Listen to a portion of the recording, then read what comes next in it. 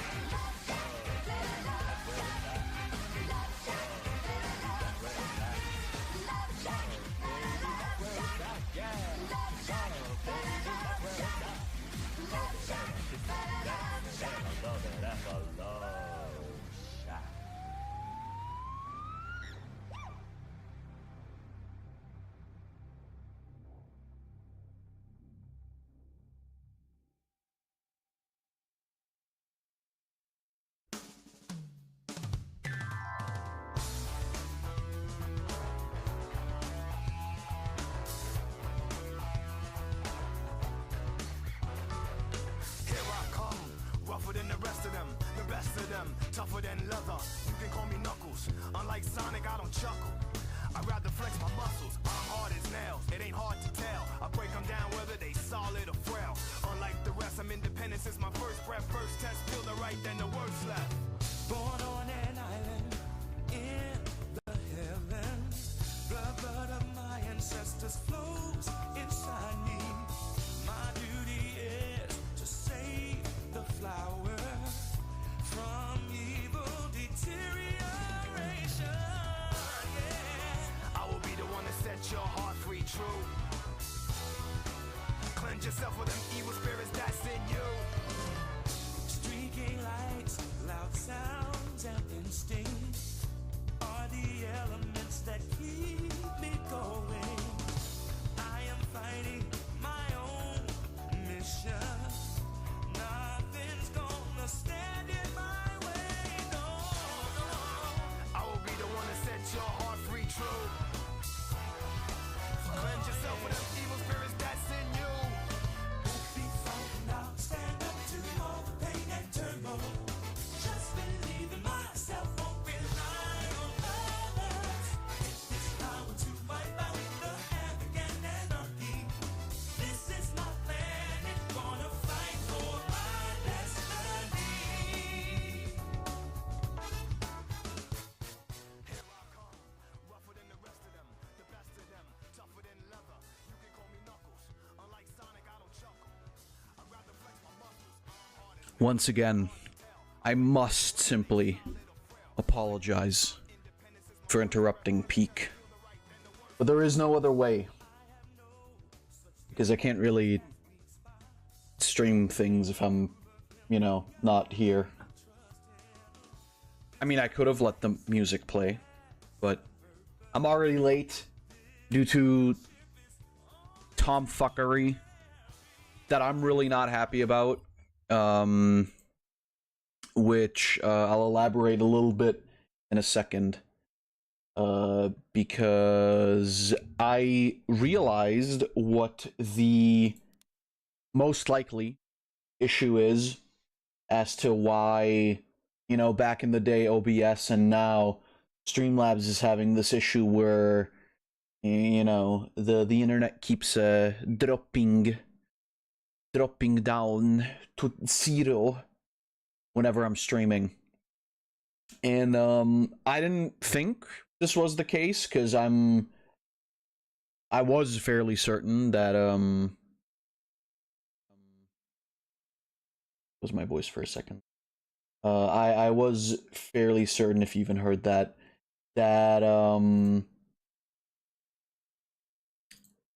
it was not relating to my ISP, but apparently maybe it is, which is, you know, obviously very fucking cool to throttle me for the thing that I'm paying for. But for those of you who aren't aware, or I don't know, are just hopping in that haven't ever heard of this problem for me before, back in the days when I was using OBS as well, there was this issue where if I was streaming, there was a certain point in time after which, whenever I started streaming, it would, for what I assume I know the reason of now, it would always periodically, all of a sudden, drop connection completely.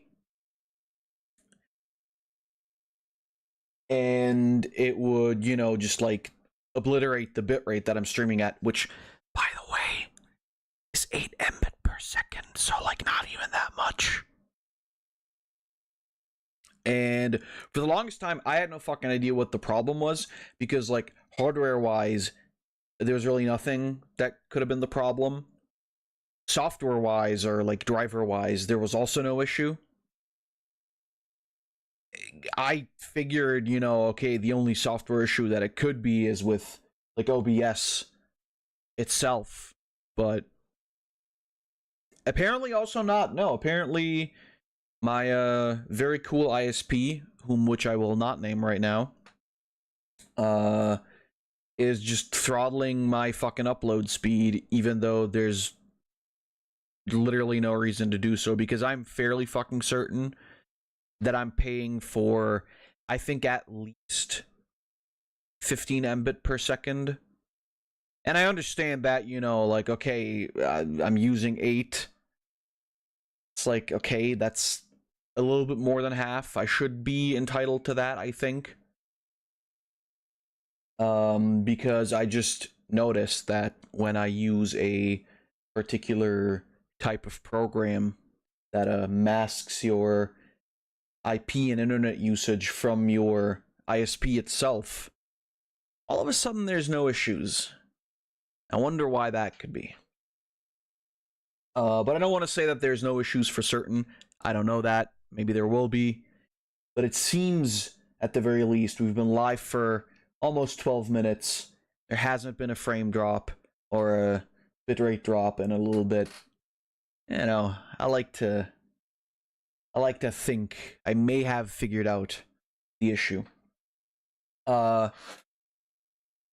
Business practices notwithstanding, though, welcome everybody to I think the first time in the history of this channel where I'm not doing a viewing stream at the proper time. Had I known that this was the issue, this would have happened last week, but alas. Yeah, viewing stream for March. March passed by really, really quickly. I mentioned this on the actual day last week. March passed by super fucking quickly. For some reason, I don't know why, like, ever since I started my new job, time has just been passing by in the blink of an eye. But it's not all bad, you know, it's pretty neat. Some stuff has happened in this new year already. We're a quarter of the way through it. Yeah, a quarter of the way through it. And it's the 5th of April now, which means in 3 days, we're going to get to pre-order the Switch 2. Yeah, in 3 days, we get to pre-order the Switch, the console that's already out. The console that already exists. I hope you guys are excited, because so am I. Actually, that's a fucking scam. I don't hope you're excited. Because the problem with you people is that you are just too stinky when it comes to everything. No, there's a huge discourse on the internet. Maybe we'll talk about it. I don't know. The truth of the matter is, though, that I'm excited for the Switch 2. What I've been shown hasn't deterred me because I'm fucking rich. No, I'm. That's not it. But I'm still excited for it, and I'm still gonna pre-order it, and I'm still gonna stream games off of it, because I'm actually very much impressed with what they showed. And, you know, everybody's got their own opinion on that, and a lot of people don't. They just parrot everything off of Twitter. But, I mean, that's also their right, so whatever. For my part, I'm excited. I'm looking forward to it. I can't complain. I'm being given pretty much exactly what I want, and in reality, you can make a problem out of anything, right? And again, there's also parts that I understand of it. You know, the pricing is rather high. It's also something that, like, is wrong with the entire video games industry anyway. I think I've mentioned this a couple of times before, that I don't believe that there is a single game on this planet that is worth more than $40. If we're accounting for inflation, maybe 50, but even then, not really. Why is this down here? What's going on? Just wanna. The fuck is this? Oh, okay, that's cool. Thanks. Yeah, in case you want a small gray bar on the side of your screen. Apparently, Opera's got you covered. I don't know what the fuck, but alright. That's gonna bother me, I'm sure. Maybe you too. You never know. But yeah, like I said, you know, that's as much as I want to get into it. It's a very big topic for the next 3 weeks, maybe, because it is kind of big. I'm just glad we moved on from Snow White and. Oh, you son of a bitch! Are you really doing this to me right now?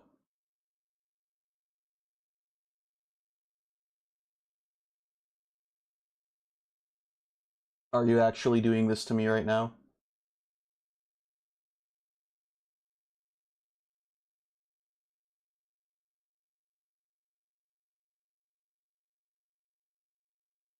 Or was that just a temporary...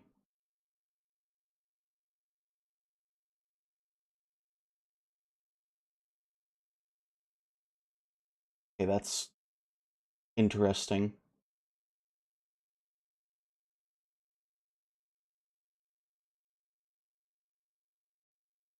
Well, I'll record just in case anyway, because you never know. Although that does kind of look like it was just for a second. I'm not sure now. Why is it telling me bad connection when the connection is really good, actually?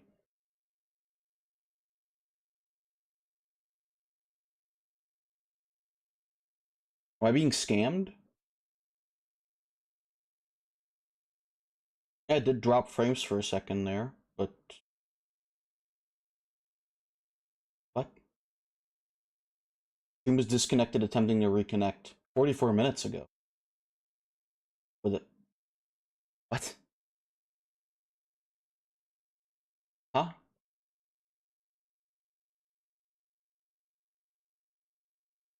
Huh? Are you... What? What are you saying? What are you talking about?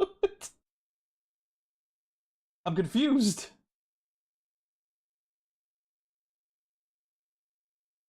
What's going on?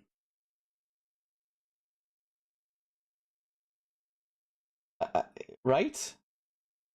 Huh? Well, I'm...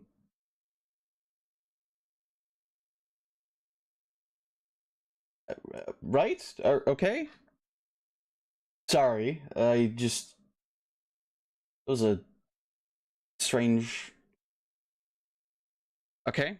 Well, anyway. Yeah, that's, I mean, that's about all that I really got on that front. And, I don't know. You know, we'll see. We'll see how things turn out. It's funny, though, because it didn't say no data, it just said, I don't know. Maybe we're alright. If it buffers a little bit, if the quality goes down, that's fine. As long as we can, you know, actually stream. That's okay. But either way, right, so, that's about all that I wanted to say about the Switch 2 and everything.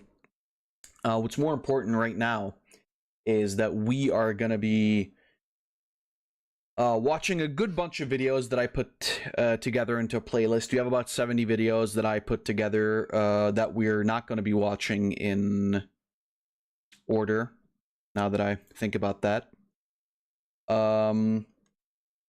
Because, you know, for the last couple of viewing streams, I didn't really have a lot of stuff together, and I understand, you know, that not everybody can always supply stuff all at the same time, which is okay. I don't expect that. And there were a couple of things that I saw that I thought, you know what, this might be interesting for a viewing stream, might be nice to watch.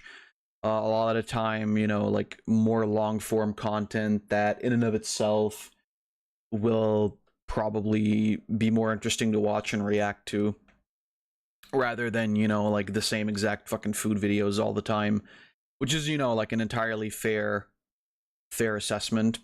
And we actually did get through this. You might have seen it earlier. We did get through this video pretty extensively, but I personally think that now that I'm mad about something else, this is gonna be an even worse reaction than last time. I'll say right away, there's a lot of like horror, scary, disturbing content that's in this playlist. If that's not your speed, you know, don't watch it. It's totally okay to not want to interact with that. For me personally, I think it's really interesting to see, I guess, the depths of human depravity, and I don't know, like if that's there's not really a good way to say it, but that's kind of like the thing for me. It's like it's interesting to see, you know, like that there are terrible people out there, and I think these kinds of stories and videos also serve as like a, you know, like a cautionary tale. I don't know if I would say like to keep yourself in check or anything like that, but I would, you know, argue that, excuse me, I would argue that there's some interesting parts to these types of videos. And I guess the sensationalism is also part of it. But either way, I've already seen a good portion of this video, the majority of it really. But I wanted to show you guys anyway, because that's, you know, now swimming in the ether of being deleted on my channel, but YouTube probably saved it somewhere. And I'm just interested to see the full story, because I did not watch it till the end on my own. Why would I do that? But I'd like to share with you the darkest kids TV show ever made. Like I said, I've already seen a lot of this. My reactions maybe aren't going to be as organic or as spontaneous and crazy as they would be otherwise, but, you know, I still wanted to share this because I think it's also a really, really good video, like very well researched. And also, you know, like I said, there's some bad shit in this video. A family living in a remote region of the Philippines receives a package. I keep forgetting how fucking blasted my audio is all the time. Stating that the contents were for the children of the house. So the kids were gathered up one by one and sat in front of the television where the tape began to play, introducing them to a brand new show called Lord.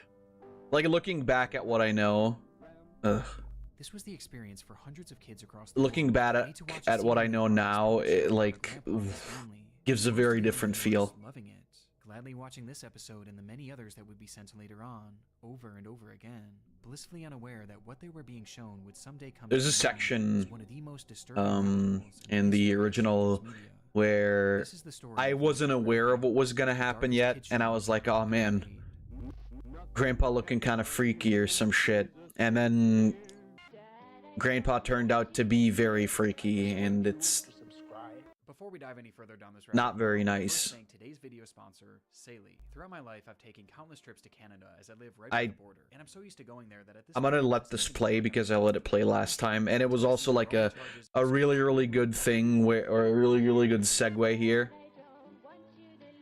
I persuade you to subscribe. I persuade you to subscribe. Today's video sponsor, That was really, really good. I've taken countless trips to Canada. First time I heard it, it was I laughed. I snorted really loud out of my nostrils. On my phone bill. This has literally cost me hundreds of dollars over the years. And also eSIMs are pretty based. Is a new eSIM service app. I don't know if this one's the best one, but incredibly easy to use. First, download the Sliggy app. Here you go. Pick a plan that works for you, which you can use code Crowley to get 15% off at checkout. And then simply follow the instructions in the app to install. it's cool because if you're, you know, if you live in Europe, for example, you already know this, but if you're part of the EU, there isn't actually any, or rather, for my plan anyway, there's a thing where I have like unlimited data in Austria, but if I'm in another country that's part of the EU, I actually have like a separate amount of data that I can use there. For me, it's like 20 gigabytes. And that's kind of based, but if I ever go to like a country, even in the EU, that, or even in Europe, that's not in the EU, then This is Life with I could Grandpa, always use a VHS show made for children created sometime in the mid-80s. The program followed a family an of eSIM. humanoid puppets on their journey to teach the audience lessons loosely based Probably on try that like next time we're going to Serbia or something. songs, acting as a guide for children to live their best possible life. Unless they're already in the EU, I don't remember. Continuing with some more lessons about prayer. Are you all ready? Yes, sir. Yes, sir. Yes, sir. Thank you, Lord. Such sweethearts. The show is set up in an episodic fashion, Ugh. not following any main overarching storyline, and instead, each installment would be composed of a series of shorter segments, recounting past experiences from this family, with an occasional musical number. I don't know if anyone has ever seen this show watching. I know that Payne, for example, hasn't, but also this was like old as fuck anyway, so Unsurprisingly, the main character of the crew was I'd be Grandpa, surprised if who acted anybody... as the show's host, often being the one to Oh, I teach didn't the even episode notice. That's from actually messages his to face on the to borders songs there. for the family, Because that to all the kids scene watching. like happens a couple of times. Kite. And I was like, oh, where's that face from? And I didn't realize it was actually just Grandpa himself. Have so many toys and blessings as you do. We'll find your kite. Yes, Grandpa. As he was made to be a wise, almost religious-like figure, whose Mhm. words were never questioned. Is that why he looks like Moses? Mother Maria. Though for as often as she's shown, she rarely has much to say. That's foreshadowing. Yes, thank the Lord for such a It's a narrative tool.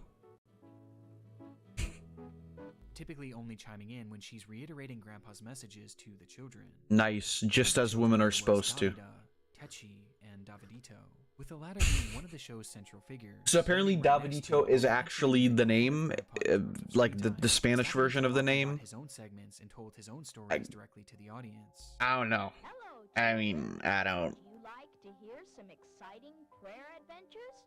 Ah, Prayer Adventures, that's my favorite game on the Nintendo 64. And though it's never outright stated, it's clear that Davidito was put on a pedestal, with the child often getting special treatment and being showered in gifts, as the family clearly seemed to favor him.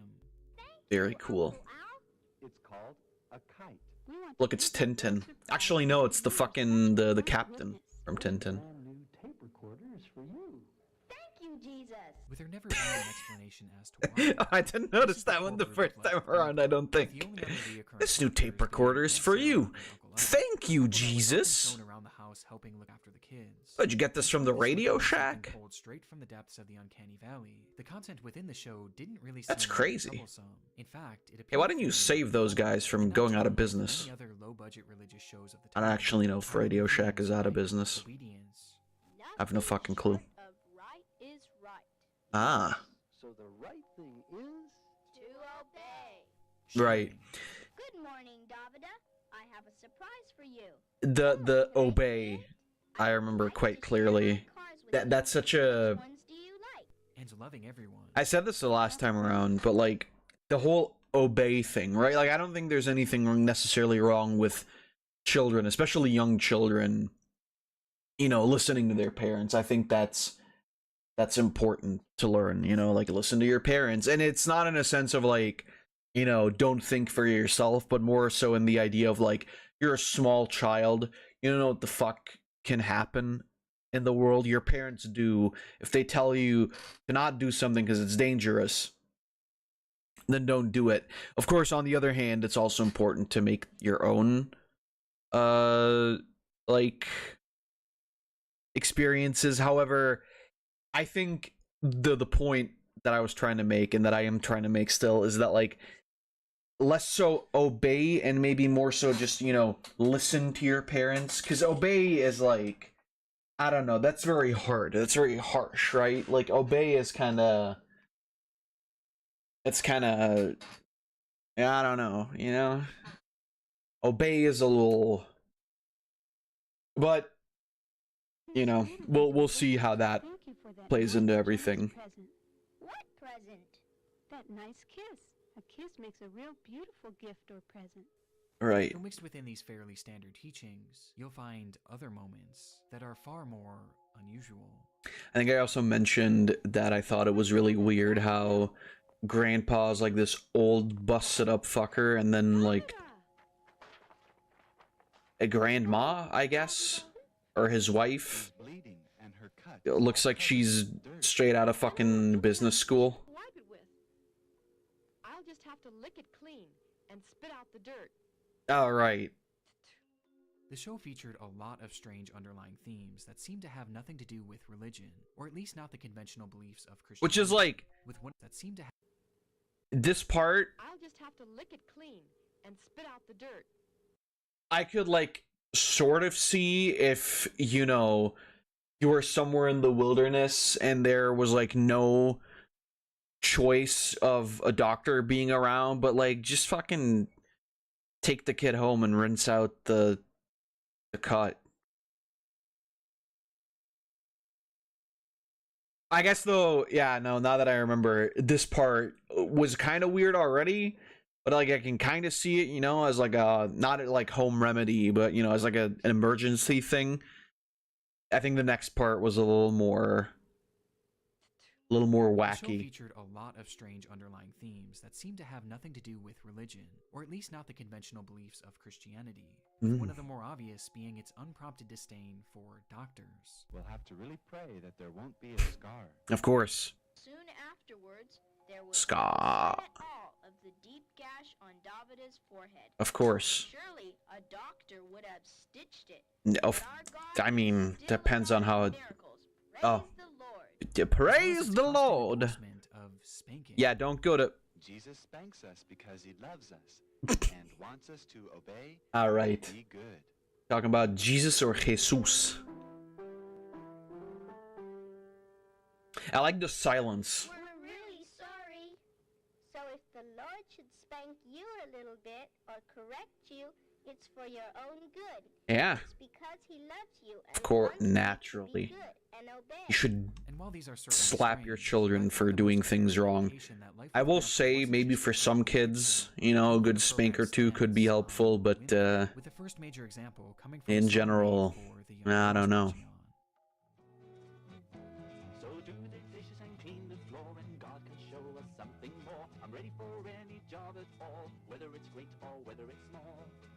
I'm ready to go, ready to stay, ready my place to fill. Ready for service, slowly or great, ready to do God's will.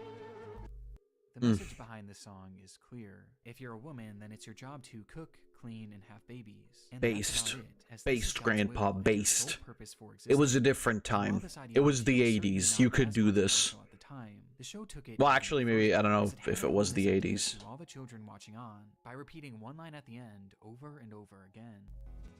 Trust and obey, for there's no other way. Trust and obey, for there's no other way. Trust and obey, for there's no other way. Making it clear that Again, this was a obey lesson that is... showrunners didn't want these kids to question. But as comically offensive as this song is, it was far from the worst that the show had to offer. It, like, already, like, even knowing the...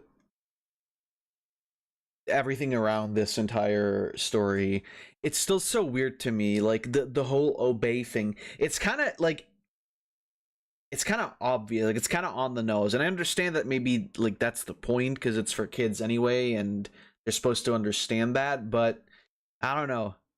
It's like, it's not that far off. You know how like in shows when they do like weird, you know, like mind conditioning, they will have like the especially in cartoons, they will have like the spiral thing going on, and like the head of the bad guy going obey, obey, obey, obey. Like, it's just not that far off from it. And I know it's packaged more nicely, and I know that that's the entire point of this. As we're going ahead, you'll notice what I mean. But it's still like, I mean, I don't know. I guess if you show it to kids, they're not gonna question it. That's what you're teaching them to not do. It's time. It's time. It's tail time. Oh, this part. Oh, my favorite part. In another episode, we're shown a musical number about Grandpa. Yeah, by the way, I love this part, which is like, or first of all, that's a good freeze frame. Not the best job I've ever done, but that's decent. I love we're doing the religion, but now he's a scientist. How does that work? I thought doctors are stupid. You can still be a doctor here, you know, like maybe not a medical doctor, but rocket doctor is also a job. I'm sure that's what it's called too. Rocket doctor. is a scientist that's always busy working, though the song is really less about him and more about his love interest. Oh, hell yeah.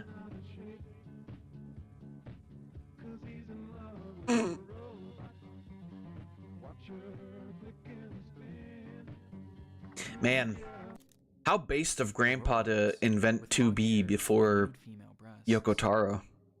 It's one of the most surreal things that I've ever seen on a kid show, as this thing was clearly meant to be a portrayal of Grandpa's wife and women in general. I love the fact, I mentioned this last time too, you couldn't just make it like a female robot. It has to be like, it has to look like the fucking wife.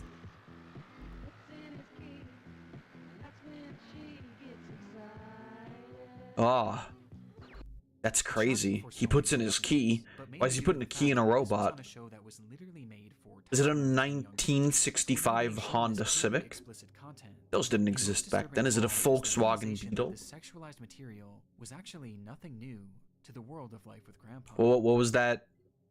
That line from Predating the puppets, Night Train? Series called Life of Grandpa, with the show practically being a shot-for-shot remake of this book series, featuring the same exact characters and stories. And much like the show, the series was also a religious guide created for children. In its pages, you'll find themes about morality. And I forget the start of it. The proper way of living through this religion.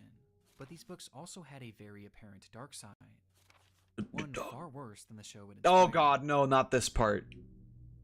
In the chapter Real Fathers, we're shown a scene where Techi and Davidito question why they have two different skin colors, despite them being siblings, as Techi noticed that Davidito's skin appeared brown, while hers was almost pure white, to which Grandpa then explains to them how his wife and their mother had slept with other men. See, God used Timothy and Carlos only to fuck Mama so that I could have you both. They were just... Because I love that the video, I didn't even comment on this last time around, but I love that the video, you know, goes like, slept with other men, rather than, you know, this fucking guy just straight up using the F word. The good one. But like, still, it's so fucking, again, even still knowing... I don't know, man. Like, for all my swearing and bad wordiness, I still think, you know, that in front of kids, it's really out of place, especially in the context of it actually describing the thing that it is. God just used Timothy and Carlos only to fuck Mama so that I could have you both. Damn, Grandpa. Guess that old crucifix just wasn't that hard anymore, huh? That's one cross you couldn't nail Jesus to. Because Grandpa also couldn't nail anything.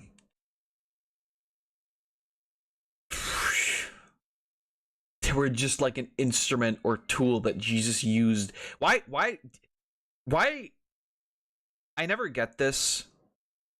And I'm the kind of like, why it's always God made me do it or Jesus made me do it. Like, I understand that in the faith in and of itself, or in any faith, the idea is usually, you know, that like the Lord gives you a push in the right direction or something like that. The thing is though, like, I mean, I know what's coming up, but this is like literally just, you know, blaming God for, I don't know, some weird cuck fantasy you got, Grandpa. I'm sorry. That ain't God and Jesus. I'm sorry to tell you. It's just you. You're just a fucking freak, Grandpa. Ugh. Disgusting. It's like an instrument or tool that Jesus used to help create you wonderful little children for his kingdom. Praise the Lord. This was followed by an in-depth explanation of what good. Looked like, including images depicting the act. A plow. Examples like this are prevalent all throughout the pages of Life with Grandpa. Wait, is that material being shown constantly? Oh, okay. No regard as to how inappropriate this is to be showing kids, which begs the obvious question: Why? Why Oh, was well. life with Grandpa so blatantly perverted? Well, the answer lies with the author of the books, and the reason for the show's existence. Yeah. David Berg. Now we're getting there. He shall send his angels with a great sound of a trumpet, and they shall gather together his elect. That's when Jesus is going to come back, to rapture his saints, to gather them together. Born in 1919, David grew up. He has the look. Christianity, but wanted You know, something he's more got than that religion. look. He dreamed of one day starting his own group Of, with his own like- teachings. And in 1968, Like, what else is he gonna do he decided it was time to do other just that. than create a The group fucking began in cult, Huntington Beach, right? California, and went by many names over the years, like Teens for Christ, the Children of God. I think the Teens Family for of Christ God, is even something that I International, ever or just heard the of, Family. or But something. regardless of its name, there was no denying. Teens for Christ is something that I actually at some point heard of. I never looked into it. I just heard like the name. I never heard of any of the other ones. I mean, it's all the same shit, but I feel like I remember Teens for Christ for some reason, but not as like a thing that we engaged with. Just I've heard the name from somewhere, and I don't know where from. I don't know. Religion over here was a lot more based. We just did like cool shit. They didn't do the whole cult stuff in school or shit like that anyway. I don't know actually. I wonder if there is like maybe not specifically in Austria, but like if there's some like weird like German religious cults or something like that. Religious in the sense of like tied to actual Christianity. I guess a lot of them like kind of do start out with Christianity and then they end up like drifting off into their own branch. It's a very customizable faith system. Denying what this group was. Also, by the way, I'm just saying this as a disclaimer right now too. If I make some sort of joke or something during these videos, it usually is to, you know, it's kind of like a coping mechanism. I think for me, a lot of the time is that like I kind of want to, you know, make things funny for myself a little bit so that I don't get sad. I'm already like, as it stands currently, we're getting up to the part where things are gonna go downhill in terms of like entertainment, and I'm feeling myself, you know, like I can kind of tell that I'm gonna be mad again, even though I already know what's coming up. But it's just like, you know, just so you know, if I do joke around or something, usually at the expense of the person that is like doing the wrong, that's just a way for me to cope. I don't like mean anything by it usually, Cults. other than if it's death threats or something like that towards that person, in which case And those struggling with drug addiction I do and feel mental like health that I'm issues, and convinced them to join his group on the by right stating that end the here. The world was coming soon, and that they needed to follow in his path and join his family to save their souls. Yeah, see, that's the other thing, It was right? pretty Like, standard cult I think ideology, fear-mongering, but from what I was understand, extremely effective, with a like second that amassing a is staggering actually 10,000 genuinely members. massive And at first, David for got by cults. with By the way, rumors I'm that sorry, the I'm world was coming gonna. soon, and that they needed to follow in his path and join his family to save their souls. It was pretty standard. And I think cult he ideology. mentioned that it was like hippies and drug addicts or recovering drug addicts that he was getting, which is like already right. Like I understand that these places usually will exploit the people who, you know, aren't mentally quite there or like emotionally vulnerable, because those are the easiest to convert. But like, fuck, man, already starting. But at the time, it was extremely effective, with the sect amassing a staggering 10,000 members at its peak. And at first, David got by with fairly standard teachings from the Bible, although this wouldn't last. Yeah. After some time, Berg began addressing his followers via frequent illustrated messages called Mo letters that featured his ramblings and teachings from the time, with Berg slowly Yeah, so by the way, he depicts himself as the Chad Lion. The Chad Lion King. King of the Lions. You know, a predator. Which I guess now that I think about it, I didn't even mention that last time. That's kind of... I mean, I understand, you know, like lions have a generally like positive image, you know, that's like depicting yourself as the cool wolf. Except if you got a wolf persona, that's kind of fucking like, how fucking uncreative are you? Really, a wolf persona? Do better. Pick a white tiger and then never use that reference because you're not really a furry, and it all just kind of started out as a joke, but then you actually wanted to pay the person who drew those references for you because they are your friend, but they also did a really fucking good job at it. Well, anyway, what I'm trying to say is that wolf personas are stupid, and you should pick something else, like a rabbit. Now that's creative. I don't fucking know where any of this is coming from. To his members that the contents of these letters should be taken as seriously, if not more so, than the Bible. In one of these letters sent out of course. in 1972, Berg claimed that God was going to destroy the United States, and that the group needed to flee the country immediately. Damn. Berg demanding that his followers spread out all across the globe. I didn't know God's name was Donald Trump. Far away from the public eye. Topical As a result, humor. many members packed up No their way. things and left right away, Come on now. leading to roughly 130 communities being established across 50 different countries, essentially over. And then, like, earlier he said, like, 10,000 people part of the group, right? It's fucking crazy. And already, like, already back then, I don't even want to know how many there were.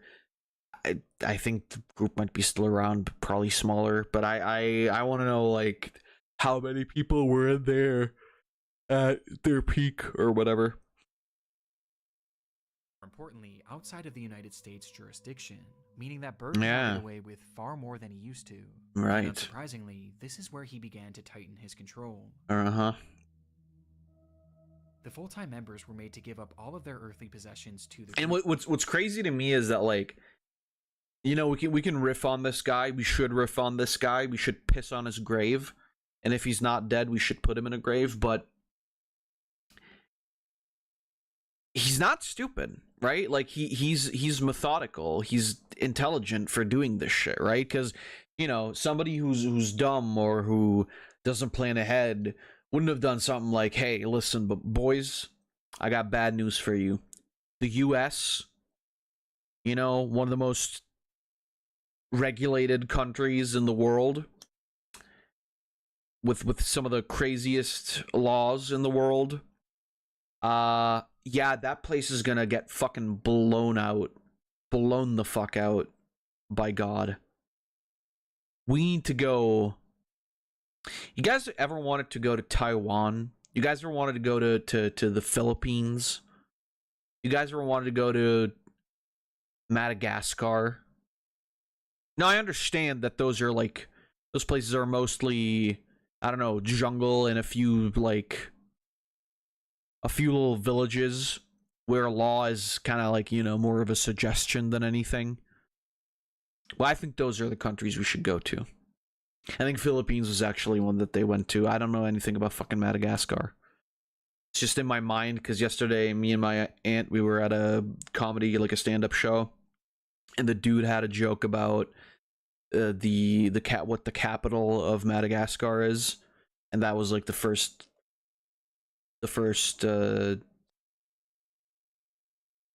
country that came to mind. And ceased all contact with their family and friends who were non-believers, cutting them off from the outside world completely. And these restrictions also applied to the media they consumed. What the fuck was that? These restrictions also applied to the media they consumed. That's scary. What's that from?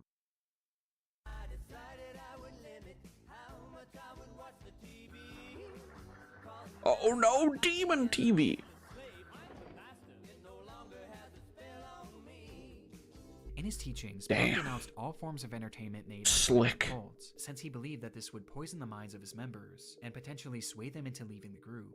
And so, instead, he insisted that his followers only consume media that was produced directly by the family. Naturally. With his works often being created by Berg himself or the other followers he enlisted, and then shipped directly to the members' homes. And leading to hundreds, if not thousands, of videos, movies, and TV shows being produced. How's that for on-demand video, huh? Berg, this wasn't just about providing entertainment. It was really all about controlling the mind. You even of gotta his group, order it. It just and even more gets sent to you. importantly, Of course. Of fucking course. He depicted himself as the Chad Moses. You fucking... We saw you earlier, David. Grandpa, if that is your real fucking name. You balding fucking gross-ass raisin of a fucking person. You're no fucking Chad Moses. You piece of shit. Oh, look at me. This is my Christian OC. It's Chad Moses. He's got big muscles, beautiful hair, big penis, I swear. He got the big penis is so big. And his powers are but all his penis is very big. That's the important part. Indoctrination, with his primary targets being children. All right. Any media other this than is what where they called their parents, we're these starting. dwarves quite literally shaping their minds into following everything that the cult believed in without question. Uh-huh. The main themes of these were usually things like always be happy. More than 70 little muscles form a rowdy face. But only 14 muscles put a smile in its place on your face. Always show love. On your face. And never, under any circumstances, question your parents. Always best to do it 'cause Daddy said so. Do it 'cause Daddy said so. Do it 'cause Daddy said so. Trust, obey, and do it 'cause Daddy said so. Why obey? Like, the part of do it 'cause Daddy says so is already enough. You don't have to put obey in there. We get it. We get the point. She had like 3 teeth in her... No, that's the beard. Never mind, that's the mustache.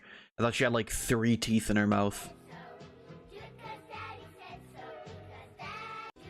Like, if you look at it this way, right? Like, this is her actual mouth, but it kind of looks like, you know, like this is her open mouth and she's got like a tooth here, a tooth there. I just felt Sukuna's presence. What the hell is happening in Shibuya?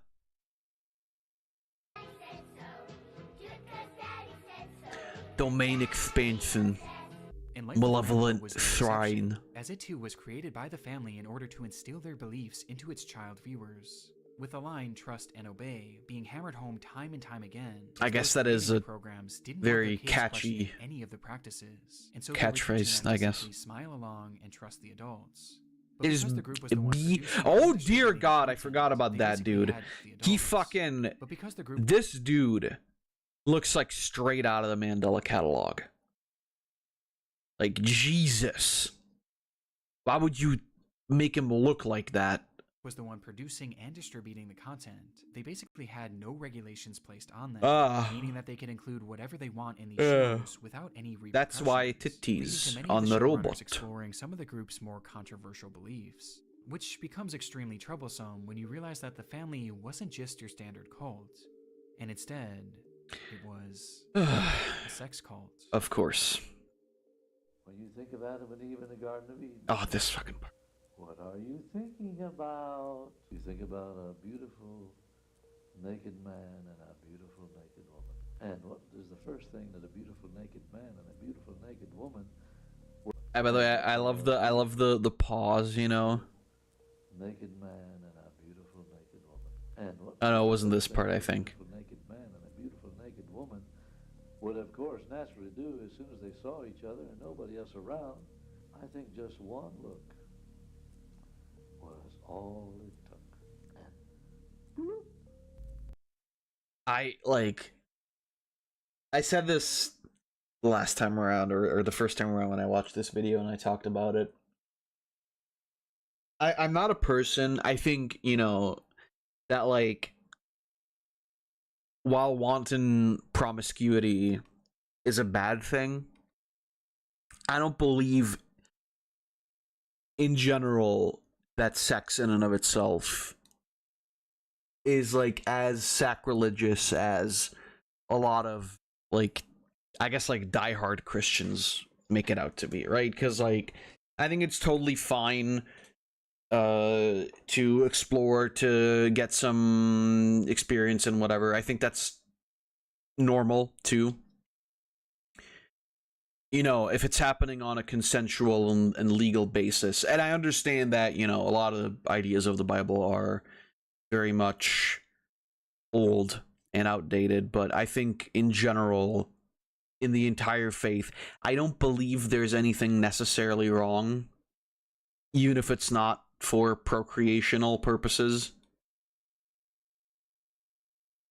The idea of sexualizing things that happen in the Bible, though, it does not sit right with me. I don't know. It's weird, right? It's very, very weird. And especially coming from, like, an old, decrepit, fucking 50-year-old gross sludge of a person. I shouldn't say that. I mean, I can say that, but, you know, it's, like, gross. And then, like, you know, this entire fucking, like, oh, Adam and Eve in the Garden of Eden. Yeah, they probably fucking did. I don't think they made it sound as sleazy as you did, though. And it's like, if that's your entire approach to the faith, I mean, bro, just make a regular gross sex thing. You don't have to tie it in with religion. Maybe don't make a gross sex thing either, honestly. Now that I think about it, maybe don't. Maybe just fucking kill yourself. David Berg was a deeply perverted man. The idea of sex consumed him and seeped its way into essentially all of his teaching. I think Adam and Eve are over there behind those bushes right now, busy making not pina colada. I think they're making some other kind of juices. And once his followers were outside, it just doesn't sit right with you, does it? Pina colada. I think they're making some other kind of juices. And once what, like, why do you? What? Don't fucking. I don't understand why you gotta be like this, bro. It's okay to be a little freaky, but it's not in front of my fucking energy drink. Fucking gross, weird. It's like, it's so bad, right? It's so disgusting. And I've said weirder shit myself, but I'm also not, like, creating a weird fucking Adam and Eve sex cult. You know?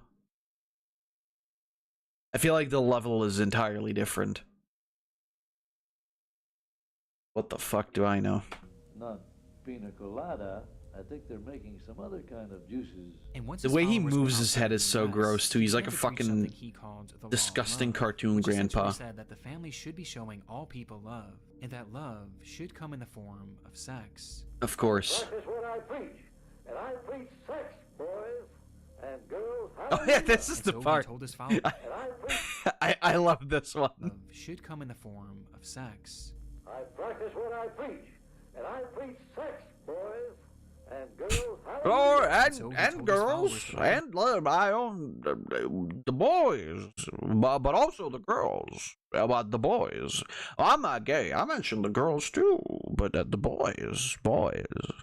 I preach fat dickings, boys and girls. We're not homosexual here. It's just the boys and the girls, not just the boys. Mostly the boys, but not only the boys. It's also the girls. Mostly almost exclusively the boys, but there's some girls in there. I love that part though. That's my favorite. That just puts the fucking fist on the eye, you know. That just puts the fucking knife in the throat. Just puts the fucking AK-47 in his fucking stupid shit fucking mouth and pulls the fucking trigger and blasts his brain all over the fucking ceiling.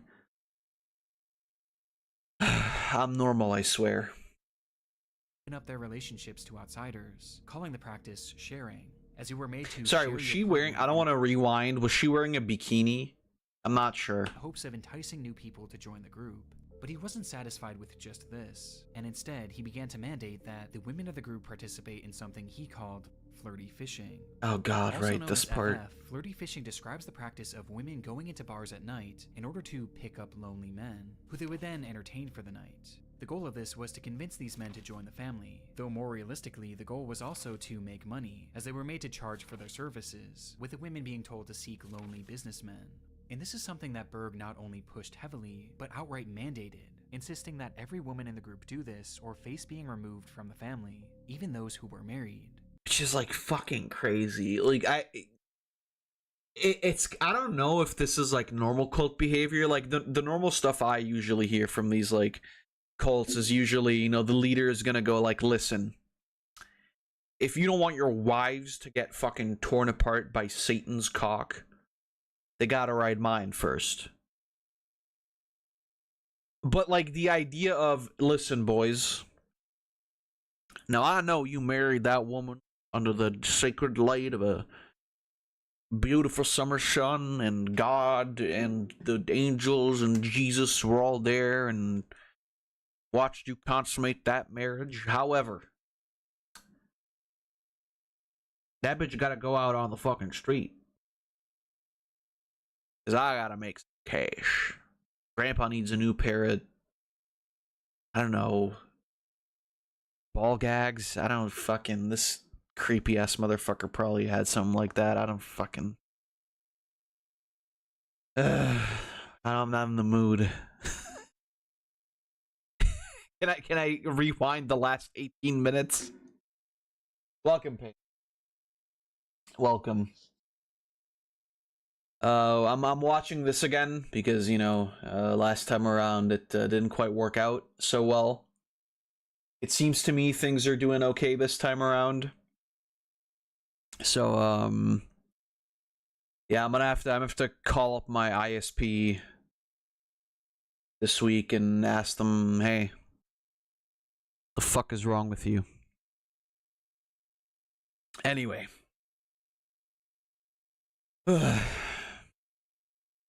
Let's keep Berg going. was so serious about this that he sent every colony report forms so that they could report how much oh yeah, fishing right. was being done in order to check their the D&D statistics and make sex sure that sheets. they were up to par. Understandably, many women of the group were concerned by this and wanted nothing to do with it. However, most of them had moved all the way across the world and sacrificed all of their belongings. Yeah, like, see, like that's what I meant. Like this entire thing was like literally planned, right? This entire thing was like, yeah, I'm gonna move them across the fucking world. So even if they wanted to get away, because like, you know, if this were to be in America, you could probably very easily, I don't know, leave town and or, you know, leave the state, move somewhere else. There's probably also like some social institutions, especially for like women, right, where they will help you get on your feet and get a job or whatever. If you're in fucking, I don't know, ass fuck Congo or some shit, like how the fuck are you gonna get away from there? Even like disregarding the entire like your belongings being gone. Which is why I'm saying, like, this dude wasn't stupid. He's, like, very clearly meticulous about this entire thing. And that's fucking scary. Meaning that their removal would leave them with nothing. They were trapped. Simply put, Berg was forcing the women of the group into prostitution, and he was shameless about it too, calling them God's whores and Christ's hookers. The worst of all, Berg knew that flirty fishing could put these women in grave danger, as he admitted to them that violent assaults were going to happen, but he said that if you want to I remember reading this last time around and getting incredibly fucking pissed. He's basically, if you want to read these, you can pause the video, but like, he's basically saying, you know, like, oh, well, you know, if you're gonna be a whore, you can expect to get raped. But also, like, I just let it happen anyway, because if you don't, then maybe he'll not join and not give us money. But, you know, even if you do resist, he's gonna fucking rape you anyway, which is like... And you can fucking guarantee that this dude, like, wrote this shit with one hand. right? Like, he liked the idea. And it's just like, it's so fucking disgusting. Like, there's no, I could say a lot of things, but like, we really just, there's just some people where I just like hope they die suffering for like an entire year before they actually, you know, bite the dust. Like, I hope this dude's cock like rotted off and then like fell into his eye and then he started rotting from the eye outwards. Like, I don't, it makes no fucking sense, but it's just like, fucking hell. Simply don't resist. And if you do get hurt or even killed, that's entirely your fault. Yeah, I mean, of course. You hoard yourself out. Why'd you do that? You could have just not done that. Oh, wait, if you don't do it, yeah, well, you're fucking out on the goddamn street, you fucking bum. Sorry.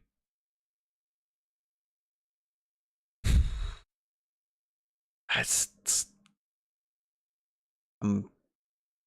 I already knew everything. And I'm still getting tilted again. After all, it was God's will. And this was on top of a myriad of other horrific things that Berg said that I can't even repeat here.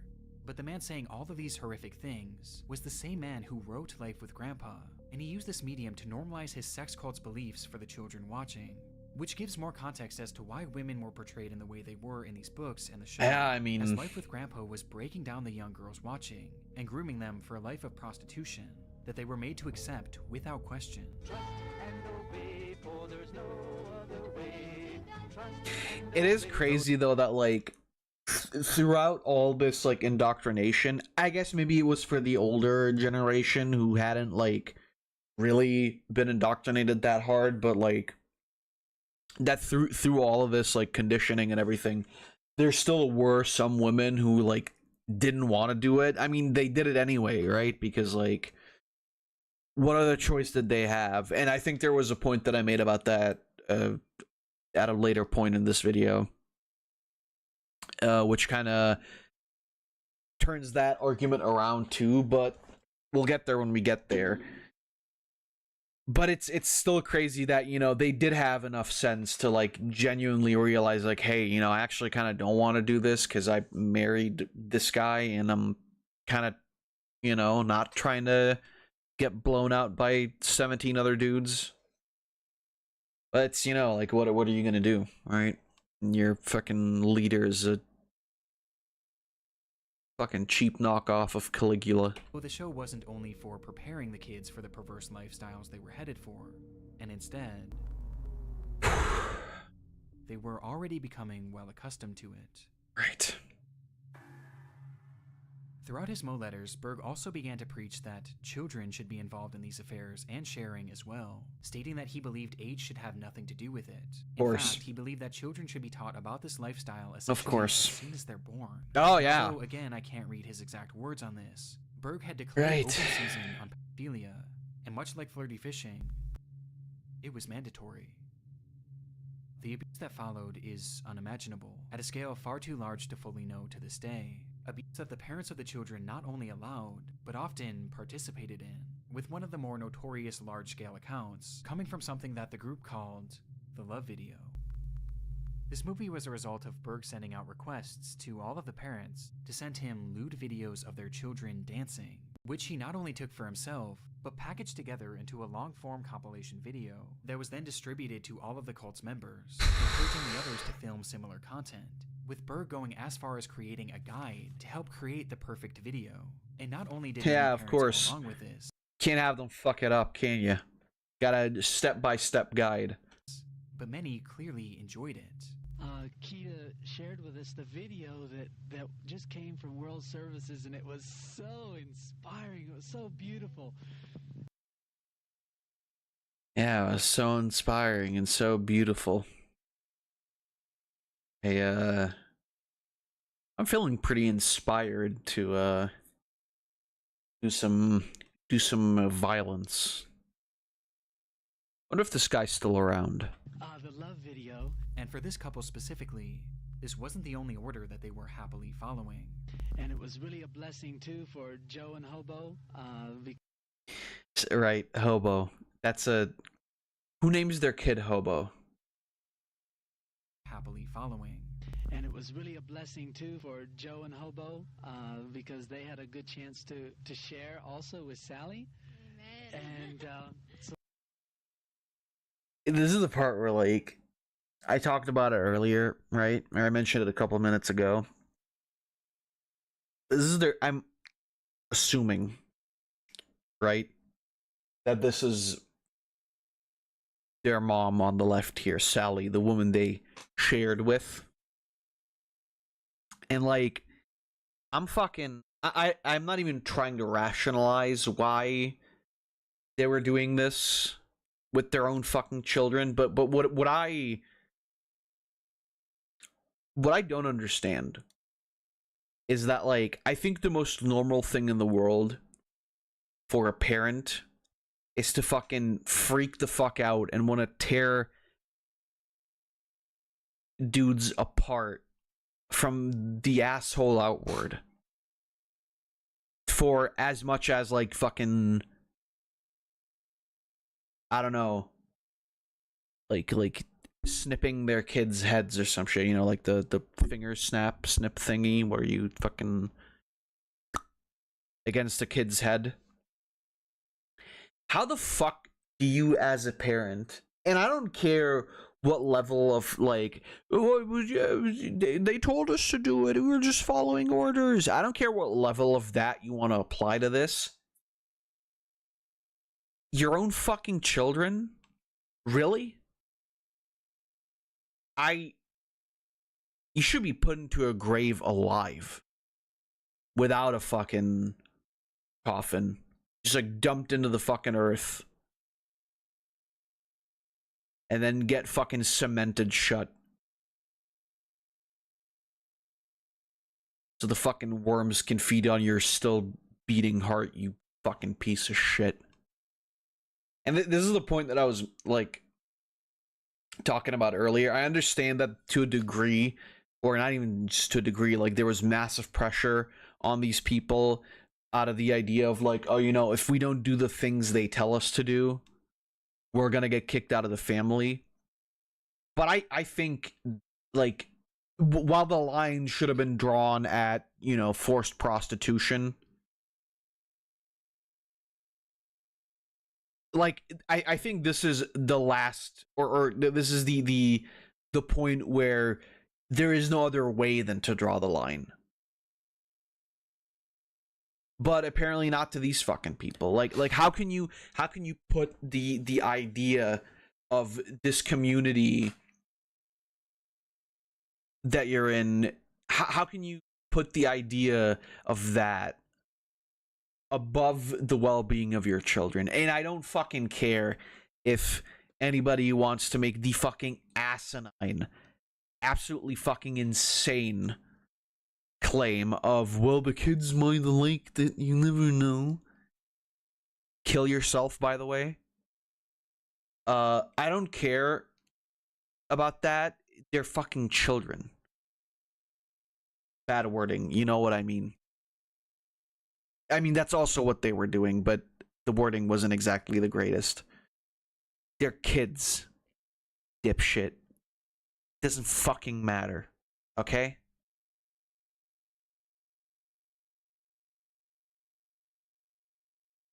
.45 is just a caliber. I'm just saying, you know?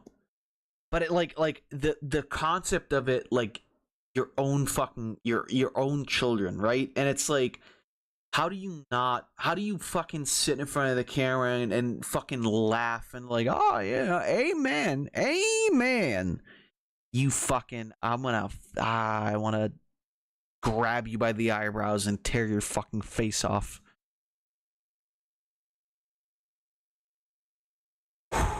All right. Lord's really setting us freer and freer, yeah, to obey and to be free and to show that right, yeah, freedom and love yeah, to the world. To obey and to be free, the two things that work so well together. Life with Grandpa was literally created to indoctrinate kids into a pedophilic sex cult.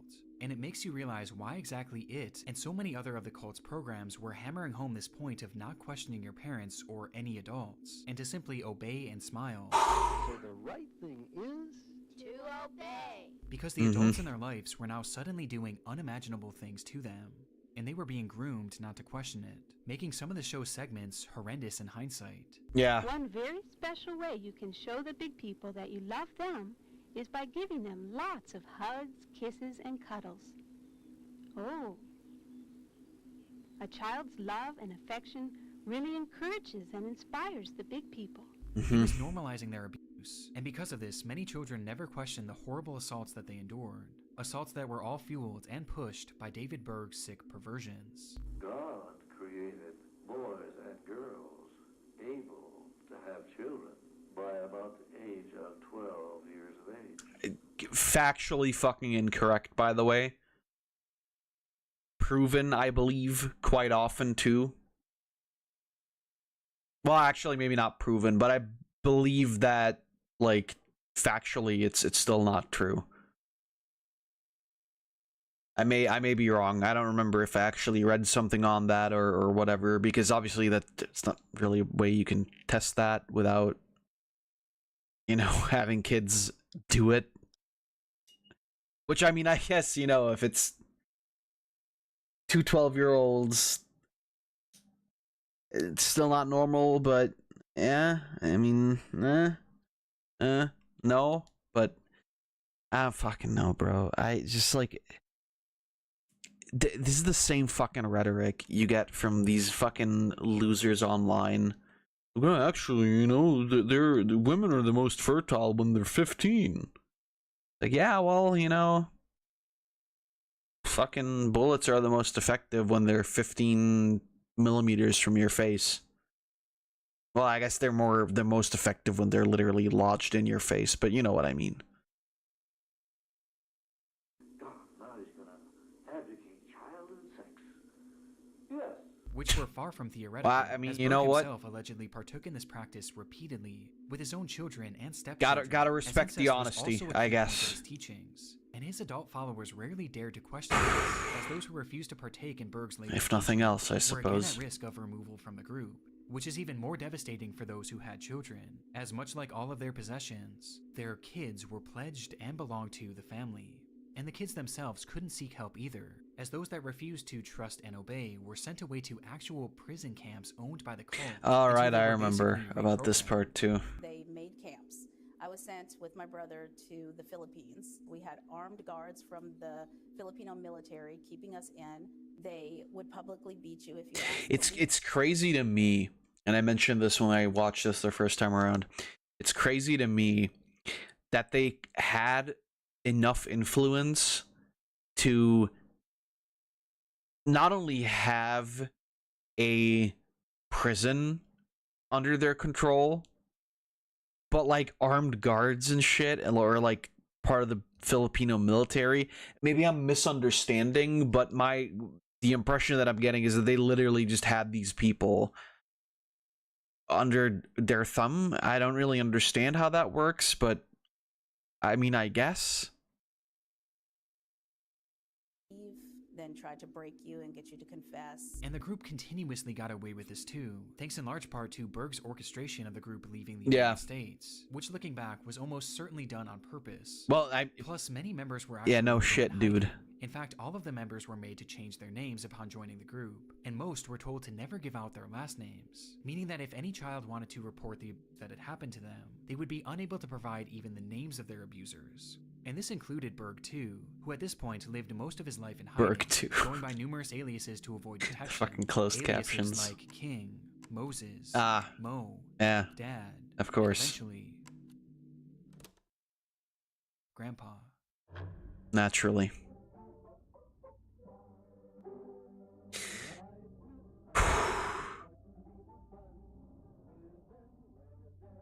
The entire show was about him, David Berg, which is why he was shown as a wise, unquestioned religious-like figure who the children were made to look up to.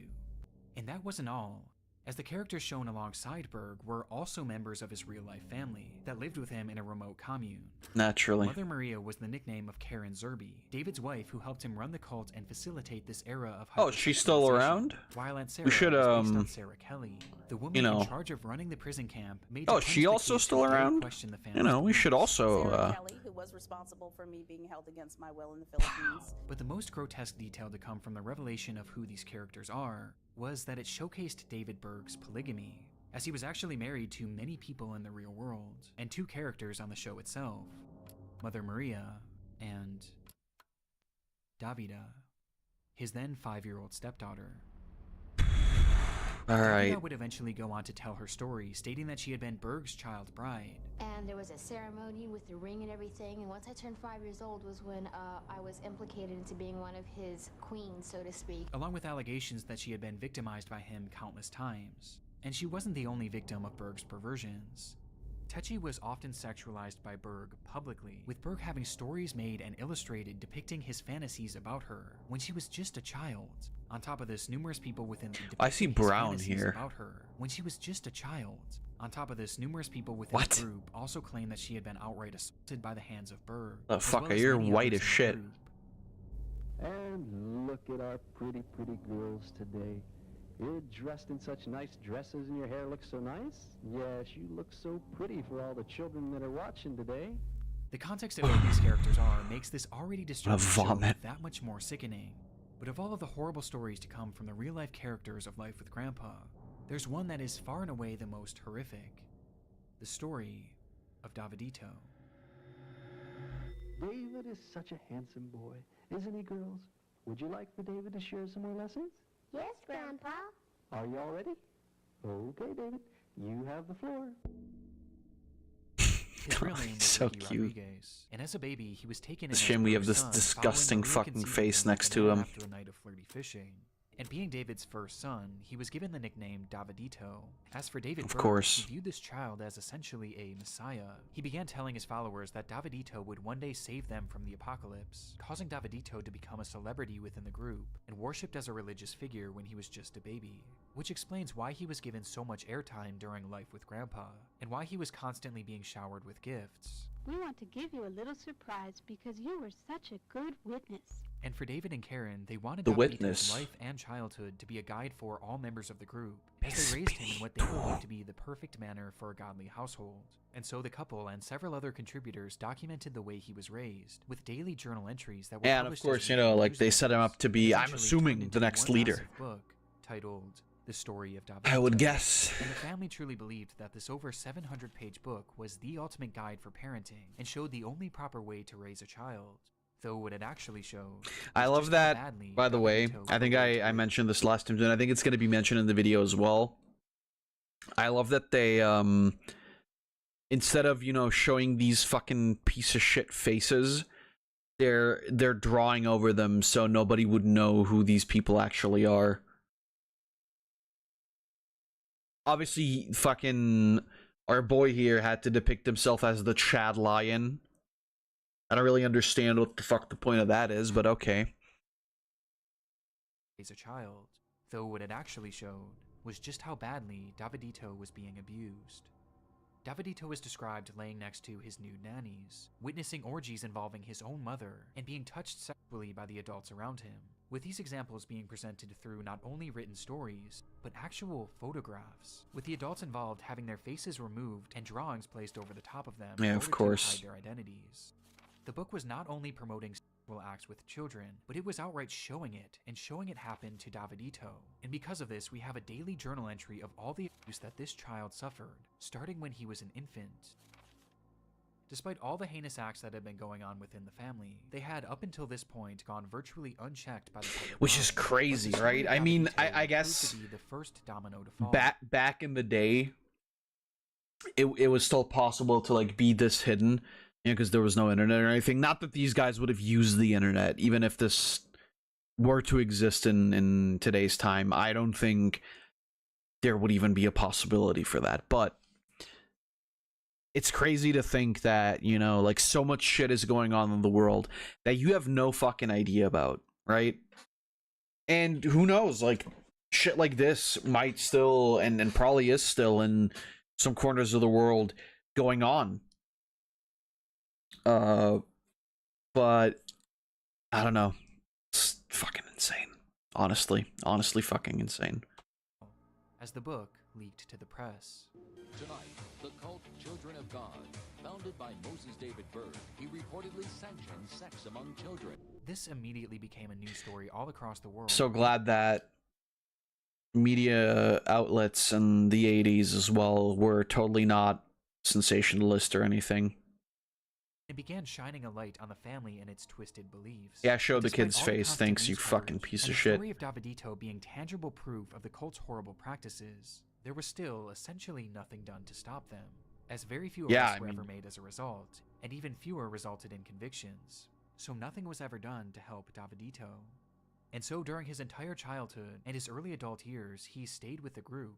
Though the older he got, the more he began to see the family for what they really were, and the constant pain that he was experiencing. Which is also crazy that, like,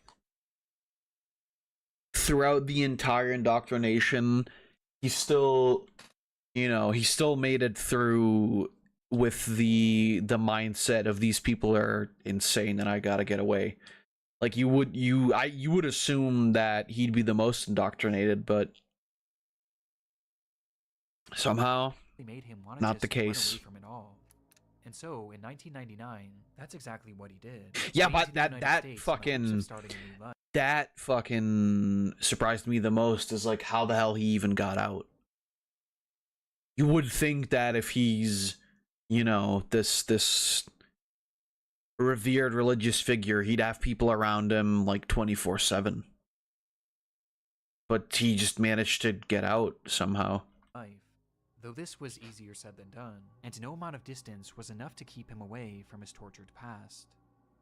At one point during his time in the United States, Ricky actually opened up about the struggles he was experiencing on a website made for survivors of the family.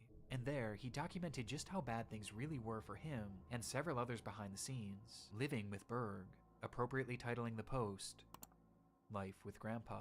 It was apparent that he was haunted by this life that he tried to escape, as the trauma was an everyday cycle of hell, and he just couldn't take it anymore. Do you know that sometimes the Lord likes to test our faith, to teach us patience? Get Out, great movie. I don't think that's what this is about. Pray? This is just what happened to me once.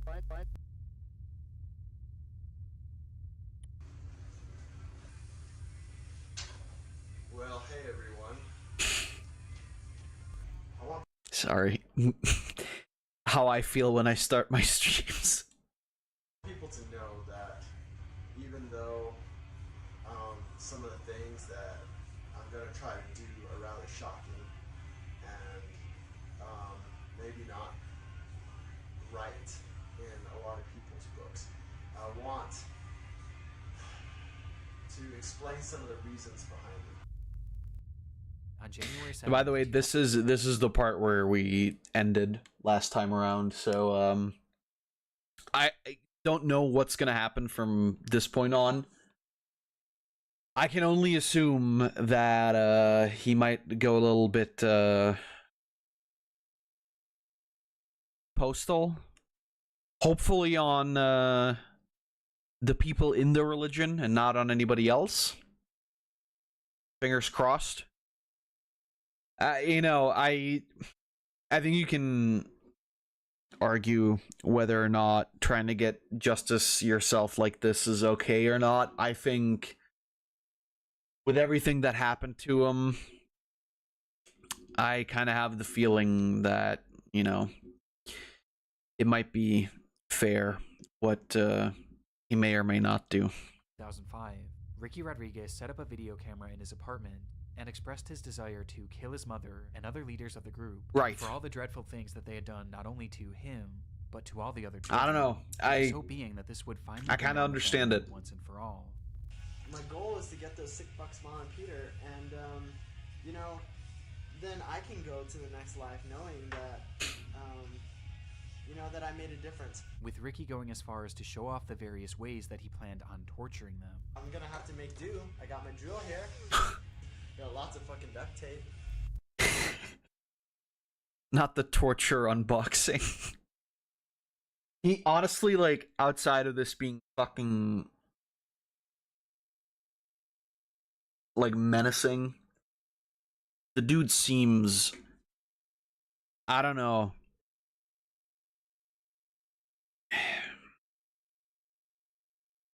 I don't know. He seems like he might be, or it might have been, I'm assuming, he might have not been that terrible of a guy, you know? Like, he might have been, like, for all that he was carrying with him, trauma-wise, I don't know. I hope he was a cool dude. I'm assuming he's no longer around. God knows. He hears. He cares. I don't know how I feel about the Davidito clips being cut in here, but I know. Production value, it's... I get it. I get it. He loves his girls and boys. He gives his very best to those who let him choose the toys. Yeah. I don't know how I feel about that. I don't know how I feel about that kind of editing, but it's alright. By this point, David Burke had been dead for years, though the family continued on with his mother, Karen Zerby, assuming full control, which explains why she was the primary target. Much like Burke, Karen spent most of her life in hiding, with Ricky being unable to track her down, though he was able to find Angela Smith, one of the nannies responsible for raising him, as well as one of his most prominent abusers, as she was even shown in the story of Davidito assaulting him. At this point, Ricky was exhausted, and Angela was his last shot at getting intel to help him find his mother and finally carry through on his plans. And so, he invited her over for dinner, under the guise of rejoining the group. I went home that night and tried to wait patiently for the next day. But the Lord still had more lessons that he wanted to teach me. This is what happened.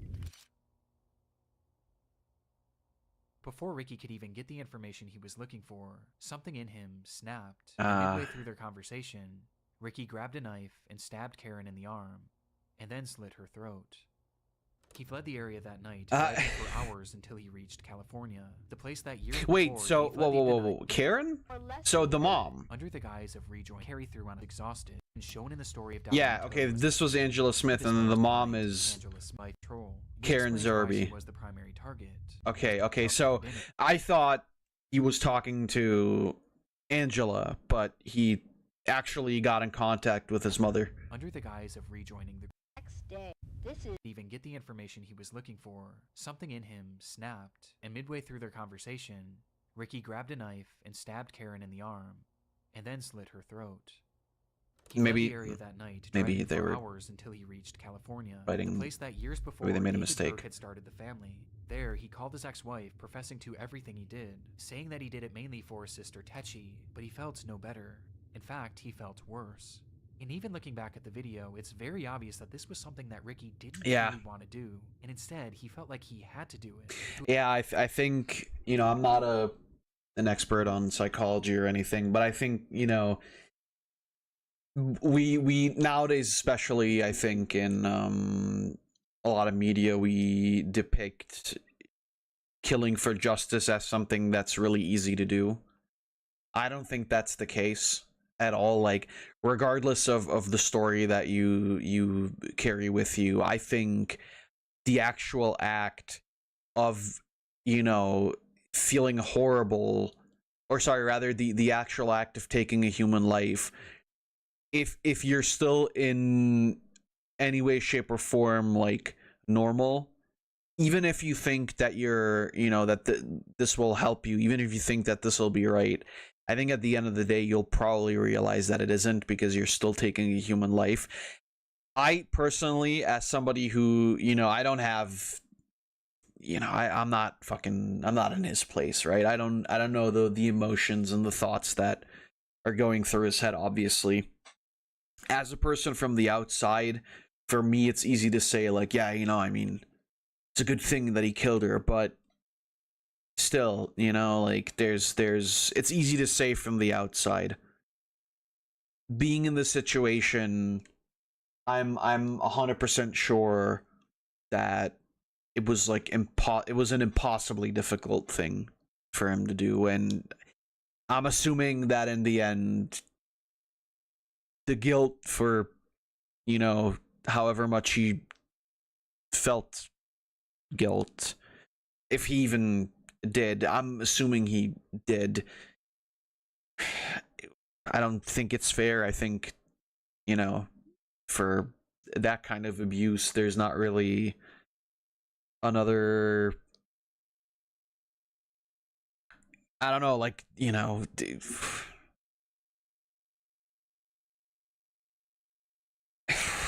this entire thing is like, it's such a crazy moral question, right? It's like, you know, on the other hand, on one hand, obviously, you know, they're still humans and they're still people.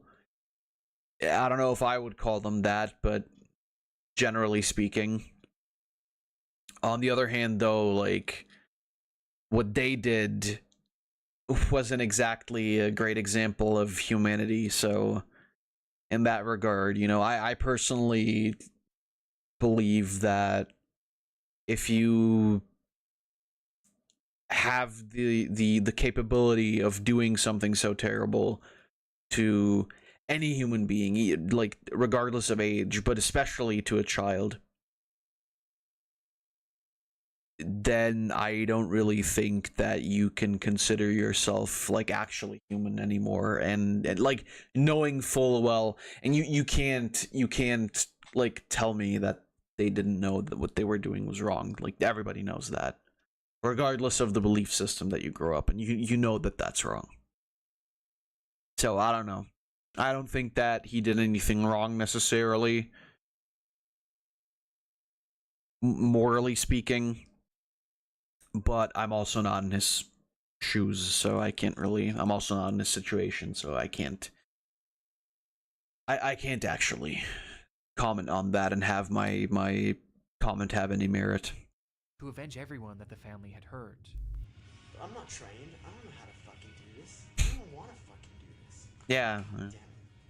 And it was too late to take back what he did. And so he stopped the car in a dark parking lot, sat there for a moment thinking about everything that had happened during his painful life, and ended his suffering once and for all. I mean, in a way, that's what these fuckers have done to us. You know, didn't actually, you know, grab a knife and cut us up, but man, they sure fucked up our brains. That's the way it was at Grandpa and Mama's house. Literally or figuratively, they're going down. So, with that happy thought, I shall leave you.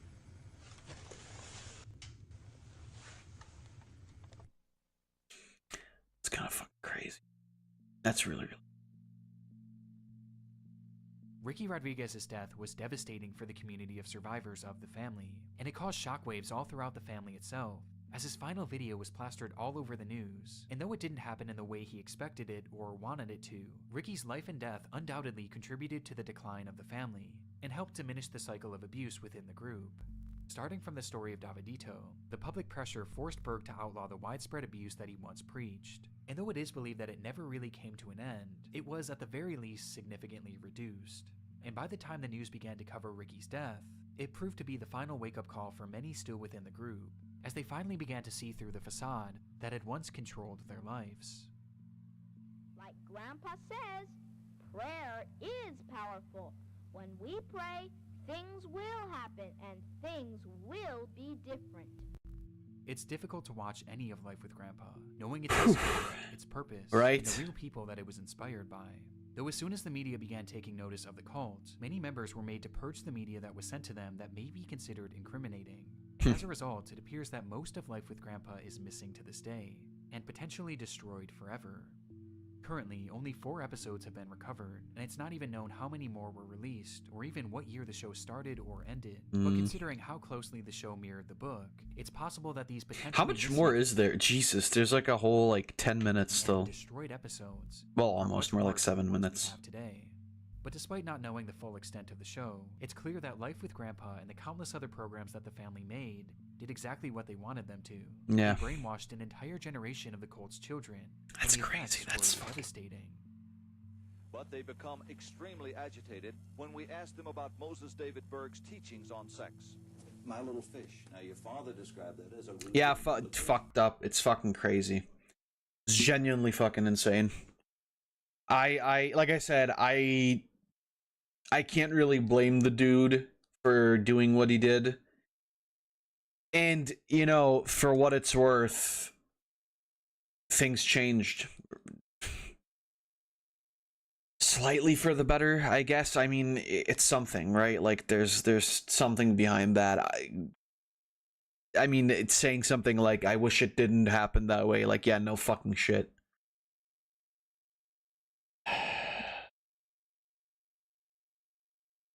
Goddamn, what a start. What a fucking start. They're not having sex, they're just kissing and hugging in bed. That's not sex. If you show it to other people, they don't understand. How would you know what that is, you fucking... You goblin? That stuff's not supposed to be publicized. So many people think sex is wrong. So many people hate us. But we just telling them the truth. We're just telling them it's not wrong. We're just telling them that there's nothing wrong with it. And here comes these publicizers doing them to everybody. I mean, fuck, man. You can't blame the kids, right? You can't fucking blame the kids. They were raised to think that this is right and that you're being persecuted for something that you think is right. Obviously it's not, but they don't know that, right?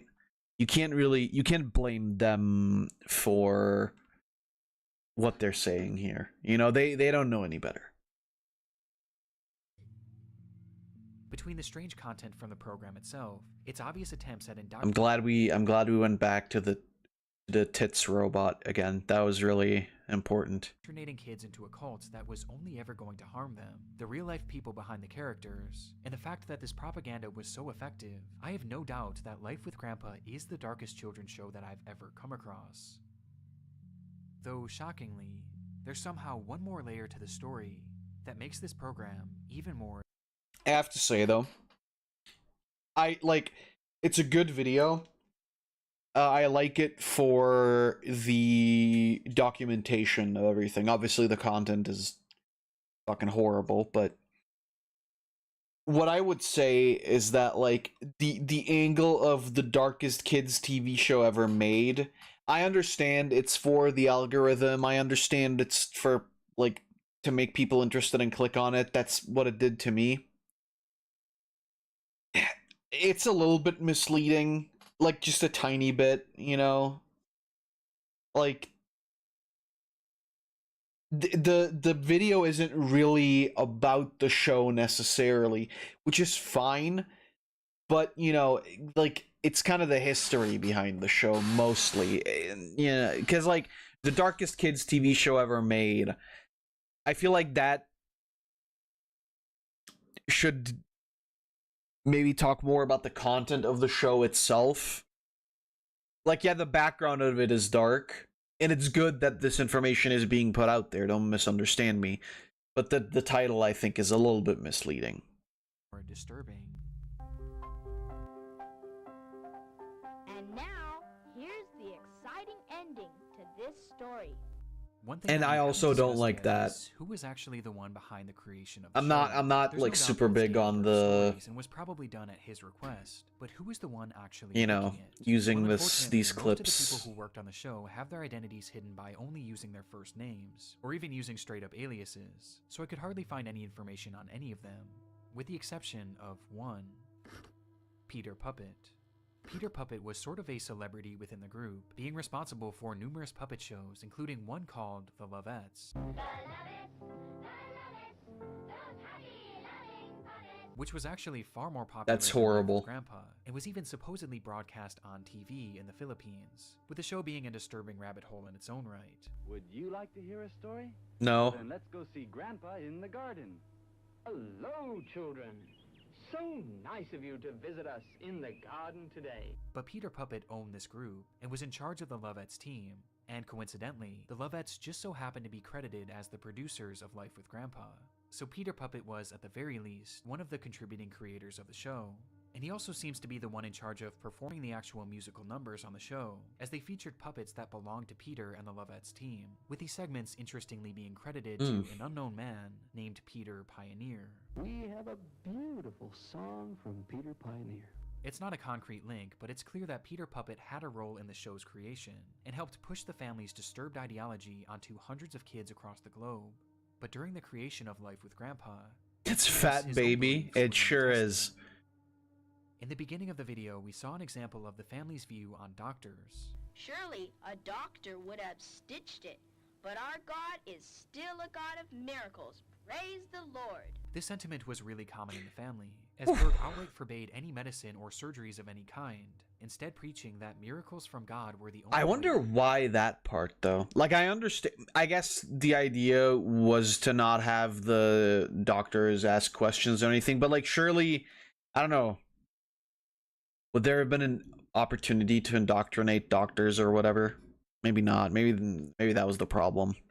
To heal. And because of this, many members of the family with chronic ailments or fatal illnesses were basically left to die. And one of those left suffering was Peter Puppet. Okay. His life is almost entirely a mystery, as he lived in hiding in one of the family's compounds. But according to some of the group's members, one day he noticed something in his neck. Oh, Lord. And over the next few weeks and months, it began to slowly get bigger and bigger, to the point that Peter had to go visit a doctor in order to see what was wrong. And it was there he learned that inside of him was an aggressive tumor that was only going to get larger. Oh, shit. The good news was the tumor was actually operable and could be removed with little risk to his life. But the bad news was surgeries were against the family's beliefs. And so he turned it down. Well, but so he already went... But he already went to a doctor. Opting to go back to the compound to pray the tumor away with the other members. Oh my God. This, however, never happened. Instead, the mass began to grow at an even faster rate. Yeah, no shit. Those around him could notice it, eventually leading to Peter hiding away in his room, away from the others, not wanting to be seen. However, at some point during his struggle, a photograph was taken, showing the entire compound he was living with. And in the background, Jesus. Peter, whose neck is impossibly large. Jesus fucking. From here, it said that Peter began to beg the family to take him to get the surgery, as the tumor was quite literally suffocating him slowly, turning him against the very beliefs that he once forced upon so many children over the years. But the family forbade it, insisting that he wait for a miracle Oh, yeah. that was never going to come. Sure, With nowhere else to dude. turn, Peter Puppet supposedly Dear shortly God. after this photograph was taken, adding the final pillar of context to Life with Grandpa, a program that can only be described as the darkest children's show ever created. We've got to go now. Let's wave bye-bye, kids. God bless you. Come on, say bye-bye. Bye-bye. Bye-bye. Bye-bye. My God, dude.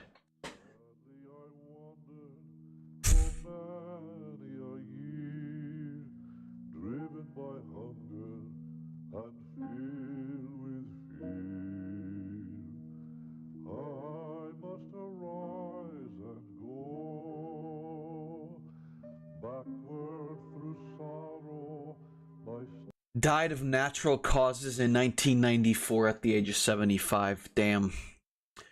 3 years too early for me to kill him. Was never convicted of a single crime. Yeah.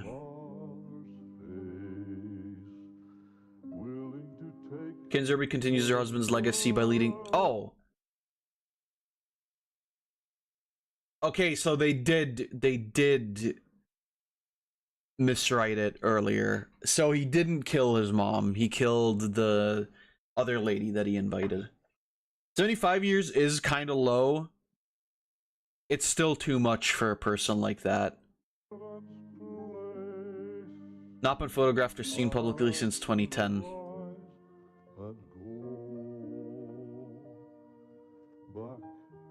Sir Kelly left the family and went into hiding. He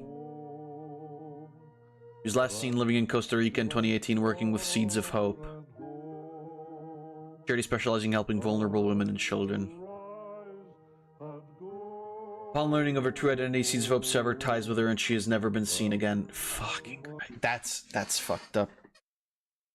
That's actually fucked. I guess Sarah Kelly. No, Sarah Kelly. I thought she was one of the daughters. No, Sarah Kelly was one of the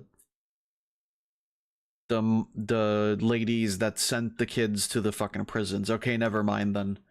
Good on you, Seeds of Hope.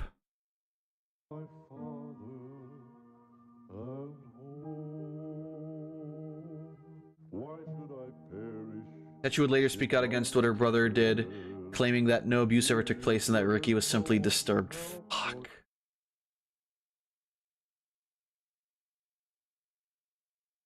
So that Tetchy is one of the daughters. Yeah, sadly she didn't learn anything out of it, huh?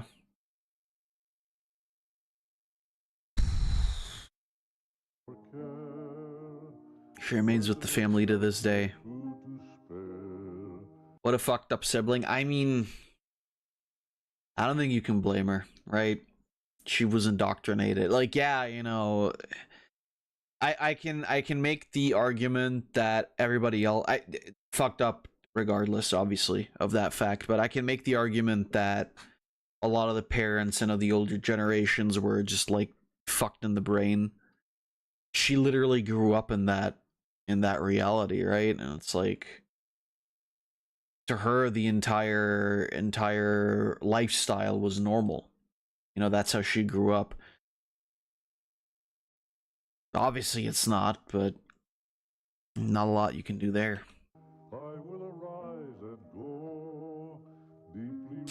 Due to the statute of limitation, many of the victims of the family will likely never receive justice they deserve. Yeah. That's more fucked up than anything else here, honestly. It is operations with strict rules against the abuse of children. Or they have never disavowed David Berg's teachings. Yeah, I think that's bullshit anyway. I don't think that's Sweet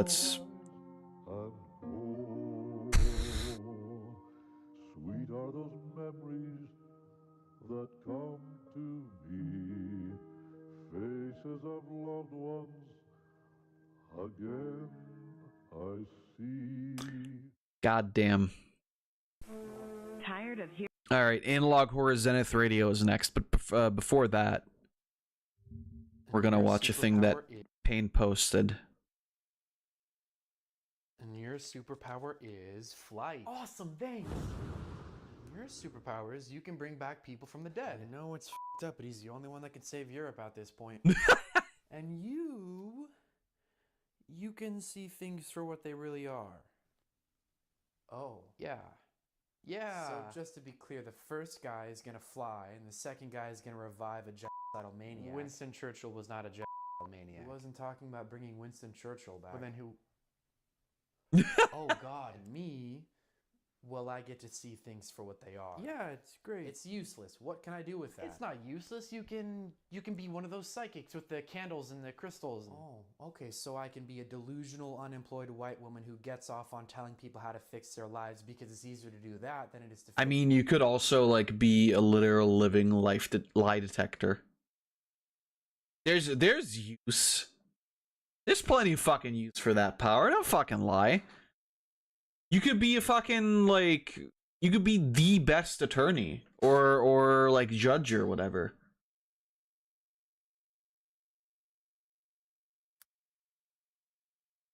Fix their own lives. Oh, whoa, yeah. Well, there you go. All right, what's this one? Trigger without leggings is kinda. What do we? Oh.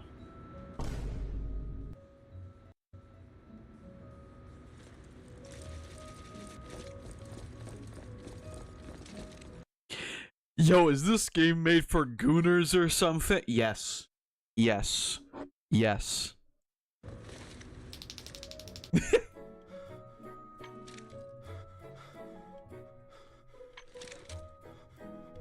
I like the zipper. I like the zipper. Oh, well, apparently they like them too.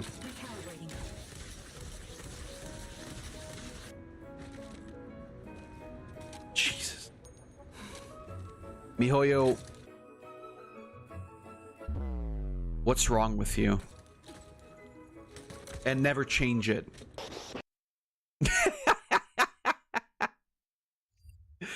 Oh, that was cool. Alright, let's see. Analog horror. Zenith Radio. Tired of hearing terrible music on the radio? Yes. Yes. Feeling exhausted by the constant bad news? No, I don't. No. How about a moment of peace? I try her, not my style, but she cute in her story. You were just fucking beating your dick to her. Don't even lie to me. Escape the chaos with Zenith Radio. Take a break, relax, and listen to Zenith Radio. Zenith Radio, sorry. Not all sounds are safe. Welcome to Zenith Radio, your station for peace and relaxation. Take a deep breath, close your eyes, and feel the calm around you. Right? You are doing great. Just keep your focus on my voice. Is this a JOI?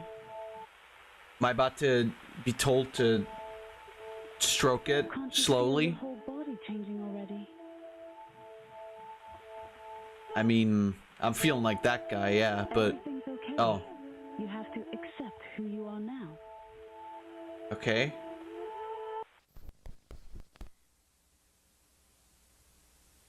Whatever you do, don't listen to them. Ba-da-ba-ba-boo-ba-dee-ba-ba-ba-ba-ba-ba-ba. We will truly change you. So you listen to some fat beats, and then you get a fat cock. Okay, I see how it is. Very cool. Anyway, the god-awful game spawned by a god-awful creepypasta. Let's go. I'm assuming this is about Sonic 06? Sonic EXE. Swiping comedic and interesting video contains disturbing imagery, flashing imagery. If you have epilepsy, don't watch this. Also, if you don't like EXE games, I guess.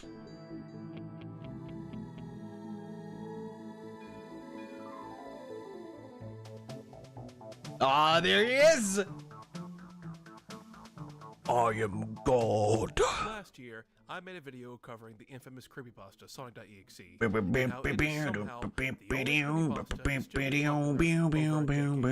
Despite the original story being absolute garbage made by an edgy furry who belongs in prison.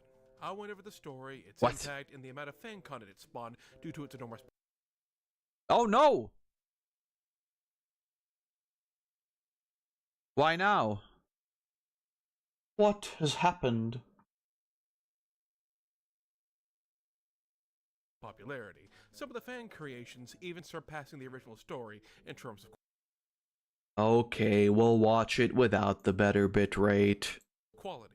In the time since that video and now, even more fan games have been pushed out, some of which are incredibly high quality, including a full remake of the original Sonic.exe. I wouldn't call that high quality. It's still basically a walking sim, but it's improved the graphics and even it had some bonus stuff to make it way better than Yo!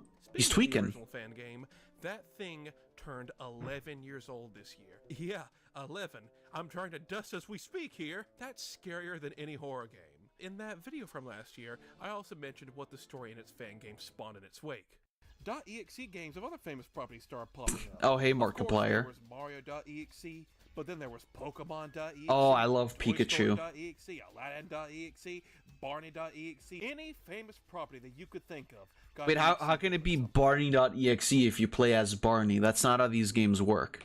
A whole slew of games based on all sorts Five of Nights at properties from it, Sonic's. following the I exact saw same that. structure. The main character of said franchise Mugman.exe. is evil, everything is bloody and edgy, and everything is super scripted. But these all vary in quality as well. Some are Damn. complete garbage. Peach.exe others can are get it. actually surprisingly quality. Oh, fuck. Every EXE game is not. That was cool, holy and you'll shit. quickly notice this. This is only going to focus on a few selected EXE games that are based on. Oh no, not My Little Pony.exe. Because I am sick of talking about Sonic the Hedgehog. So this is going to Sonic be turned everything me but gay. him. Sorry, Sonic. I'm cheating on you, but you seem awfully happy about it. So I guess that's a sign of your acceptance.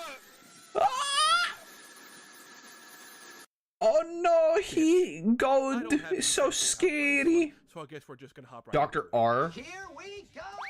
Oh, for fuck's sake. No, not that video. The best place to find EXE games is Game Jolt. This is the place for anyone. I don't know if that's right. So why don't we just search up EXE and see what comes up? Oh. Oh. Oh my, that's a. Well, to be fair, most games are This is EXEs. gonna be harder than I thought. Yeah, there are thousands of EXE games on the web, and I'd say only about 1% of them are actually worth a damn. There are so many EXE games, you can make a whole career based off of them. Now, I can't be too hard on some of these, because it's very obvious when you're playing a few of them. A couple of these are made by little kids or teenagers. This is Friday Night Funkin's fault. So my goal is not to go for easy targets games that are made by kids who literally have made their first game ever. With Sonic being the trailblazer with the whole EXE format, we of course have to start off with his rival, Bing Bing Wahoo Man. Yahoo! Of course, with the massive popularity of Sonic.exe, Mario was bound to get his very own EXE game. Shadow. And there's a whole heap of them. I don't even know where to start. Mario.exe. On and on, so I guess I'll just pick a few to look at. Why don't we go for the first result that comes up? It's so funny. Game won't let you play as Mario, so we have to go with Luigi. Oh no! The game starts you off in 1-4. Oh. And you notice nothing in the level works. No enemies. Yeah, I fucking hate that about EXE games, by the way. Like, at least make it seem like I'm actually playing the real game. And with Mario Brothers especially, like, come on, dude. It can't be that hard. Just a fucking lazy bastard. No items, no nothing. Then you get to the end. You are Big Luigi, though. Big Luigi. Oh no, yo. Oh fuck, dude. Mario's going to the Olympics. Again. Oh. Anybody want any grilled mushrooms? You have to hold right and dash the minute the cutscene ends, or you're dead. Hell yeah.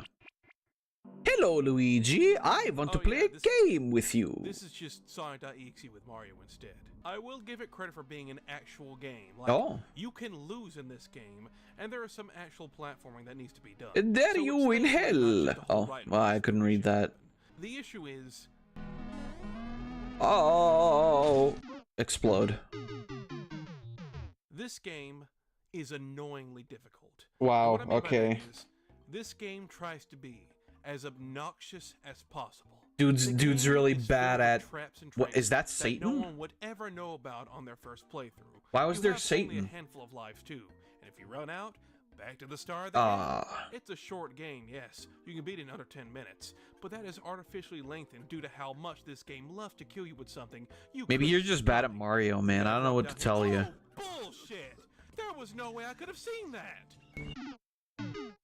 That's a nice animation, though, I gotta say. If your horror game is pissing me off, then I'm not going to be scared by it. If I'm having to redo this crap over and over again, I'm just annoyed by it. You see Right. those runs of people doing stuff like Five Nights at Freddy's Challenge Nights, and by the end of it, they're no longer scared, they're dead inside. I think they're You have to no find longer the right scared at the balance start. between horror and actual gameplay. This is the worst part of the game right here.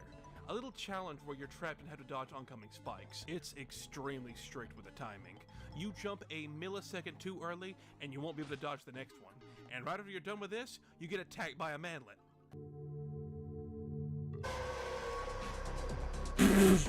You're not the Mario Quick Time event. The truly terrifying thing here is that music. Ooh, it doesn't send shivers down my spine, it makes me want to rave!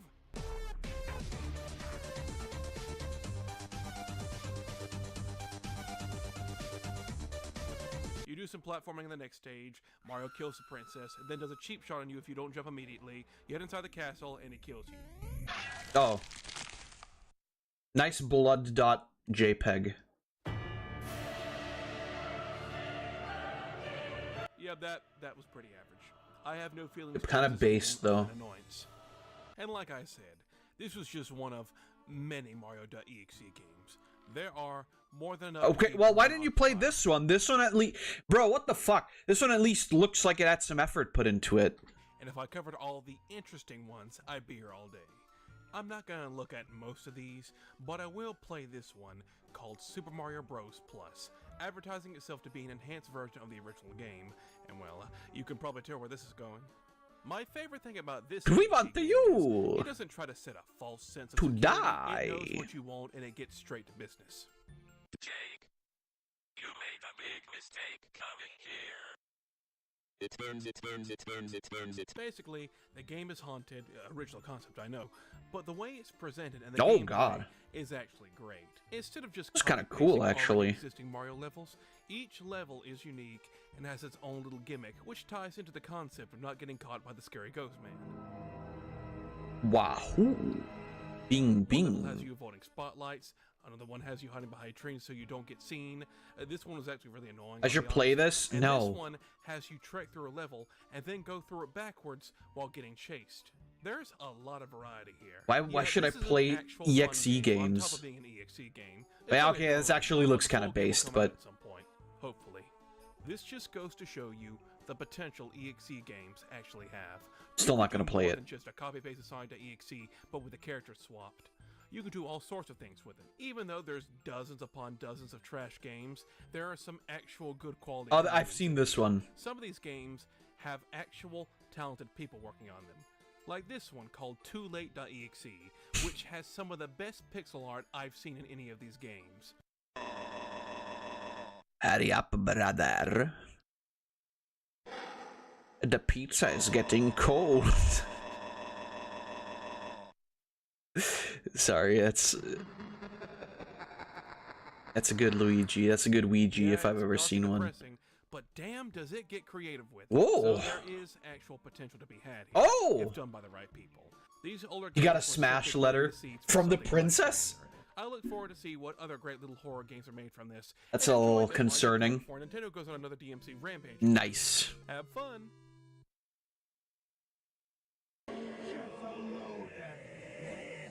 Well, I think that's kind of cheating. So, I said I was not going to talk about Sonic in this video because he has already had his time in the spotlight. However, I never said anything about Sonic's friends, the add-ons, the overloaded cast of furry animals. Of course, Son of a bitch. as well. Doesn't matter if they're from the Amy cartoons or the comics, EXE. Almost every single one of Sonic's friends have their own EXE. games. Stinky.exe. Basically scraping the bottom of the barrel, we'll Tails.exe. take a look at some of them. Ever since the Sonic Mania engine was given to the public, people have been popping these EXE games out left and right. Oh, no. And now it's time to see the fruits of that labor. We of course have to start off with Sonic's partner in crime, Tails. Tails has gotten quite a few EXE games himself. What the fuck? Also of varying quality. Why Well, let's was face it, most Sonic people find it censored like in one of those hentai things, you know, where like the girl is naked and she like you know, she tries to cover her face or whatever. What am I about to see here? Are you gonna show me Sonic porn again? YouTube man? I don't know how I feel about that. games himself, also of varying quality. Well, let's face it, most of these are complete garbage. They're full of cheap jump scares, cliches, Nice. and are just low quality. It's a lot good of them picture also of Tails. focus on the Tails doll, one of the earliest internet spooky stories based off of a game. Some also seem to focus on Zalgo. And for those who don't know, Not Zalgo is this Zorgy! dark entity that corrupts anything it touches, and that sometimes includes Tails. This can be terrifying in the right circumstances. I can't be scared by this thing. I don't know about You know that. why? Well, would you like to know who created Zalgo? Me. Schmorky. Believe it or not, the first ever recorded mentioning of Zalgo was by our favorite SpongeBob imitator, Schmorky. Stop screaming and pretending. I made a whole video on him for those who don't know. He was the one who created Zalgo almost 20 years ago now. So the next time you see Zalgo anywhere online and are terrified by it, just remember, the guy who created Zalgo is a diaper huffer.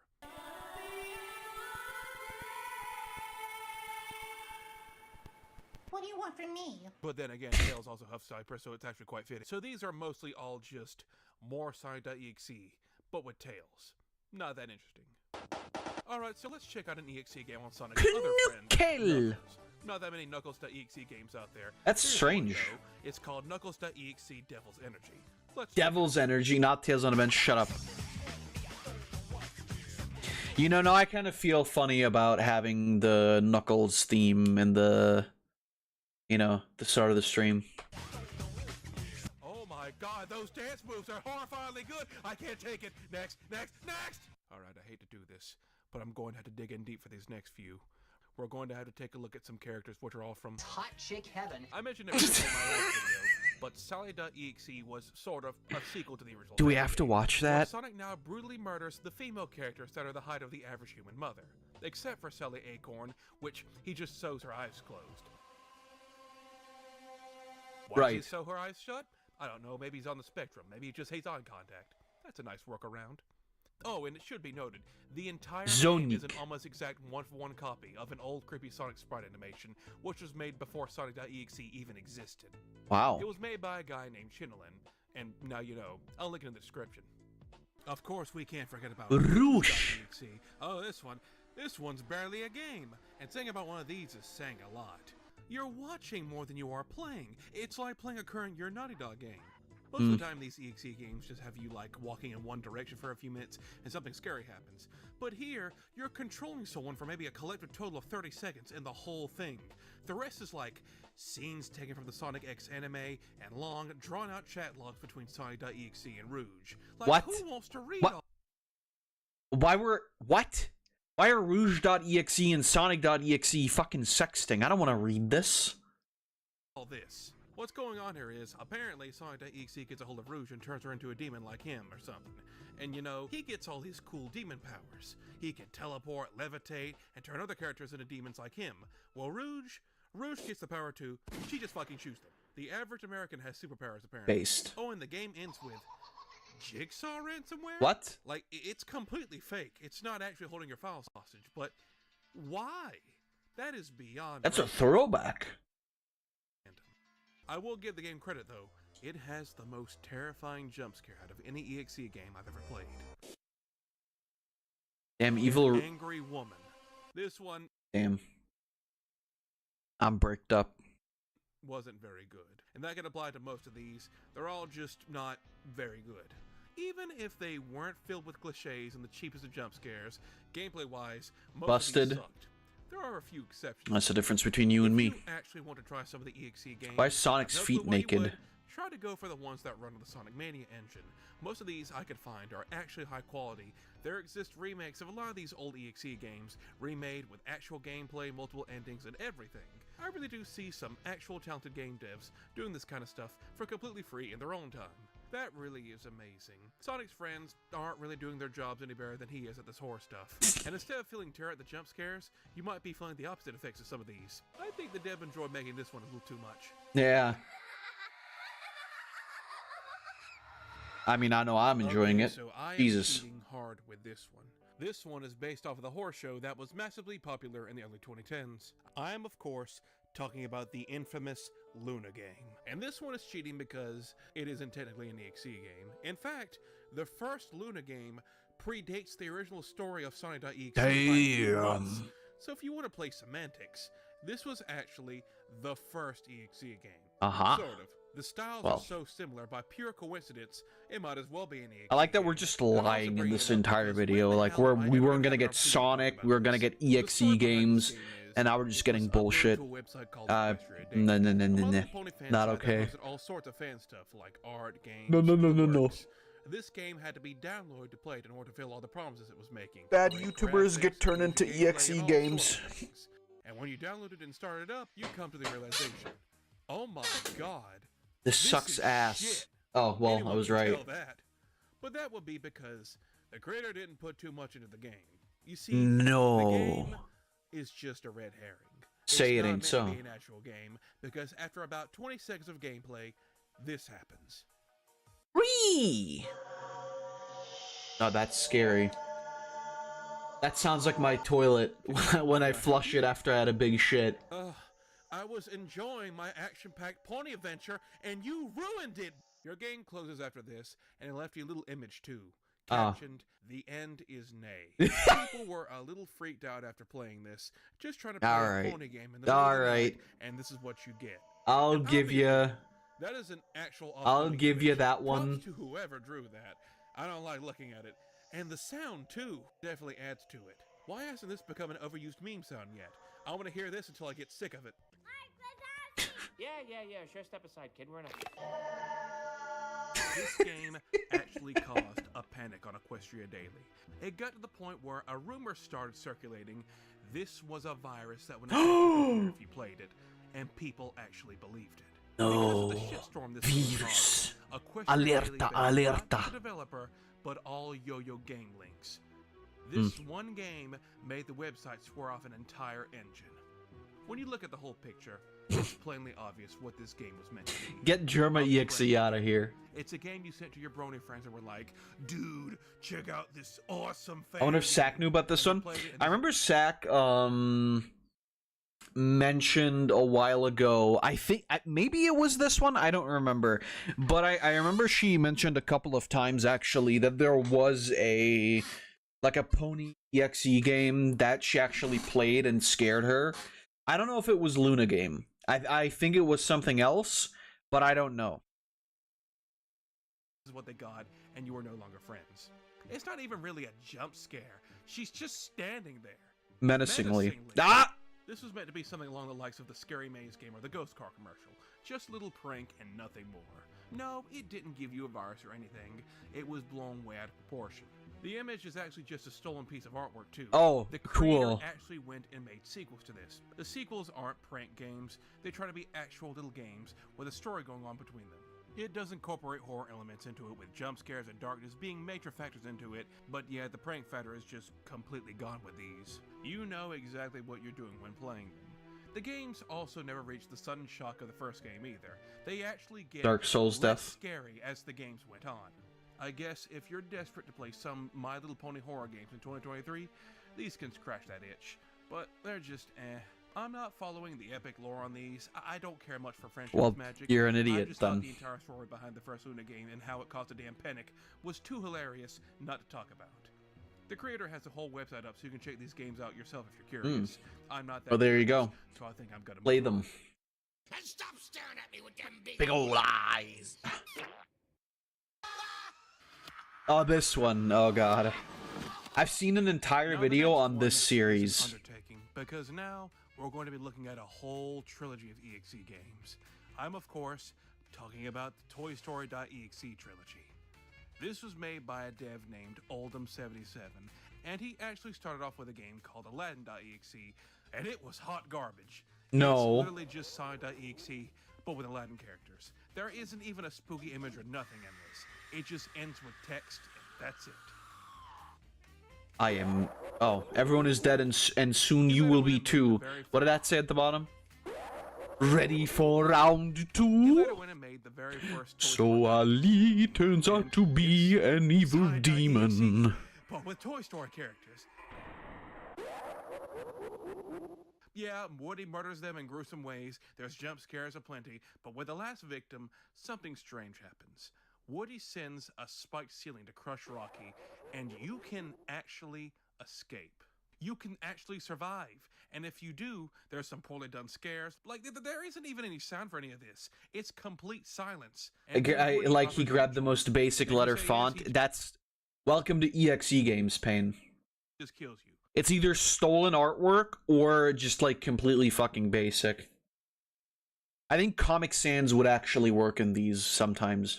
If you say no, you then engage in a boss battle. This was fucking... excuse me. Toy Story EXE is fucking hilarious. Because, like, they're in... I don't know if it was 2 or 3. There's actually a good... Like, a hero story and a dark story. And then the third one, I don't remember the third one. We'll see it when it happens. Well, defeat him in theory, because you'd have an easier time fighting 3 Millennials with no fingers. This boss fight is difficult because of how poorly designed it is. Most of the boss fight is basically a waiting game for Woody's body to come down, and then you jump on it to damage him, which seems simple enough. Woody only has one attack, a lightning strike. The issue is, this lightning strike is completely random where it shows up. I could find no sign of a pattern or anything. It has no wind up or any sign it's coming, so if you're in the way when it strikes, it is an immediate death and game over. You now have to start the whole game over just to get another shot at the boss fight. I played through this god-awful game. Yeah, hero and villain story. only to get struck by an attack I could not. He'll mention it, I'm sure. I couldn't beat him, and I doubt the reward is worth it. Toy Story.exe Sama, I kneel. Well, that was bad. Let's try the sequel, Toy Story.exe 2, and oh, yeah, a hero mode and a villain mode? That's something I've never seen in one of these before. The game takes place right after the end of the first game, the one I didn't beat. Woody comes back to life and starts torturing the toys again. It seems like this is going to be another repeat of the first game, and it kind of is, but this time, the quality has greatly improved. There are barely any actual scares in this, and it seems to focus more on the gameplay. Instead of only being able to save the last character, you can actually save all of them here. Each character also has their own little section, with Rocky needing to push blocks to escape, and Buzz has to fight a decapitated Rex before the room fills up. Yeah, the game is very cheesy, but it's at least somewhat competent gameplay-wise. The villain side has you play as Woody and Rex, and you actually get to carry out the deeds of taking out the heroes. So if you've always dreamed about playing as a demonic evil Woody murdering all of Andy's toys, what's wrong with you? Both sides end in a boss fight. Well, yeah. Woody on the hero side. On the villain side, Buzz comes back to life and goes Super Saiyan on Woody, and you now have to fight him in that form. Both fights are damn near identical with a few differences. But once you beat... I love that thing, like the beam that Buzz uses here, is actually from, I'm pretty sure anyway, it's from a Game Boy Advance Dragon Ball Z game. Where do these models come from? There is a Super Nintendo game that's of Toy Story 1. I believe most of those models come from there. And I think that the Buzz that we're seeing here right now is actually also a boss in one of those games. What did my chat just reload? Well, on my new PC. Anyway, whatever. Garikuhu. But yeah, so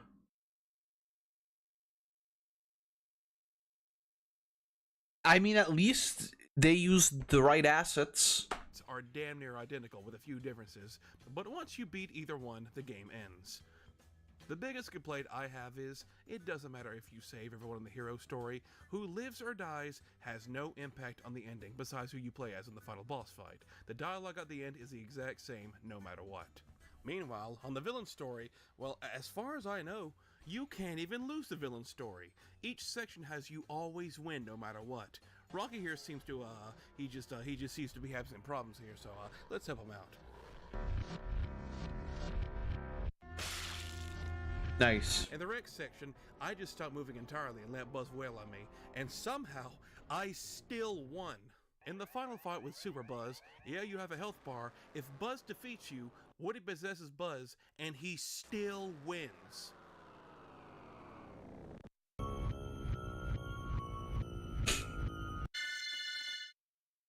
This is a competent little game. It's better than most EXE games I've played because it's trying to be something other than just walking around and looking at jump scares. This game doesn't even really have any jump scares. It just has a spooky aesthetic to it, and that's it. I'm shocked. I like that Buzz needs oxygen as a toy.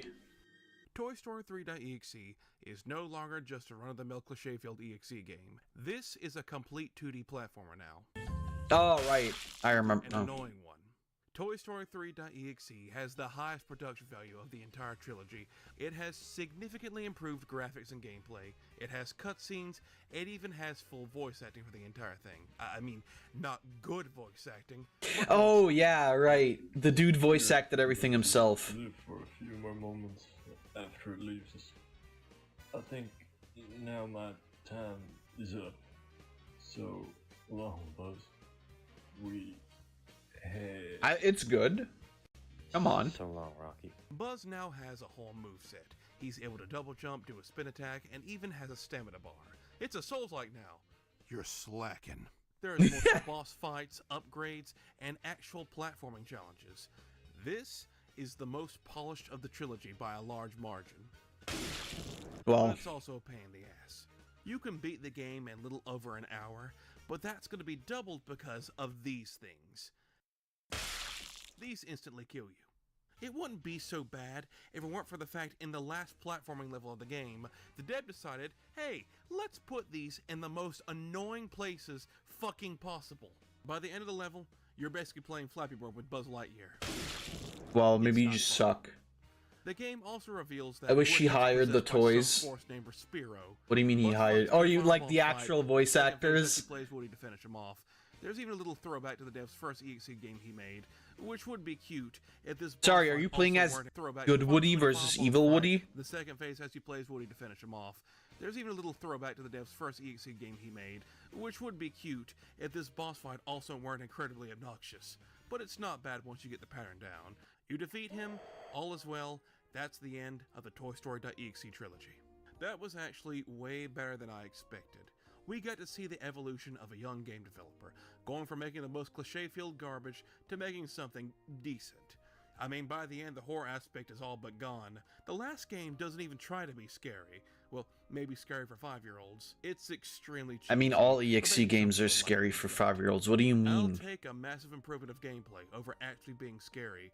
Only thing about it is, oh no, the video game is trying to kill me. That's a low bar, but hey, it's something. The first one is complete garbage, second oh, one no. is alright, but the third one is halfway decent. Well, there you go. If you care.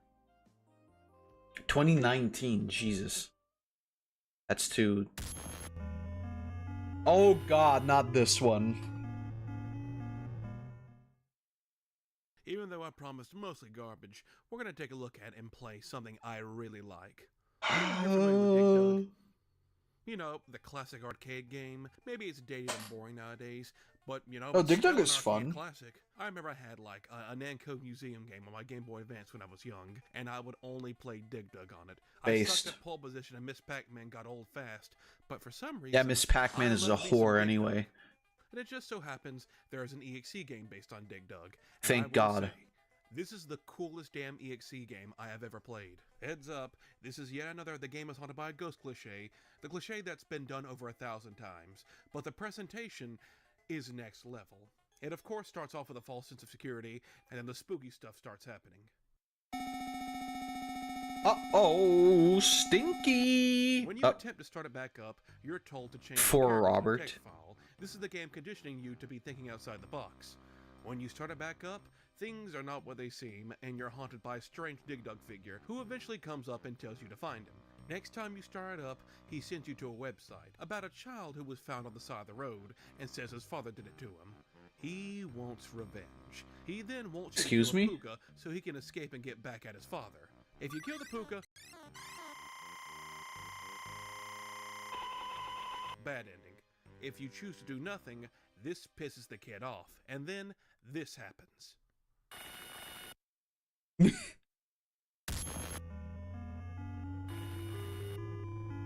Hello there. This is one of the coolest damn things I have ever seen. This boss fight takes place on your desktop background. You have to kill enough enemies to do damage to the boss. Yeah, I kind of sucked ass at it, but it's still cool. Damn, that's fucking... Damn. This goes to show you the creativity people have with these games. They were able to turn Dig Dug, an old arcade game, into this. There is no hyper-realistic blood or edge. It's just a unique concept they were able to run with. If you beat the boss, he lets you go, and you get the neutral ending. Yeah, there's multiple endings too. You have to think outside the box if you want to get the good ending, but I'm not going to show you that part. I'll let you go play it and figure it out for yourself. This game legit amazes me. I never thought we'd go from something so predictable and edgy to something with so much talent and effort put into it. Well, damn. And it may be a short little game made for a contest, but this blew me away in more ways. I mean, that's fucking crazy. Like, this is actually really, really interesting. I'm not gonna play it, but and it's for the better. You know what it is.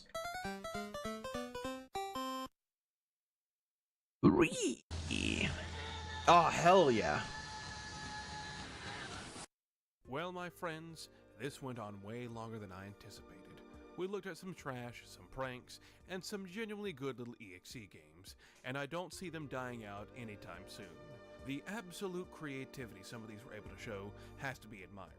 Even the bad ones, there's at Wait, least what about some Donkey little Kong? creativity there. You lied to This me. is like a stepping stone into the world of horror using pre-existing. Oh no, he didn't IPs, lie to me. and Never while mind. a lot of them come off as edgy and cliche, some of them are, like I said, actually pretty unique. They all have to be respected in some way. Well, maybe some. Just in time with the new DK game announcement. I'm actually kind of excited to play that. I haven't played a Donkey Kong game in a minute. The newer ones I thought were more interesting than, you know, like the old Donkey Kong Country games. Even though, like, you know, I can appreciate Donkey Kong Country for the advancement it made in video game technology. I just don't think they're like super fun games. But I'm excited. I might play that new Donkey Kong game. Who knows? And then yeah, you know, like I said, I mentioned at the start that I wasn't going to talk too much about the Switch 2 because I don't really want to engage in any kind of discussion about it. I already made my opinions on it clear. But yeah, I might play that. EXE game to show you before we end. Donkey Kong.exe. Yes. This is a very different type of EXE game. It's only about 5 minutes long, but it's an experience. It's not scary in the slightest, because it's not trying to be, but it will stick with you if you choose to play it. It's a one-of-the-kind experience no other EXE game will give you, and I admire it for that. I will be linking all these games in the description, so you can go and try them out, including this one. With that being said, I think we've had our fun here. God bless, like and subscribe, and good night. Now if you'll excuse me, I'll be in the corner waiting on Sneed.exe. Happy Halloween!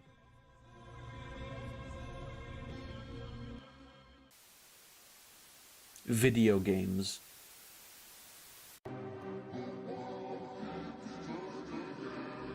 Donkey Kong is dead. Vaporwave is dead. The world keeps turning. Life goes on. Take a look at the video I sent last week. The tragic tale of why Harambe's death was the right choice for the wrong reasons. How long is this video?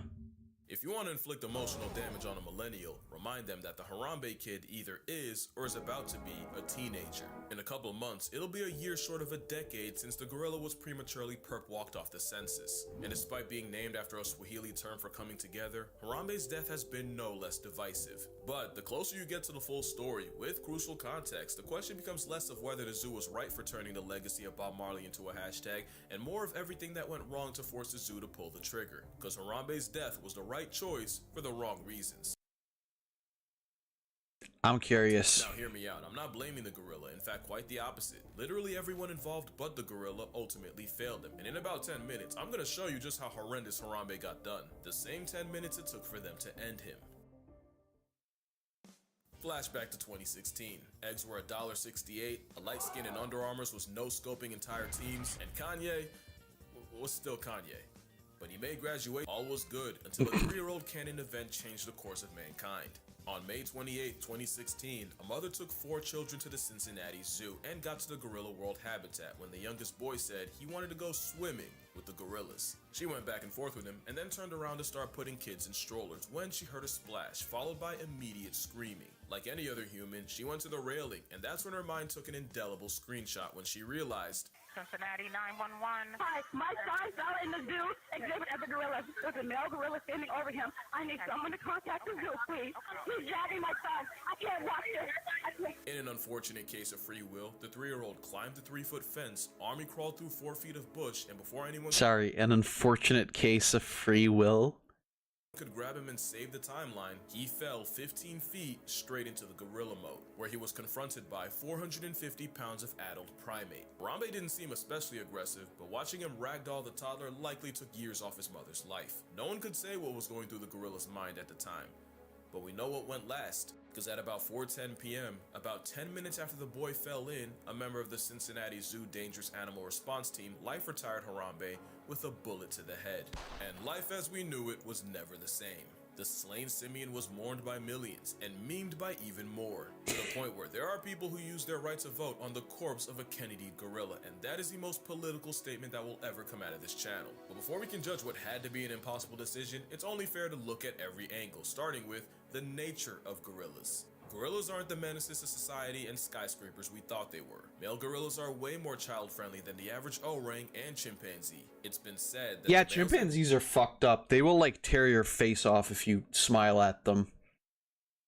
I think gorillas are kind of chill. It's like that idea of like, you know, you're a big fucker, so like nothing can hurt you, so you're fucking like you just balling all the time.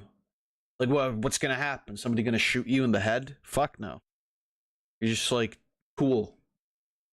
Babysit more are considered more attractive to a tribe of hairy women. That's how they got their name. And being good with kids is more of a turn on than size, strength, or status. It's proven that guy gorillas on daycare duty will have 5 times as many children as those that avoid it, which is probably why they fight so hard for custody. You've never seen a gorilla hit the burners like that. Gorillas don't need Maury, they'll even step up for children that aren't theirs. A couple years back, the alpha gorilla of a group in Rwanda got sick, and since in sickness and in health is a human construct, the 4 gorillas of the group left, abandoning not just their baby daddy, but their progeny as well. Wow. With the infants barely old enough to feed themselves, it should have been curtains. But this story had a plot twist. The sick male had a brother, Kubaha, and Unc stepped up and looked after them. They'd sleep in his nest, treat him like a literal jungle gym, and he single-handedly kept the next generation up. And Kubaha wasn't an anomaly. In 53 years of gorilla research, it's proven that orphan mountain gorillas that lose their mothers early on don't have a greater risk of becoming a statistic because the males will often step in. Not only did a different study show the exact opposite happens to baby chimps, monkeys, and baboons that get the Bambi treatment, even if they do survive, they inherit 0 social rank and virtually no chance at having children. Damn. It's the same story for animals like Betas. elephants, orcas, and hyenas. Being motherless is social cyanide, but not gorillas. Having one mom short of a full house, oof, has 0 effect on their social status, and it's believed that since mama gorillas often dip out before their babies mature, the males have evolved to cushion the blow. Plus, with chimpanzees murking monkeys, bush babies, that's a bush baby, and even doikers for food, and even the good vibes tree hippie known to turn lorises into lunch meat, gorillas pretty much being knuckle-walking lawnmowers probably doesn't hurt Harambe's case. Gorillas go out of their way to avoid conflict, and you really won't see them beating on something weaker than they are, unless they did something to deserve it. But there's always a but. The rules of nature often change when you're talking about captivity. A wild orca has apparently never depulsed a person, but those confined to a glorified fishbowl have a body count. Pandas normally mate, date, and procreate no less than the average black bear, but those in captivity often get less play than Helen Keller's Spotify. In captivity, mother gorillas will often reject their own babies, and it happens a lot more than you would think, so maybe the parental instinct doesn't apply as much to a gorilla behind the glass. Yeah, no, because if I had a nickel for every time someone's son ended up in a gorilla enclosure, I'd already have 2 nickels by the time player number 3 decided to keep the tradition alive and airdrop himself to the gorilla grotto. On August 16th, 1996, another 3-year-old fell nearly 24 feet into the Brookfield Zoo gorilla exhibit. In a scene you've definitely seen before, 8-year-old Binti Draw climbed down to the boy, cradled him in her gorilla arms for nearly 60 feet, and gently placed him at the employee entrance where officials could get him. But what you might not know was that Binti was one of those gorillas rejected by her mother and was hand-raised by humans. Part of this raising meant her caretakers had to train her to be a mother once she became pregnant with the same baby riding shotgun while she rescued the boy. Part of this training included handing off her baby to staff for checkups, so there was low-key argument as to whether this was an actual gorilla guardian angel or just an animal doing what it had been trained. Well, almost a decade earlier, well, I mean, as long as the kid's fine. 5-year-old Levin Merritt followed the same script, falling into the gorilla pit and knocking himself all the way out. And 25-year-old Yumbo stood protectively over the boy, gatekeeping any other gorilla from him, and when the child regained consciousness and cried out, instead of matching his energy, the silverback calmly led his family to a small hut on the other side of the enclosure. But unlike Binti, Yumbo wasn't human-raised or trained in childcare. This was actual gorilla free will that looked after the injured Hell kid. yeah, dude. So now you might be confused, because if you were on the fence on the Harambe happening, hearing about their social psychology and the gorilla history lesson would have surely kicked you onto the Harambe side. Well, every gorilla is different, so let's talk about the story of Harambe, you know, before he became a hashtag. Harambe was born in the Gladys Porter Zoo in Brownsville, Texas. Look at this little guy. 1999. Smug He motherfucker. had just turned 17 when he got sniped. Just like Binti, he was also rejected by his mother Kayla when he was only 3 weeks old. So zoo director Jerry Stone hand-raised Harambe. Unbelievable. Why the fuck are women, I mean female gorillas, so horrible? Gorilla was by all means his family. Jerry was actually the one to help Harambe's grandparents settle in after they arrived from Africa, and he was even there at Harambe's birth, cutting the umbilical cord. He changed diapers, got up at midnight to feed him. Nobody had put in more Harambe hours than Jerry. Jerry described him as a lovable troublemaker. He'd do things like throw water at female keepers and run away. He'd steal blankets just to give keepers an excuse to chase Sigma him. male. He'd even climb walls to get his keepers' attention just so he could fall backwards and make them catch him.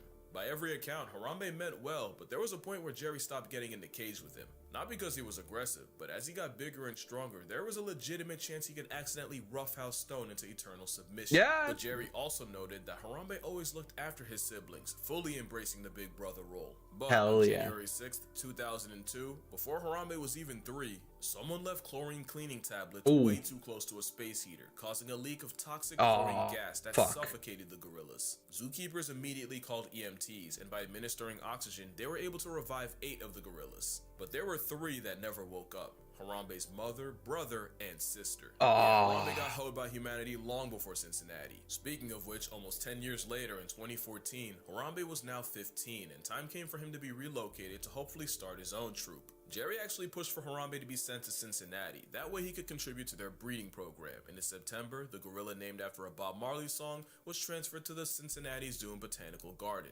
And less than 2 years later, he would exist only as a statue. So there, now you have more background information than 90% of That's anyone crazy. in their opinion. Everything so far points against Harambe being a threat to the toddler, yet experts like Jane Goodall, Jack Hanna, and primatologist Franz de Waal all seem to agree the zoo made the right choice. And I'm with them. Harambe had to die. But why? Basically, it was the best of a bad situation. A lot of people say tranquilizers, but tranks don't work the same way they do on TV. It can take 10 minutes to take effect, even longer when the animals turn. Yeah, and then like if he's, you know, suddenly aggressive, then that would be like a lot more dangerous, right? Damn, that, I mean, at the end of the day, right? Like when you weigh a human life versus the life of an animal, most people will pick the human life. I think that's entirely normal too. I mean, you know, let's not make out the whole Harambe situation as more of a big thing that happened and that a lot of people talked and memed about. My argument will always be that the mom is mostly at fault here, because you don't leave your child out of your sight. But I understand the choice of the zookeepers as well, because like you don't know, right? At the end of the day, you can know an animal as well as you want to think you know it. You never really know. There was a story of 2 polar bears wandering too close to town in Churchill, Manitoba, and the first bear was slept and put in polar bear jail. Yes. But the second bear had no reaction to the same trank. If anything, it probably made him mad. But the real reason tranquilizing wasn't an option. This is Cha-Cha the chimp. Cha-Cha went full Caesar and escaped the Yagiyama Zoo in Japan, and I want you to see what happened the moment he got darted. That man was a second away from becoming an Instagram reel. Animals don't understand the concept of anesthesia, but they do understand getting shot in the back, and in those 10 minutes to take effect, Harambe could have been the most dangerous gorilla outside of Hollywood. The next option would have been trying to have a keeper rescue the kid while distracting Harambe, but here's the thing. The moment the kid fell in, zoo officials signaled for all the gorillas to come inside. The 2 females complied, but Harambe, he was also using free will. Clearly he wasn't in the mood to cooperate. The last argument is that Harambe wasn't hurting the kid. In fact, it looks like he was protecting him. I actually agree. I think the father instinct was doing a lot of heavy lifting, but here's the thing. Harambe was a 450-pound immature teenager who never had a kid or was trained for it. He could have killed that kid completely by accident. This isn't 25-year-old Yambo. Young gorillas play rough, and one hard pull could rip his arm out of the socket. And Yeah. too hard of a drag could bash the 3-year-old's head against a rock. Also, Harambe was clearly stressed out. The situation was a time bomb. The little boy freaking out and screaming, suddenly running away, or even just looking Harambe in the eye could have been enough to light the fuse. And speaking of time, don't forget, that kid was in gorilla custody for 10 minutes. Might not seem like much to you, but let it be your bloodline. 10 minutes will feel like and cost you 10 years. Now, what they should have done, in my non-professional online opinion,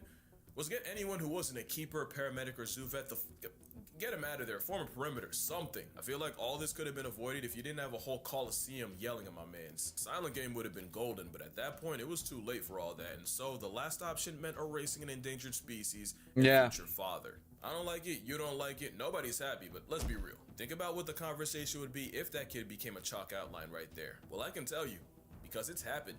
November 4th, 2012, Pittsburgh Zoo. Mother lifts her 2-year-old over the railing for a better view. Mother ignores several warnings and signs. Mother somehow lets child slip, and Maddox Durkosh fell, bounced off a safety net meant only for phones and cameras, and touches earth inside the enclosure. Problem was, the toddler landed with the African wild dogs. The most efficient pack hunters in Africa. The ones infamous for turning body to buffet before it can pass away. Look, I can spare you the details, just know it was quick, it was gruesome, and there was nothing anyone could do. The Durkoshes would file a wrongful death lawsuit against the zoo, seeking $300,000 because you can't put a price on life, but you can pay a lawyer to try. The family and the zoo would reach a confidential settlement. The endangered dogs were all relocated, except for the one shot by cops, and the entire exhibit was repurposed for another endangered African predator, the cheetah.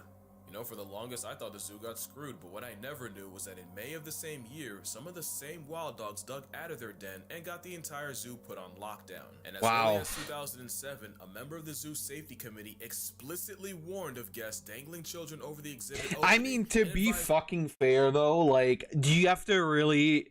Yeah, you know what? In America, you do. Never mind. It's fine. Never mind. I guess I was gonna say, like, do you really have to, like, tell people to not dangle their fucking kids over the railing? I'm sorry, but I believe zoos shouldn't give money lawsuits if your kid got there by their stupidity. Not even by their stupidity, by your stupidity. The thing is, though, this is kind of the thing in America as a whole, right? Where you have to put disclaimers of don't put your child in the oven because they're gonna fucking die on the oven, because moms will put their babies into the oven because they're cold, and then go like, well, you didn't write that you couldn't put the baby in oven, so you're at fault. Yeah, there's only one place in the world where this would happen regularly. Them to install plexiglass to cover it, but no changes were made until a kid got eviscerated 5 years later. Now, don't think I'm letting the mom off. I got a lot of thoughts, and they're all explicit, but the zoo was liable and negligent, and it cost them and the dogs. I don't know. I mean, it depends. If they got out, then yes. On the other hand, if the lady was dangling her fucking kid over the railing again, then the zoo is not liable at all, I don't think. I think it's common sense to not fucking dangle any part of you or any part of your child into the fucking enclosure with deadly animals. Even not deadly animals. Really. Common sense would have saved the day, but common sense would have been a godsend on Christmas Day 2007 San Francisco Zoo. Look, we've all heard the story of Tatiana the venge-lusting tiger, so here's what we know. 3 guys, 17-year-old Carlos Sousa Jr. and the 19 and 23-year-old Dhaliwal brothers taunted a Siberian tiger. Pine cones and sticks were likely thrown at the tiger. The brothers' father admitted that the boys were drunk. Tatiana escaped, murked Sousa, and mauled the brothers until she was eventually shot by cops. And the Dhaliwal family settled a suit against the zoo for $900,000, and the Sousa family settled a wrongful death suit for an undisclosed amount. And both brothers would use their second chance at life to get into several run-ins with the law, one including a drunken fight with police, and the younger brother would pass away in 2012 due to unknown causes. By every metric, they fucked around and found out, and the two that lived came up almost $1 million off it. But two things can be true. The zoo screwed up bad because days after the attack, they said the moat Tatiana had escaped from was at least 20 feet tall. Turns out it was 12 and a half. A full 4 feet lower than federal safety standards. And if you know tigers, that is one of an oopsie. But also, after killing Sousa, Tatiana tracked the brothers down. But because cafe employees refused to let the two in, the Siberian Fury pulled up outside the cafe and mauled them again. It took 6 full minutes for zoo employees to realize that the brothers weren't drunk idiots screaming.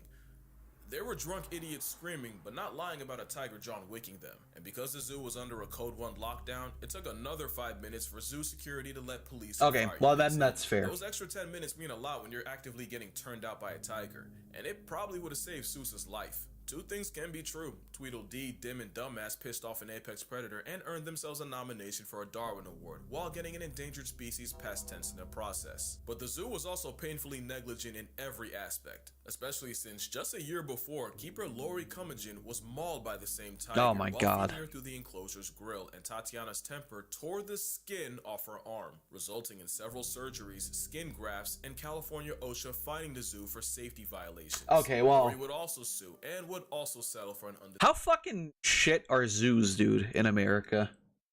I've been to zoos over here. They're fucking fine. I'm sure shit has happened here before, but like, come on. closed them out. And after Tatiana's final act, the zoo would raise the barrier from 12.5 to 19 feet. So you see, the zoo and Harambe were screwed the moment someone spawned into his enclosure. And really, Harambe was dead the moment he chose free will. In fact, if that child would have died, Harambe certainly would have been past tensed, all the gorillas might have been packed out, and the zoo would have been sued beyond oblivion. The zoo would modify Gorilla World by raising the outer barrier and loading up on netting and fencing, but the real victims here were Harambe, the child, and gorillas as a whole. And as much as I want to dump on the mom, well, the internet's kind of done that already, but kids are walking kamikazes. Yeah, no, sorry. That doesn't count with me. You keep your eyes on your kid. And I know that the best parents can sometimes look away and it'll just happen. If you're at a zoo, you're on fucking high alert. Nobody gives a shit. Because damn it, watch your crotch and the things that come out, but you don't think a kid will, till they do. And mama, I love you, I really do, but when I was about knee-high, my mom turned away for a second at the park, and when she turned back, she saw me on the other side of a pond leaning in. And if both my parents didn't go Usain Bolt and catch me before I fell in, well, we know how that story ends. I also almost got kidnapped. And I only say that now because my mother never lets me forget it. But yeah, that's gonna do it. Drink water, hug your mother, hold your kids. They're stupid. Rest in primate Harambe, and I'ma see y'all. That's why I personally think that the fucking... There's like little vests where you attach like leashes. They're not even a bad thing. Fucking leash your kids. Nobody cares. Do it. They're gonna run away and they're gonna die. Fucking leash your kids. In the next one. That was an interesting video. Waiting for this day, and it has finally arrived. We have the winner of our contest. It's the naming the. That was a really, really interesting video. I didn't know about the whole parental thing with gorillas. That's actually really, really interesting. Creepy... What? Creepy cut content and bully. Oh, right.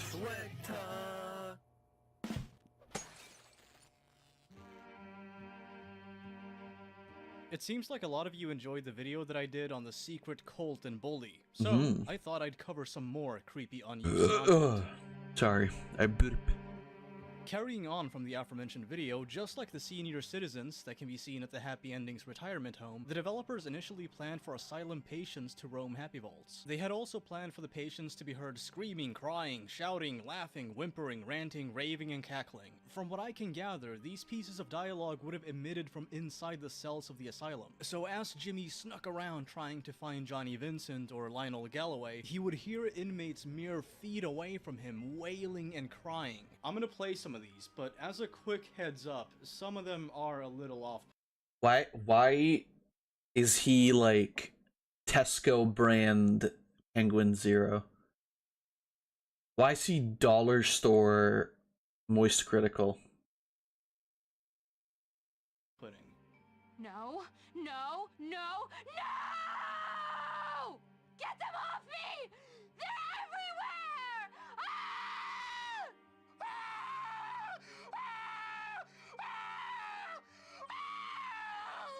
I should also mention that both Ian Steins and Robert Stanton, who played Otto Tyler and Lionel Galloway respectively, also did some voice acting as hospital patients. Bob? Is that you, Bob? I mean, Honestly, I think what happened here is that playtesters found this really uncomfortable and distracting, so they ended up removing the audio. Playtesters are gay. Mixed in some drilling noises, Losers. and unhinged moaning and yelling, and then played it all as one big background ambiance. Now here's the cool part: the audio team repurposed some of these voice lines by faintly playing them over the background noise. So if you've ever been curious as to what the patients are saying when you hear them yelling in the background, well, here you go. Fools, you think incarcerating me will save you, but it won't. Please don't take away my blue goose. He's my only friend. I just can't take it anymore! I mean, I don't know, I've heard worse. And knowing that it's from Bully is also like kinda, you know. The last one gets even creepier when you realize that it's Otto's voice. He does end up in the asylum on 3 occasions, twice during missions and once as an errand. So yeah, that's disturbing. Oh, and speaking of disturbing, imagine going through the asylum and hearing this coming from a cell. They'll hear. Quick, get out of here, kid. And yes, they also repurposed some of the yelling as well. I mean, how could they not? It's downright terrifying. I don't know. Knowing that it's from Bully kind of dampens the whole thing. So just to put you all at ease for a second, I did find a couple funny ones as well, so here you go. Phase 1 of the plan is complete. Now all I need is the monkey and the plywood violin. So you put one small helping of seafood in your shoes, and they put you in a madhouse. Where is the justice in that? She's got a point. Moving on to the Oh next yeah, stuff I get of it. nightmares, Based, I want you to actually. picture the following. You're exploring the town of Bulworth and trying to find all the collectibles. So, you head to the cemetery, and everything seems cool. You find the collectibles and notice that it's getting late. It's getting dark. I should probably head back, you think to yourself. But before you leave, you have a little bit more searching to do. Because why not? You still have a few minutes to spare, and you've never been at this spot before. Come to think of it, it's kind of eerie. And then you hear this.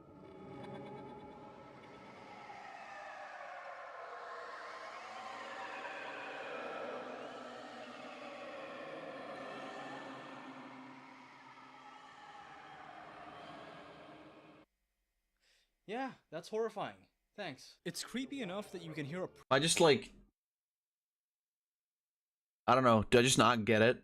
preacher late at night giving a fire and brimstone speech inside of the church, but to have something like this play without any heads up at all, it's nothing short of bone chilling. It kind of makes me wonder if Rockstar had initially intended for you to see ghosts, or have some type of hallucinatory visual effect, because I just can't picture something like this playing without it. The fact that the only remaining audio of this is named Graveyard 02 kind of makes me wonder, what the hell did Graveyard 01 sound like?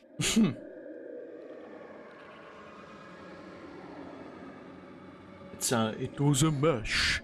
It was a monster mesh. Rockstar brought a lot of personality to Bully by giving each character in the game, even the non-mission ones, distinct appearances and backstories. One character that did not end up making the final cut was the cemetery caretaker. This character went through a couple design phases before ultimately being scrapped. Wait a second, confidential? Oh. Oops. The first design Whoopsie. bears a decent resemblance to Fred Gwynn's character in the 1989 film adaptation of Stephen King's Pet Sematary. The second design reminds me a little bit of Mr. Trenchcoat from Grand Theft Auto San Andreas. Mr. Trenchcoat being a nickname given to him by fans, some of which believe him to be a serial killer. Maybe I shouldn't judge a book by its cover, but I mean, come on, just look at him. Nothing good can ever come from a person who looks like this. At best, That's a bit rude. That sometimes dead is better. It's safe to assume that the caretaker was intended to be found wandering and possibly even patrolling the graveyard. And seeing as how you don't spend much time there outside of getting 3 collectibles in total, all within mere seconds of each other, it's likely that Rockstar omitted him from the game before they even began recording voice lines. I think it would have been cool to see him there during the daytime and then head home as soon as nighttime comes. Alright. Another off-putting character design that never made it to the final version of the game is the creepy janitor. It Mhm. remains unclear Janitor, if this was intended even. to be Mr. Luntz, the school janitor, or if this was another cut character. Assuming that this was meant to be Mr. Luntz, it's possible that Rockstar decided to tone down his disturbing appearance given his frankly maniacal and sadistic voice lines. Maybe they realized that they went way too far in the horror direction. That's kind of- Nobody should look this happy while cleaning urinals. Yeah, this guy definitely owns a hat made out of people. Speaking of school staff, here's what Nurse McRae Rude. looked like during the character model design phase of Play's development. I have no idea why they made her look like a goblin, but one thing that always bothered me most about this, and I'm sure this is intentional, but it's how sickly she looks. She's supposed to be a nurse, and she looks like a goddamn zombie. I'm guessing Rockstar That's wanted to tap fucking into mean the as fear shit. some kids have of going to the nurse's office, but I feel like giving her jaundice was a step too far. While we're on the topic of commonly held fears, for some people, going to the dentist can be scary, especially kids. So naturally, the game's designers decided to have a little bit of fun with this. By going through the sound effects, I came across 6 pieces of unused audio. The first 3 consisting of drilling noises, and the latter half being screams of pain and horror. Imagine skateboarding around town. 1 second you're doing ollies, minding your own business, and then you just happen to pass by a dentist's office emitting this. I don't know. I think that would have been funny. I think what contextualizes it for me is the fact that it's all in bully, so like, you know, much like GTA, the point is to be like funny and over the top. I don't know if I would say that this is like super scary. Maybe that's just me though, I have no idea. I think it's just interesting that there is even so much cut content in bully, because I always figured that that was like a fairly, I don't know, maybe not like finished, but I didn't ever feel like there was something missing there. Some digging with the help of a friend. We But again, I managed guess to track down most the games exact have stock like sound cut library used content, for this. so The General Series 6000. oh, not bad. I like how because these sound effects were left unused, there's just a screaming woman in the game files for no reason.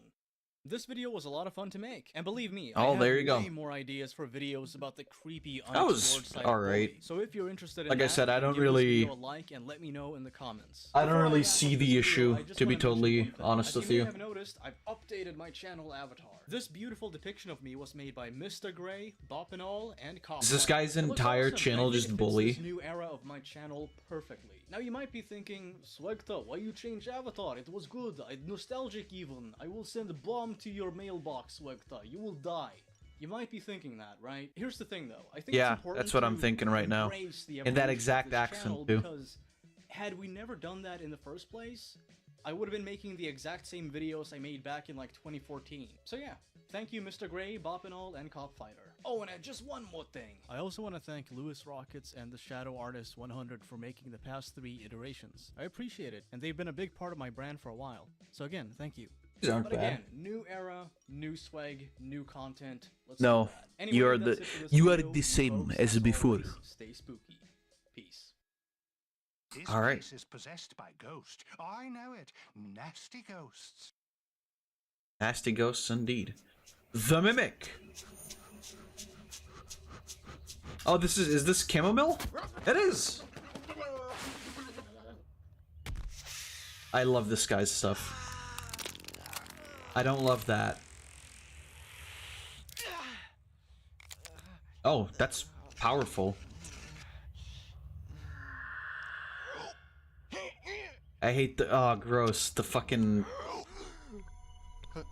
Hello? the earwax. Someone there? I hate it because it's real. I have Raycons and I clean my ears regularly, but they're still always full of that shit. It's so gross.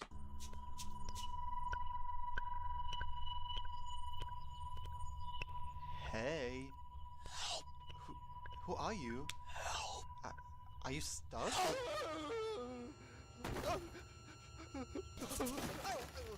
You're about to get your dick sucked by a demon again. Hey, don't worry.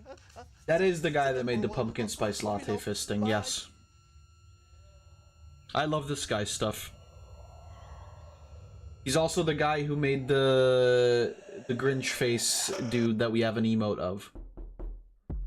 Right there, officers. There one. Really? Right there, officers. There one. That's a big old out day, partner. Not as big as your girlfriend's, right? Now go there. Why me? Why are you shaped like a penis? Fit in there. Oh, whoopsie. What about him? Is this a Willian, you idiot? Now go. Anyways, don't worry, sir.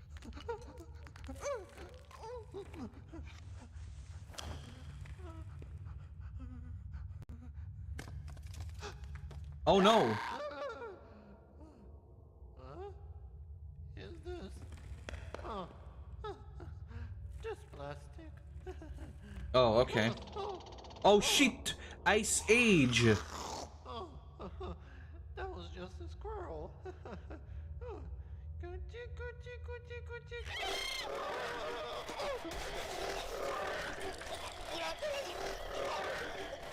So I shouted all over their toilets because it didn't give me any scars. What is that?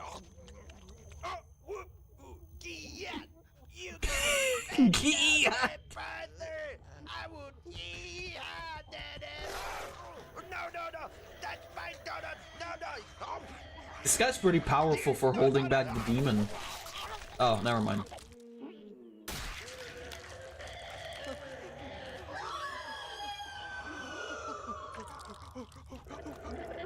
I love how this is set in like Unity Forest 03.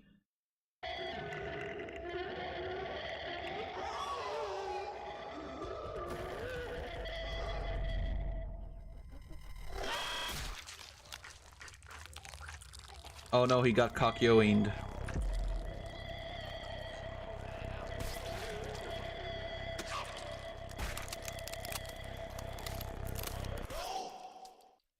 Wow, that was actually terrifying. Hey, you! Did you know that by pressing this little button... Usually these are just like funny meme, but that one was actually just pure horror. Bullshit. Ace 2007, yeah. In the following video, a Yes! mother is recording her Bizarre Bub. Boys, we're in the zone now. Scary Comp V100. I don't want to be mean to Bizarre Bub. The videos he talks about aren't that scary, and the fact that he sounds like an off-brand Chills just kind of makes it funnier. But I love this guy's video.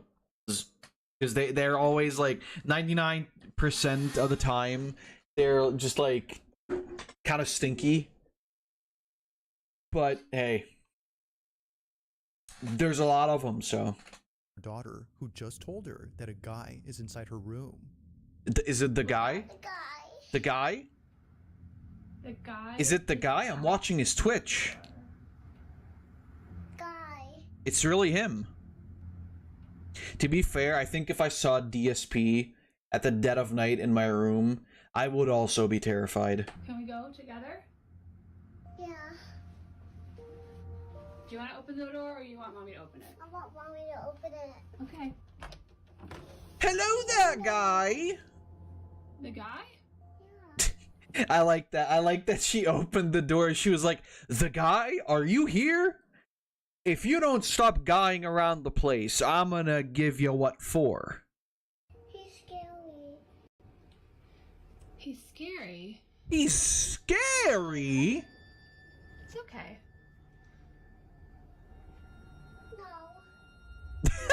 No. No one appears to be in this room. Yet strangely, Bitch, I told you it's okay. Someone who she says is No. scary.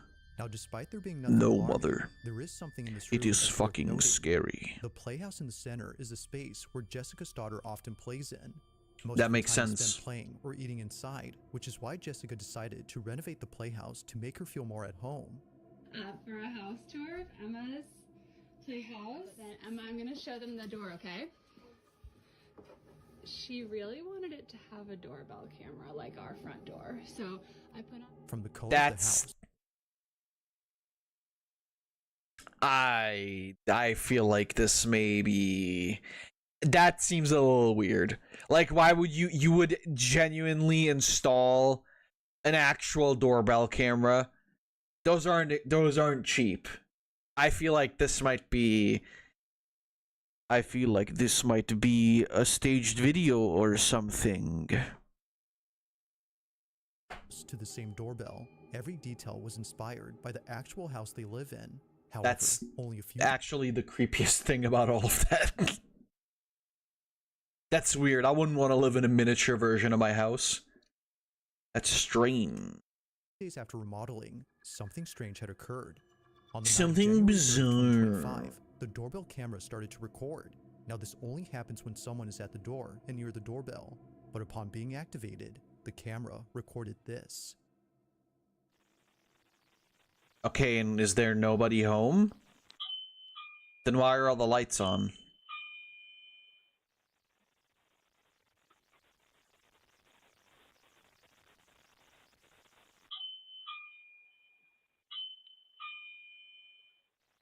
And is that the actual doorbell, or is this the funny doorbell?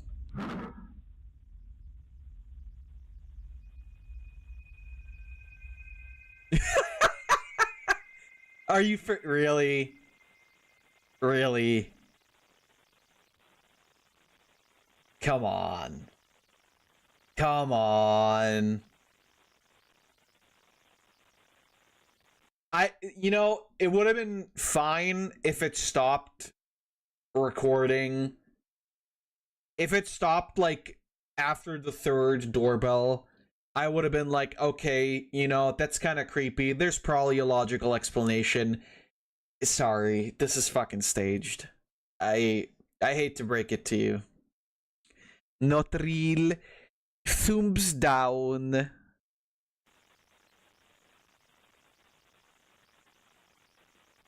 Bing bong. And also, if nobody's home, why the fuck are the lights on and everything? I'm waiting for that thing to, like, turn around and look at the camera and be like, I am God. Bing bong.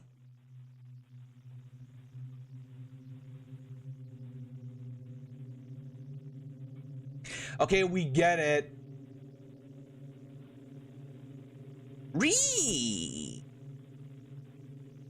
I am the demon of the doorbell. I ring the bell, and then I open the door. It really kind of makes you think, if I can just open the door, why the fuck am I ringing the bell and announcing my presence? It's alright, I'm not trying to eat your soul. I just wanted to borrow a cup of sugar. Sorry, I turned your lock camera. Really? Okay. Alright, buddy. Pack it up. We've seen enough. This is bullshit. If nobody's home, why the fuck are all the lights on? That's wasteful. You guys suck. You deserve being haunted. Die. I don't know if that's normal, but, like, we were raised to, if we're not in our room or something, and I still do this to this day, if I'm not using a room, if I'm not in a room currently, the lights are off. It's not even just for power saving, it's just fucking worthless to leave a light on in a room that you're not in anyway. What do you need? Sorry, you need to see? Well, who needs to see if you're not in the room? The demons? The demons don't need to fucking see. That gives them an advantage. You gotta keep them in the dark, so that, like, when you walk into the room and you hear some weird noises in the closet, you can, like, you walk up in the dark and you can give them the old 1-2. They're not gonna see it coming. You leave the room on and the light. If you leave the light on in the room, even, the demons are gonna get up to their shenanigans. And what will you then? What will you do then? Yeah. Yoshi, yeah, that's true. He's right there. Well, that looks like a fat fucking Yoshi. Holy shit. That's a Yoshi shame, but Either that Yoshi's got to lay a couple eggs, or he needs to fucking get off the fruit.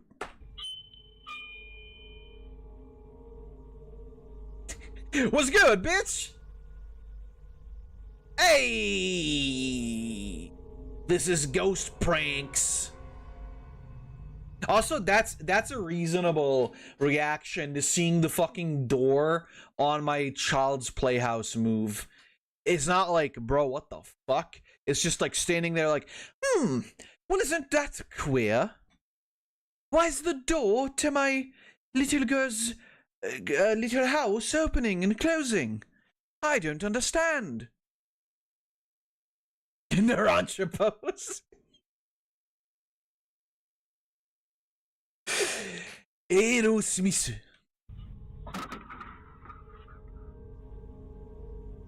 Yeah, that's how you react. That's a was really wondering how third time, by the way. I love the chill, like backwards, like, aw yeah. Big baller in the house. Ignore my stat. I was trying to Jessica was completely baffled as she wasn't expecting the door to open on its own. If I it was mean, just the doorbell going yeah, off by itself, I wasn't fucking that's a Squishmallow. I recognize that fat fuck anywhere. Now I know it was a Squishmallow. Sorry guys, no demons, just squish shenanigans. then one can say that it was just a technical issue. But then technically, what was that a fucking smartwatch? Bell going off by itself. Then one can say that it was just a technical. What the fuck are you doing giving your children a smartwatch?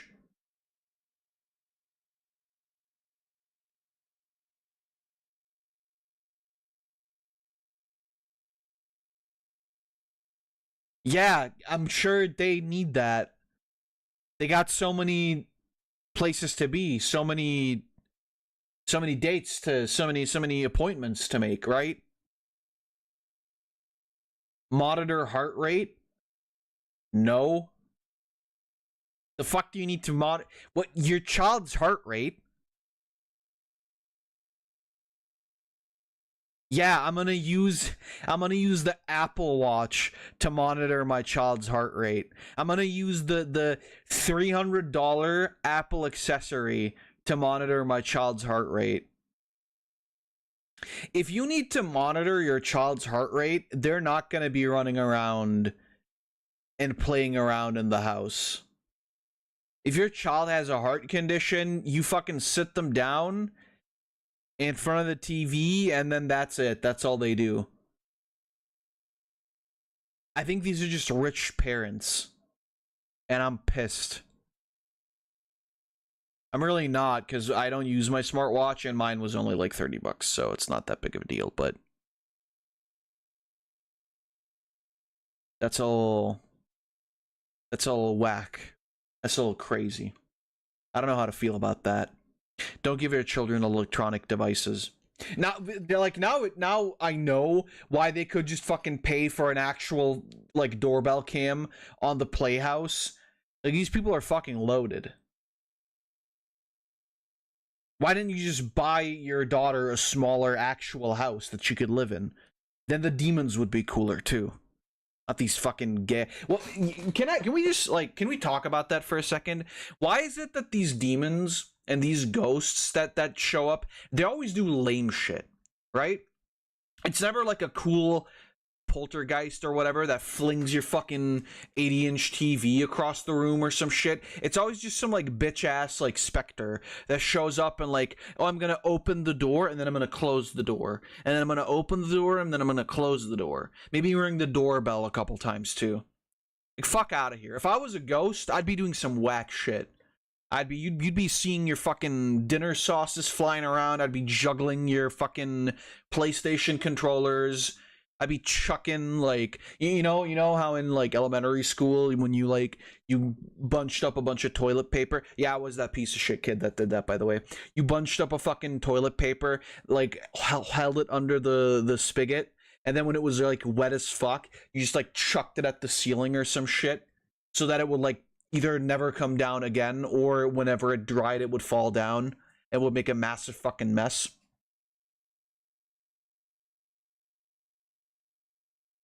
That's what I would do if I were a fucking ghost.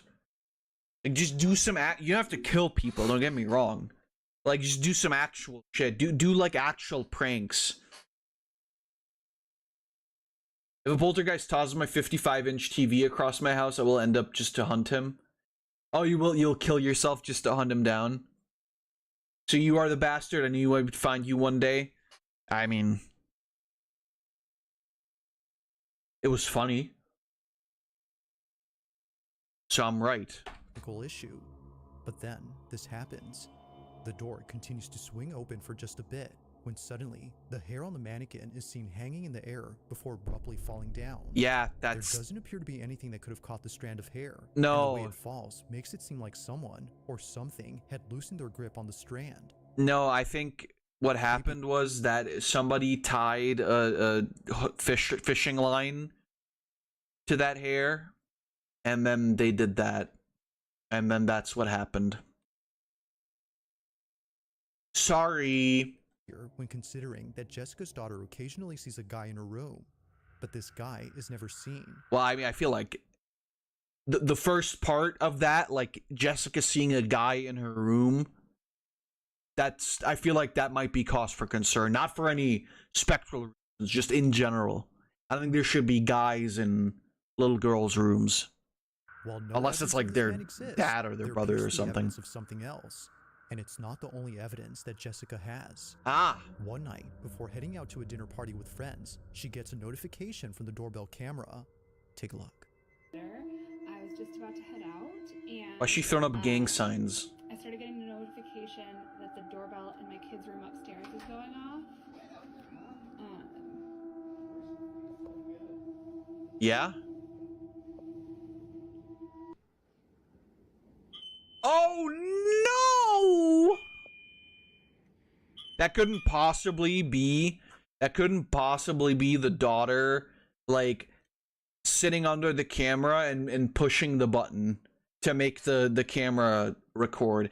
And again, if there's nobody in this fucking room, why are the lights on?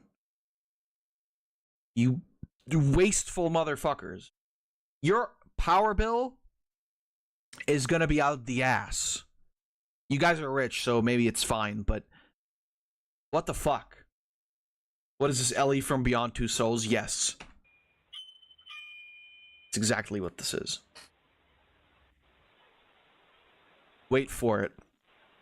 Yeah, is Satan gonna show? Is the demon gonna fucking go?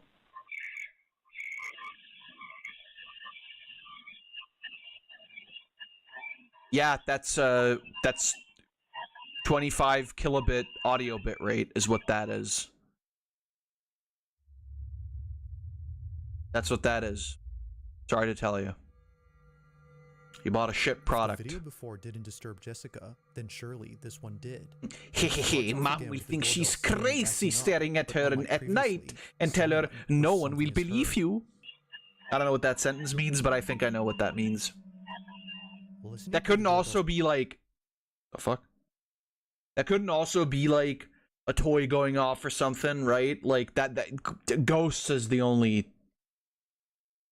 Ghosts is the only answer. It's all ghosts. It can only be ghosts. What else would it be? What do? We think it's not ghosts? It must be some kind of scientist or something. Whoever is talking doesn't appear to be saying anything intelligible. In fact, it sounds like... Sorry, what did you just fucking say? Doesn't appear to be saying anything intelligible. No, intelligible is correct. Unintelligible is the right. In fact, it sounds like someone chanting or speaking a different language. It's hard to say honestly, but there's no denying that something about this is pretty unsettling.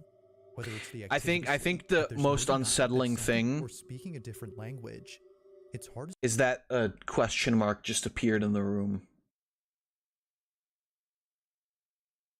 That's the scariest thing. The question mark ghost. It makes you really question why the fuck you bought an actual fucking doorbell camera for your daughter, you stupid bitch. to say honestly, but there's no denying that something about this is pretty unsettling. Whether it's the activity in the playhouse, This is a very or the cute room, mentioning of though. a man who can't be seen, Jessica is thoroughly shaken up and concerned. The Stop playhouse throwing has up been gang taken apart ever signs. since then, but still, from time to time, Jessica's child says that she sees the guy. What guy? It's the guy. I'm watching his Twitch. Is it really him? Yeah, it's the guy. If no one is there, then what exactly is her daughter being afraid of? Her fucking imagination, you dumbass. Sorry, bub. I didn't mean to be rude to you. Oh shit, is that the number 5? Now the following video was submitted to me by Connor M, who was home alone when this happened. The house that Connor I lives also in is like on that, street- like, this guy doesn't go out and look for videos. People submit videos to him. It's like, yeah, okay. So, like, the chances of these being real are 0. Thanks. where people's homes often get burglarized. But despite living in a dangerous Burglarized. neighborhood, nothing could have prepared him for what occurred in his house. Connor briefly describes the events of that night. In his own words, I was alone. My daughter Not stayed over at my Gmail. ex-wife's house, and my dog was outside. I'm still shaken up by this. It's late at night. That's not and what he Connor said. hears shuffling in the kitchen. This is his footage. Shiggity, shiggity, Watch. shiggity, shiggity, shiggity, shiggity. If anybody's here, I'm calling the cops. Who the fuck are you? I got a shotgun. Come on. It works on ghosts too. I'd be scared too if I lived like this.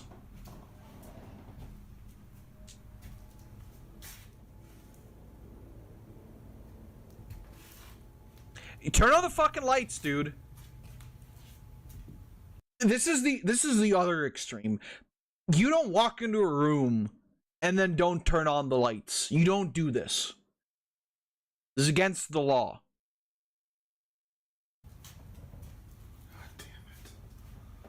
Yeah, don't check any further. Don't turn on the light. Don't walk more into the room.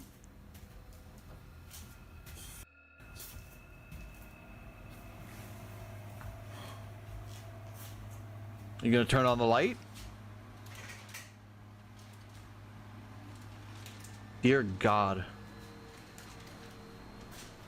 Bro, clean up your fucking house. Disgusting.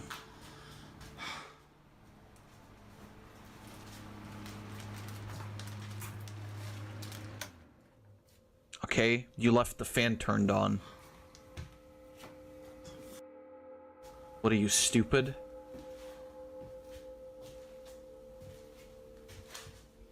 Why do you have... What? Sorry. Why does he have like 17 fans in this room? Is this guy the owner of OnlyFans? He only has fans in that one. I'm fucking... I'll be right back. I can't handle this fucking stupid shit.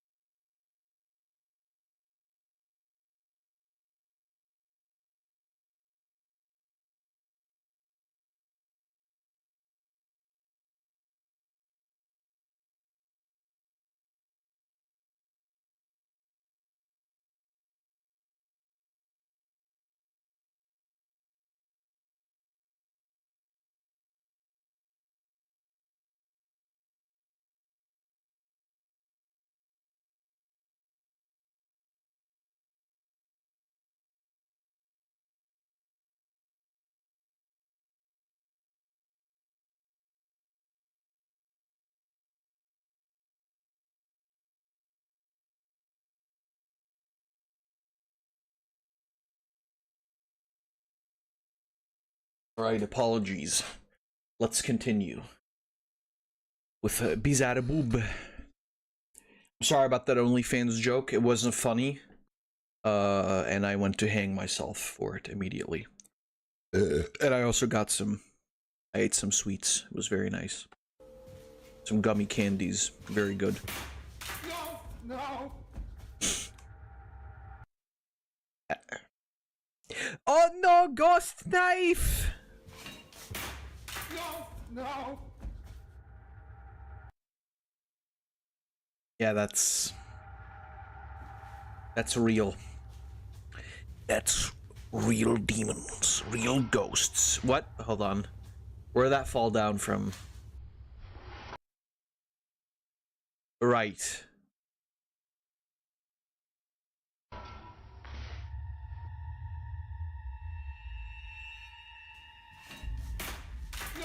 No! I like that he pulled it like slightly after himself too, after he walked away. Very real demons, very real ghosts. What can I say? The freaks come out at night. It looks like also we haven't really had any frame drops or any bitrate drops at all in a minute. So I guess I really did figure out what the problem was with my fucking streams. Unfucking believable. Somehow, a knife launches off and flies straight towards Connor. Thankfully, I don't know him, if that's the sharp straight blade lays close to his feet. towards But had he stayed any Connor. closer, this video would have had a rather unfortunate outcome. From fearing that someone broke into his house to encountering this, Connor was Yeah, immensely the knife terrified. ghost. As he Hate that states, guy. when it Almost comes as to bad things as that the can't be box seen, ghost. There's no telling when the knife in your kitchen might fling itself at you with no apparent cause. Why? Now The cause that's is that he creepy. tied a fucking rope to it and pulled it. What do you mean, no apparent cause? On December 9th of 2023, a hospital surgeon is freaking out after seeing something that she couldn't believe.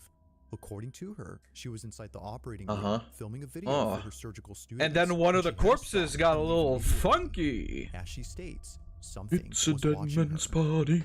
Now this video Who comes from a could social ask account for that doesn't post more? anything like this. All the videos on this Everybody's page are come purely and leave educational your and meant for body students at who want the to become surgical door. technicians. Leave your But this body video, and soul however, was at the posted door. for anyone who could help explain this. Tiffany has no idea what was captured, but hopes that someone does. This is her footage. Watch. At chromic catgut, the difference is, I'm so sorry, my brain. Okay, here we go, back. Okay. So here we have two different kinds of sutures, polypropylene monofilament and chromic catgut. The difference between these two is that this one is dissolvable and it's animal derived, and the sutures last anywhere from 60 to 90 days. I think those are the kinds of sutures that I got once. The ones that dissolve. I'm not sure though. I actually don't remember. I remember because I had a toe surgery a couple of times. And no, actually I think the sutures were always the type that you had to pull out, which was like the worst fucking part of any fucking surgery. It was horrible. I hated it.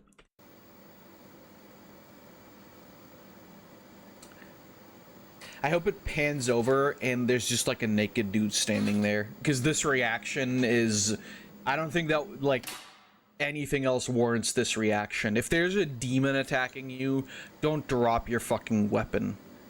Just go like surgeon style.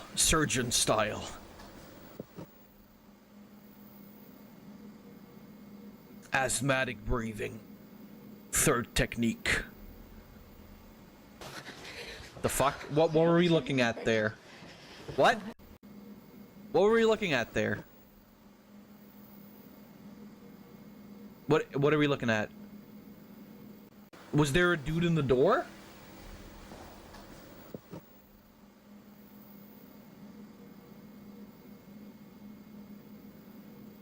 There's nothing. It's just nothing. Literally tearing up right now. I saw it. saw it? Yeah, I feel like she saw a little bit more than you wanted her to see, buddy. She's pointing that camera right at your fucking dick. I guess even the doctor's gotta get a little freaky at night. I wonder if this is because, like, I know that from one of my friends, they once talked about whenever they get like new people working at a hospital, they kind of like play a prank on them. You know, like they'll I don't know, like somebody will be like lying down on a bed or something, and then, you know, if they're doing like some shit at night, they'll like jump up out of the bed and give them a scare or something. I wonder if that's what's happening here. They're like trying to scare. I'm going back in. Saw it run in this direction. Yeah, sounds like what you should be doing then. I feel like in a place of scalpels and other cutlery for human tissue, why not just grab one and then like take that with you as a weapon? Because I mean, realistically, even monsters need surgery sometimes, so like you could probably at least stab it in the eye or something.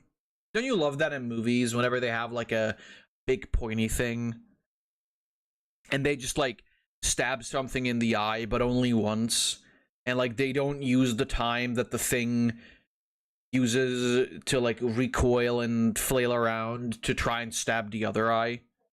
Like, it makes sense if, you know, if it's like a big thing, like a dragon or something.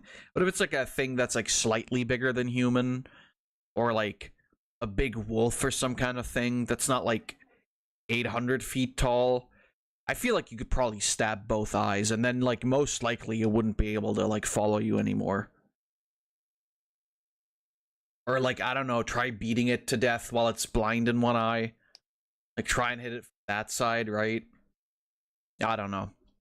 It's just me. I'm just saying, like, sometimes it's not as complicated as getting the funny spell to get the monster away. Sometimes you just beat the fuck out of it until it's dead.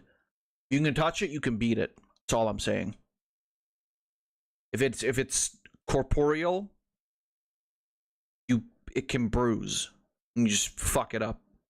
Just grab one of those chairs, fucking Randy Orton, you know, like, I don't know, just don't be a pussy. Just do some cool shit. I don't know. Maybe that's just me. I want to go head to head with some of my demons, so maybe I'm just a funny little man. Our women's restroom was out of service, but we think it's haunted. Clearly, that's the only logical explanation. That's not fucking Brenda's burrito leftovers simmering in the fucking bowl, screaming in pain about their existence. That's just fucking haunted. Well, what do you want from me? We're people of science. We're men and women of cold hard facts, and the cold hard fact is Hanako-sama is raving up in that fucking shitter right now. So I don't know what to tell you. Red paper, blue paper. Fuck me. I don't use paper. I'm a caveman. I take a shit, and then if there's any shit left on my ass, well, it stays on my ass. Because I can't be fucked to wipe my ass. There's lives on the line, people. That half a minute that I'm taking to wipe my ass, somebody could die. Are you crazy? Think I'm gonna let people die just because I got shit on my ass? This isn't a bit. I don't know what the fuck this is. I think it's starting to get late. It's almost 8. And my head ain't feeling great. I got a lot on my plate. And something masturbate, whatever. All right, let's see this haunted fucker. It doesn't say out of order. It says like haunted as fuck. Don't go in.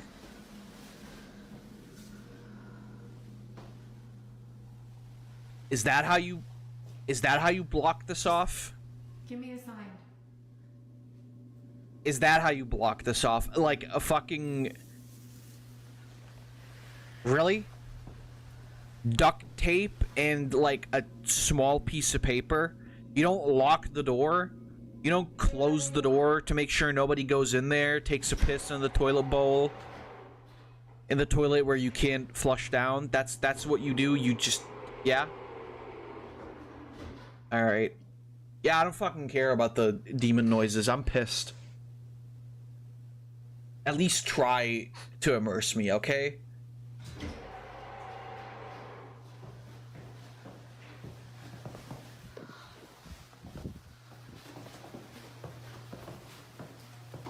So, sorry, you left your phone in the bathroom to record the demon? Yeah, nobody does that. Nobody leaves their phone anywhere.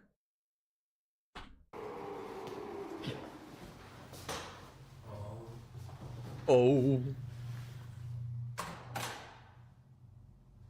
I'm pretty sure hospital doors all close automatically. Fairly certain.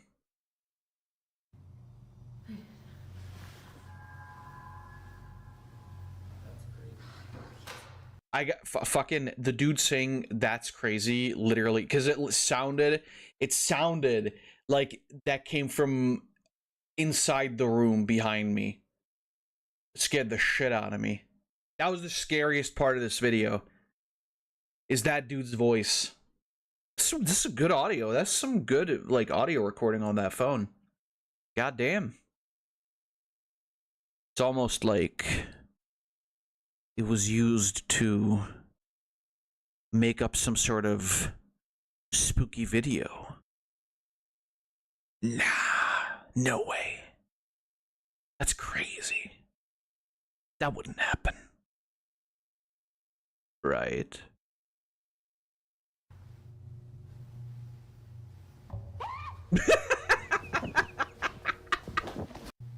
Who is that? Who the fuck is that?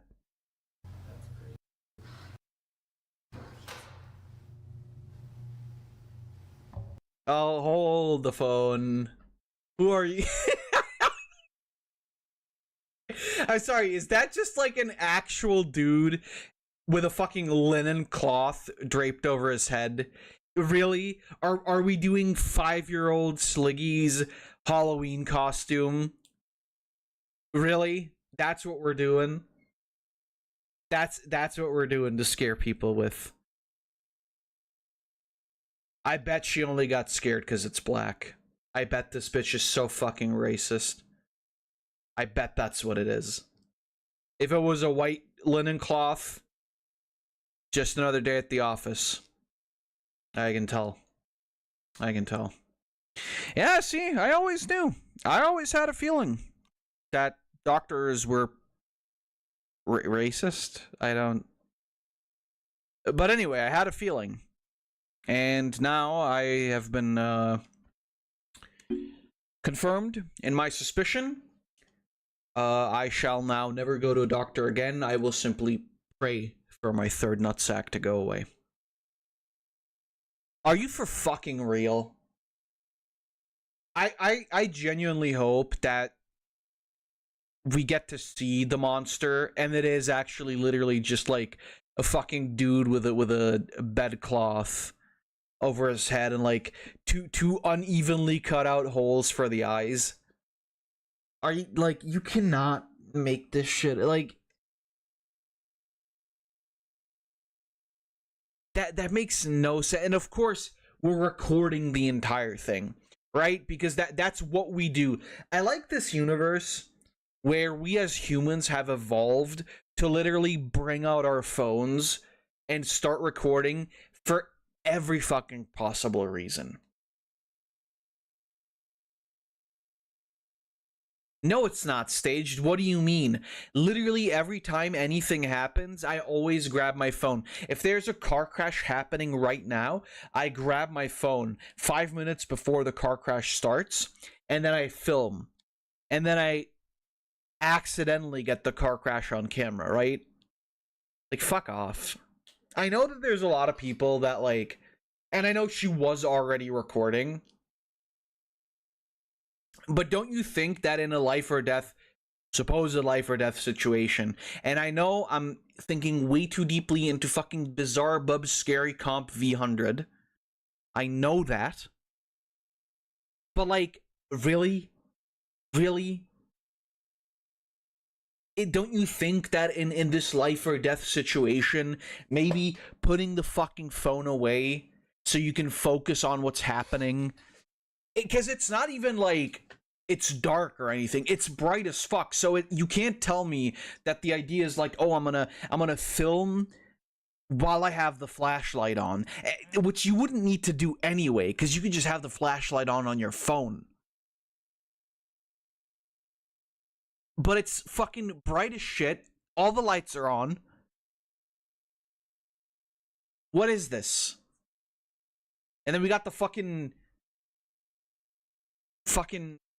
yeah, I can't say that, but I mean, all I was gonna say is we got Casper from the Hood walking around the place. That's not that bad, but fucking really, actually, you insane? Are you fucking out of your goddamn gourd? Like how the scream came like after that thing ran away too. Good timing. Stick with your day job of being a doctor, because you ain't gonna fucking make it in Hollywood. Yeah, that's what I need, a replay. Thanks for the arrow. I wouldn't have been able to tell. Uh-huh. What was meant to be a simple lesson on sutures had turned into something out of a nightmare. Uh-huh. Tiffany writes that she had caught a glimpse of a figure standing at the window, which then quickly fled away to the other side of the hospital. Yeah, like, and then you see somebody standing there and you don't go like, hey, who the fuck are you? Hello? You just sit there and you stare. And, oh, that's weird. That's like a demon. I'm not scheduled for Astaroth tonight. Huh. Yeah, that's strange. That's really bizarre.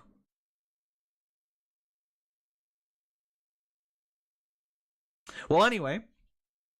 It was brief, but terrifying enough to put Tiffany in a state of shock. I don't exactly tell know what if it was that that's she saw, but based on what others have reported seeing at based. this hospital, Tiffany thinks this may have been the so-called ghost of this place. Almost of course, the so-called ghost of this place. That's gotta fucking suck ass, right? If you're a ghost and you don't even get like a cool name, like the Spectre of Elvenhound Forest, you get fucking, yeah, the ghost of this place. Ghost of this shit shack. Yeah. I don't know.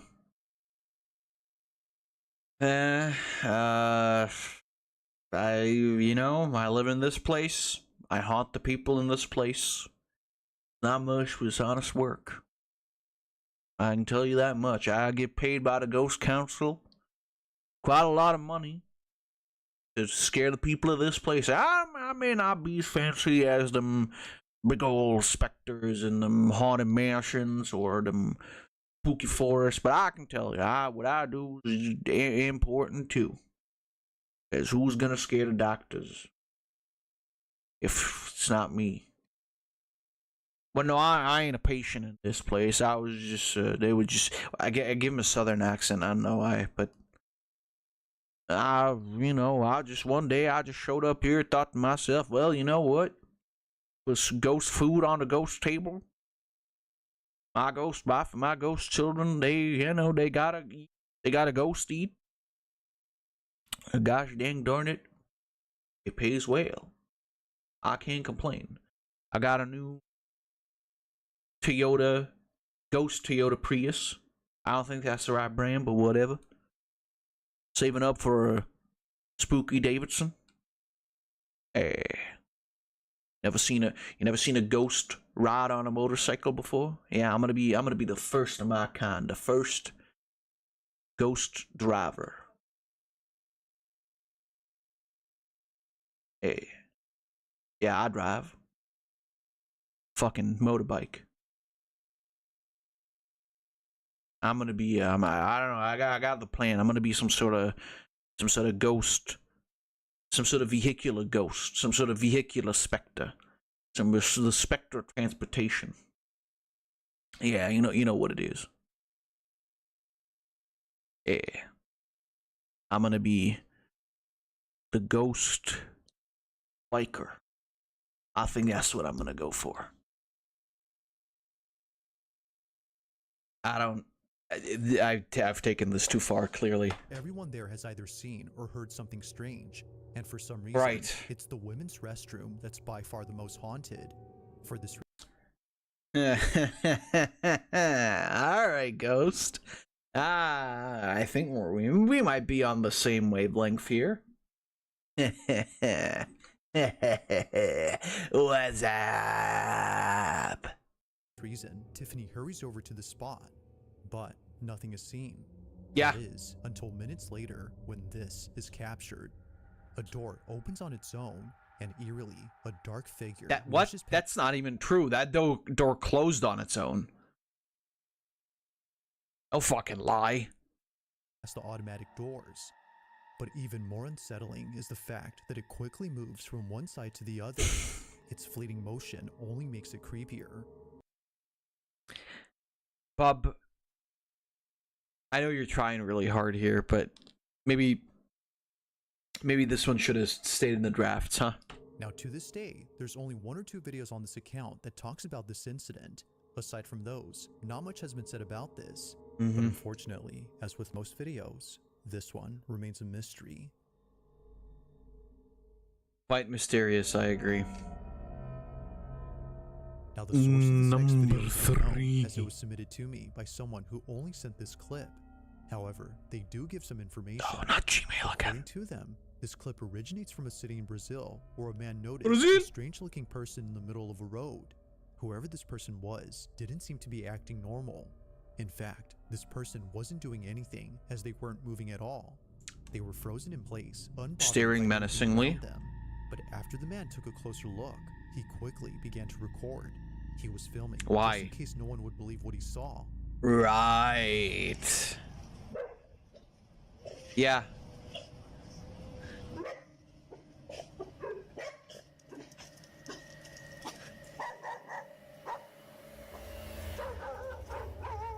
Well, they just ran over that ghost man. They killed him a second time.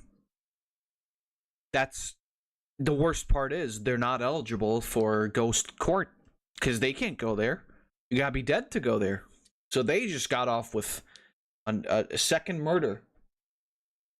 Well, I guess we don't know if the first one was murder, but you know what I mean. Yeah, it's sad. Every day it happens. Every day 100 ghosts die again because people just run them over. I'm not sure, but you know what? That may have been a shadow demon. I'm not sure. Those are kind of different. The legislation kind of sees that as a difference, right? If it's a ghost, then there's an issue because they used to be a person. But if it's a shadow demon, they don't quite fall into the categorization. I can't fucking speak.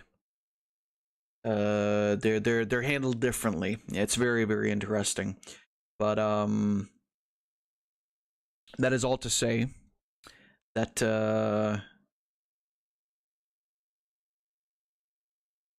I think we should file a lawsuit. We should really raise some awareness to ghost crime.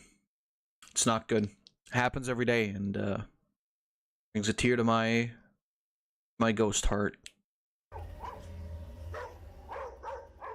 Oh, they came back for a fucking another round. They want to make sure that bitch is dead. A figure resembling a person is seen standing still. However, no head or chest is seen. No Only head. The lower half of this body is visible. But as if more parts of this body couldn't disappear, the figure completely vanishes after a motorcyclist crosses its path. Now, there is nothing. It's as if the figure had hitched a ride with the It's motorcyclist. ass? Yeah, I agree, bub. You're right. Now, It is whether or not ass. this is supernatural remains a mystery. But as always, I'll let you be the judge on what was captured. Just what could possibly explain the partial figure that was caught on camera? Editing?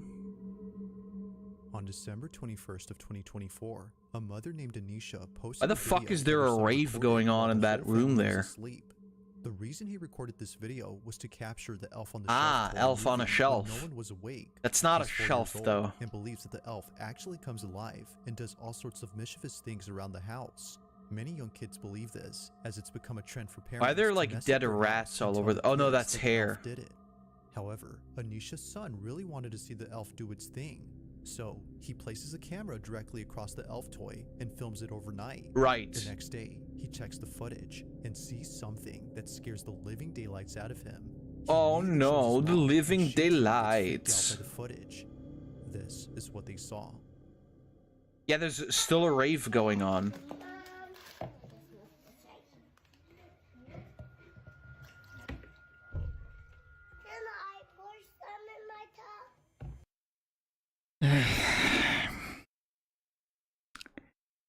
Now let me guess. Was that a single frame of a child standing there?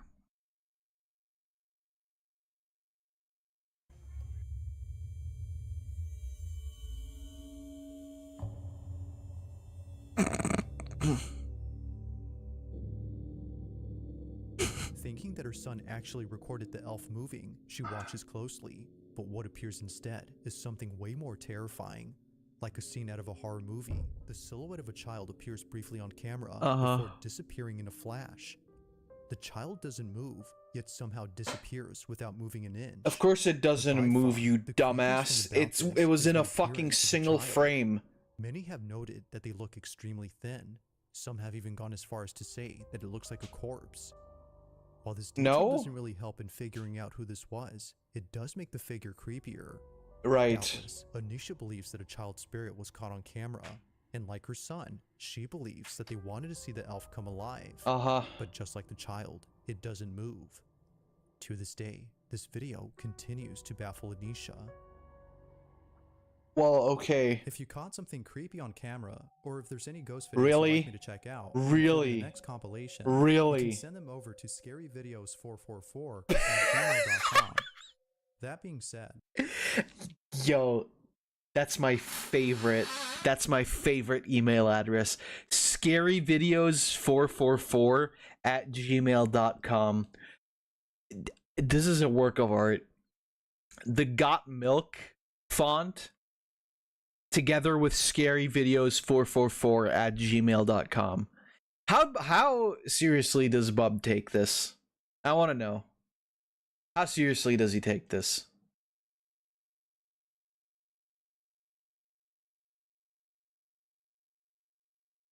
Oh, Bub. Oh, Bub. How you make my heart bleed. let's get back to the video. Yeah, let's. Oh shit, one. Let's go, this is the scariest one. When a man named Taylor immediately takes out his phone to record A man something named in his Taylor is girlfriend's actually house. very scary. He's by himself. 'Cause he's gonna For the get bullied first a time, lot. He's hearing what his girlfriend often hears at night, but never records on camera. At this What's moment, that? the sound of someone walking back and forth is heard from upstairs. The thing is, though, no one else is home except Taylor. Mm-hmm. My front camera is smashed, but I'm here at my girlfriend's house by myself. She always says My front camera is smashed. Who gives a shit if your front camera is smashed? We don't want to see your ugly fucking mug anyway. because it sounds Sorry, like that's somebody mean. walking around upstairs. I didn't mean to say it that way. Heard it until now. Nobody wants to see your bitch ass, ugly ass, fucking shit ass face. Because the house is a little That's how I old, wanted to say it. but it legit sounds like there's somebody Oh, upstairs. popcorn ceiling. I will Bitch to swing on remove. ghost or as far as I've heard. Though very satisfying. Slimy yet satisfying. Hello. Is it me you're hunting for? I can see it in your eyes. Come down these stairs and I will swing. Except I really can't, cause you're invisible. Yo!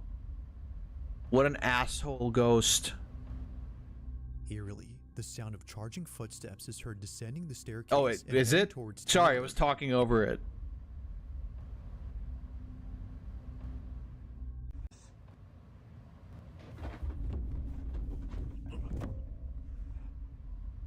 Imagine getting sucker punched by a fucking specter. Loser. The sound of charging footsteps. That dude ain't even got a body. Towards Taylor, and as promised, he delivers. He lunges at whatever it was that was heading toward. Hold on, I'll be right back. But it's actually, that's impressive.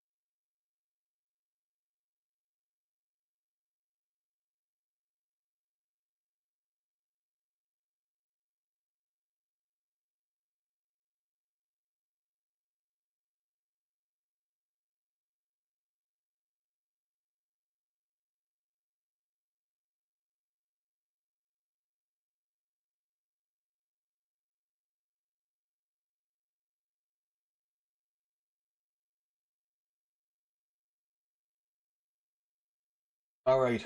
Apologies. My washing machine finally finished. Let's continue. Taylor, and as promised, he delivers. He lunges at whatever it was that was heading towards him. I think that's kind of based, honestly. That's, you don't see that a lot. People fucking swinging at the ghost. That shit's pretty cool. He continues to record on the off chance that something else happens. Unfortunately, nothing does. But at least the sounds from earlier have stopped. Now, while most people tend Yeah, to that run ghost away got fucking scared by that mean right hook.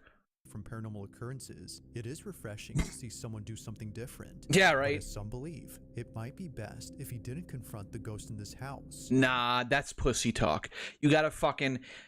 Listen. Your house, well, your girlfriend's house, your rules. That ghost, not invited. If it was a vampire, this problem wouldn't have existed in the first place. Your ghost, your ghost. Yeah, well, I mean, your ghost, you own it. You can do whatever the fuck you want with it. If you want to beat it the fuck up, then do it. Regardless, ghost or not. That's your goddamn right as an American. I can beat up my own ghost whenever I want.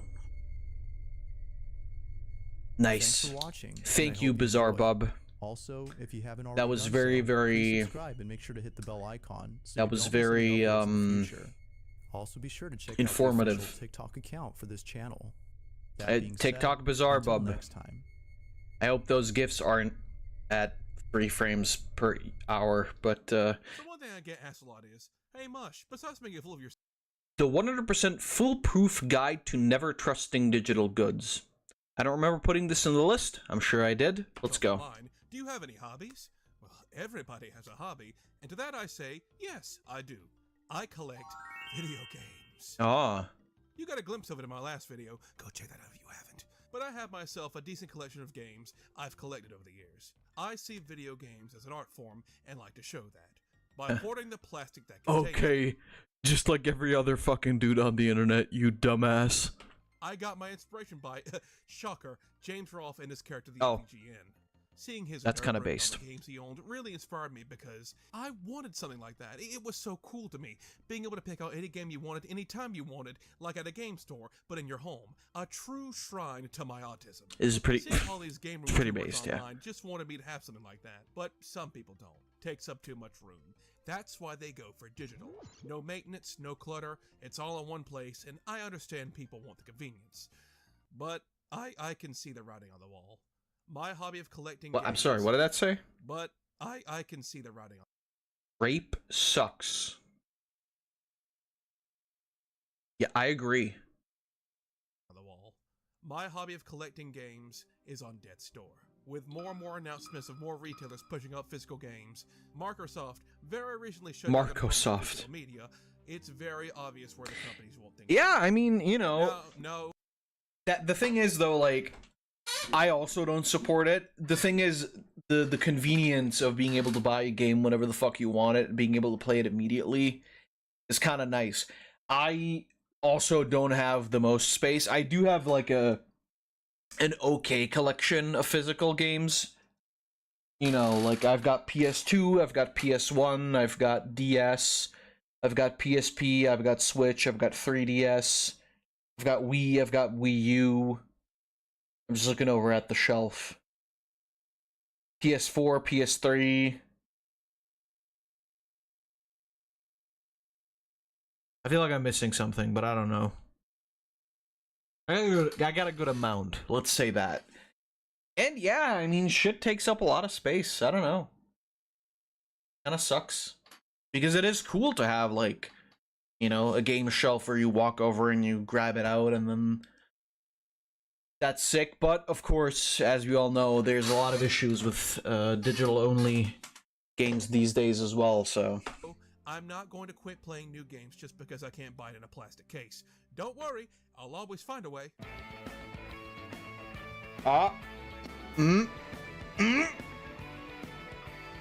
But yes, it's pretty obvious why things are turning out this way. But I just want to share my little piece on why I prefer to cling to my plastic. I do not trust corporations with my purchases. I just don't. video ends right here at the $1. At the 1 minute 37-second mark. That's it. And you shouldn't either. We need physical to be an option, even if companies want to cut it out. This not only applies to video games, but to movies and TV as well. I think that's really funny to hear. With the discourse now of Nintendo's physical games being so expensive. And I said this earlier in the stream. I agree on a level of, you know, these games are all too expensive. I think that's the case for all games. Every game that's coming out today that is over $40 is too expensive.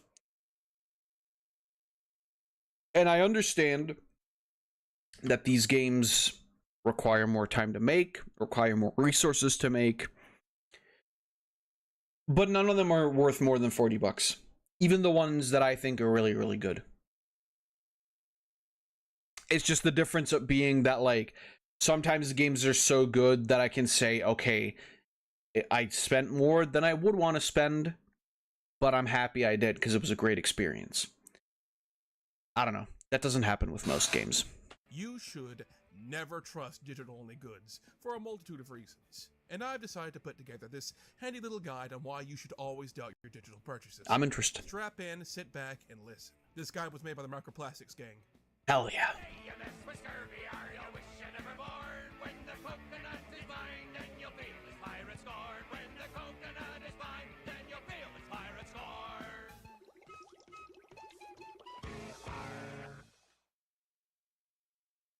Let's hear it. Number 1, lack of time and storage. Now, we're starting off with something that just really gives me an excuse to talk about absurd file sizes. Games and movies take up space. Some No. like to organize them on bookshelves, and I understand if some are not capable of doing that, nor want to hassle with that. Some just want to turn something on and just let their brain do the rest of the work. Regarding movies and TV shows, everyone has shifted over to streaming, so this isn't really an issue.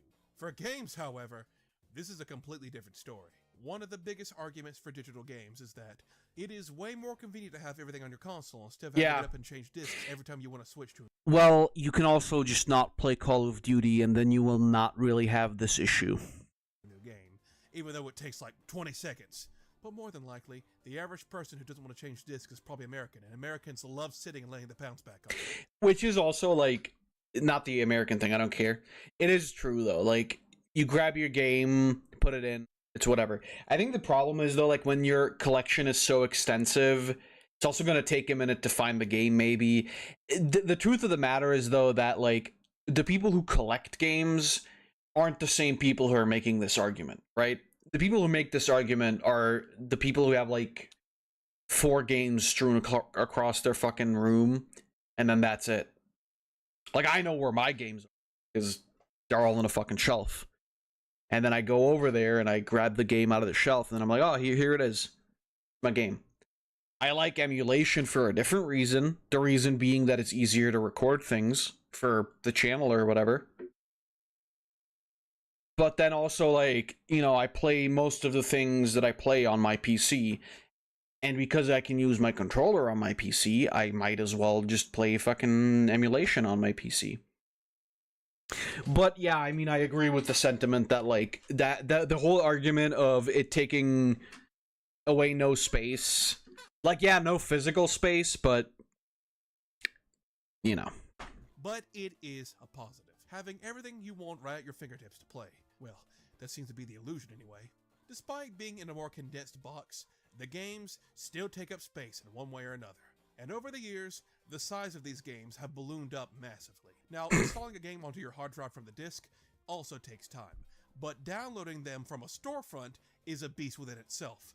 Back in the day, these games would only be a few gigabytes big because they were not even that much. For a few dollars. Didn't take up much space, and because internet speeds were much slower. 80 megabytes is more. Far away from that now. The future of these companies and now, you know what the funny part is? That 44 gigabyte, that isn't even that much. Downloading gigantic AAA games that take up almost your entire hard drive. We're talking games that easily go into the triple digits in terms of file size. Which, to be fair, just don't play COD. It's been long known Western developers cannot compress worth a shit. Which I don't understand. I mean, I get it. The problem is that, like, you've got these big-ass fucking 4K textures, right? But why, like, if you're gonna do digital anyway, why include them as a standard? Then make people who play at 4K download them. They'll do that anyway. You know Elden Ring, that massive game that took the world by storm? 60 gigabytes in size. Also still very big. Meanwhile, but since it's massive overworld and whatever, you know, passable. You got your yearly Call of Duties reaching 240 gigabytes with hardly any content in them. It'll take you longer to download the damn game than it will for you to complete the campaign. You could fit maybe 3 Modern Warfare 3s on a launch PS5. So when the games take up so much damn space, you're going to have to, naturally, delete one to make some. But that also means if you ever get the itch to play through the game you just deleted again, you're going to have to reinstall it. For physical, that means you gotta use the disc again, which will take a bit of time. For digital, you gotta re-download the whole damn game again, which depending on your circumstances could take 5 minutes or 5 hours. It is very subjective how long these Just pay for better internet, dude. But I imagine most people also won't be too keen on having to constantly re-download triple-digit gigabyte games no matter the case. I mean, to be fair, if you're re-downloading Call of Duty Black Ops Cold War, maybe reevaluate your life in general. That's convenient, right? Having only a handful of games on one large terabyte drive and having to constantly delete and re-download stuff. This is the future of gaming we all dreamed of. Waiting instead of playing. Number 2. The Walled-Off Garden. If you've ever taken any economics class in high school, you probably know of the concept of supply and demand. The supply and demand of a product are reliant on each other and will constantly shift in price and availability based on how many people want it and how many are readily available. Every single sold object in history has followed this rule, and probably isn't changing until the human race goes extinct. In the old days, video games also followed this rule. They'd get produced in the factory and shipped off to multiple retailers to sell the game. You could get them from this place, or this place, or this place, or even this place. You had all sorts of places you could get your games from. Now, of course, all these places would really prefer you get the game from their store, so they would have deals on video games all the time to entice you to buy it from them. Walmart was always the best place to get Switch games from because they were already $10 off compared to most other places. This kind of pricing creates competition. You had choices, a ton of them. If we're moving into the digital future, all the choices are now gone. You get all your games from one place now. The big company storefronts, and you play by their rules and you pay their prices. Retailers usually had the most control over the physical games. If they wanted to sell games at incredibly discounted prices, they could. Silent Hill 2. You know, when something would get marked down to Spyro. an incredibly low price so someone would buy it and it now had space for newer stuff. I walked into Walmart the other day and they had Shin Megami Tensei 5 on clearance for $20. I scooped that up immediately. That's a steal. Well, in the Digiverse, shelf space doesn't exist. It's just code. It's unlimited. It's never going to run out. So the concept of clearance will never apply here. Walmart has supposedly started dropping copies of Starfield down to 3 cents a copy. Damn. Say what you will about the quality of the game. Still not really worth buying. Being marked down to a nickel is absurd to think about. Now, do you think you will ever see Microsoft sell the game for a nickel in the Microsoft store? Todd would have a fit. Condensing everything to just a few digital storefronts, we are objectively being given less options to pick our games from. If you play on PC, of course you have more choices. You have a ton of different launchers and storefronts. Yeah. Some are extremely Consoles, on the other hand. I don't know about that though, because like the problem there is also that for most games, they're exclusive. Like you can't get Fortnite on Steam, for example, as far as I'm aware. So like, I mean, okay, Fortnite is also free, so that's different. But you know what I mean, right? Like these places sometimes do have. These places sometimes do have like exclusives where you can't really move to another platform to buy them. I guess what you could say is that the one thing that exists on PC is I guess it exists for console too though. You can go and, you know, get like game keys for a lot cheaper than you would get them at the store or whatever. I've, purchased a couple of games that way, and it's always worked out for me. Are a different story. You will only be getting them from their digital storefronts and nowhere else. That is your only choice. Now, you could make the argument that consoles themselves are your way of choosing, but that also shines a light on the fact to even access these, you're basically paying a several $100 fee up front for the systems to even be given the privilege of buying from their store. I mean, right, but also that's kind of how it's always been, though. Like, yeah, you have to buy the system to play the game. That's not any different than with physical games. And if we are being completely honest with ourselves, you could very easily make a PSN account on your computer and then just buy a game over that account. You wouldn't be able to play it because you'd still need the PlayStation, but you could do that. I've done that before. Excuse me. I've done that before. I bought a game on my phone, and then it was on my account. So, like, that does work. You don't technically need the console. You need the console to play it, but you need that for physical games, too. Imagine having to pay a fucking bouncer in front of GameStop to even enter the store. The only competition now is between the games themselves on the storefronts. Yes, these storefronts have sales on games all the time, but it's usually on the smaller indie titles and a few old AAA games. The thing is, the devs, especially the big ones, have no real obligation to drop the prices. In fact, they could choose to never drop the prices ever. Looking at you, Nintendo. It's no secret that Nintendo games never drop in price or value, but I want to show you all something to back my point up. This website is called Deku Deals. This is a nice little website that will show you what current deals across all platforms are going on, across different retailers and digital storefronts. I'm not sponsored by them or anything, I just want to use this website. That was the first thing that I was going to ask. Point. Here we have a small little indie game called Breath of the Wild. You know, it's going to turn 7 years old next month. Ugh. But anyway, this chart shows us the timeline of all the times the game has dropped in price, with physical and digital games lumped together, and considering its age, it's no surprise. But let's turn off the physical sales and see what it looks like. Oh, would you look at that? Significantly reduced. In fact, according to the chart now, not counting all the retailer codes, the only times the game would ever drop in price on the Nintendo eShop was during the holidays. Ooh, wow, what a bargain. A game dropping in price once a year. How convenient and money saving. You can just not buy the game until it's on sale. That's the point is very clear. I understand it.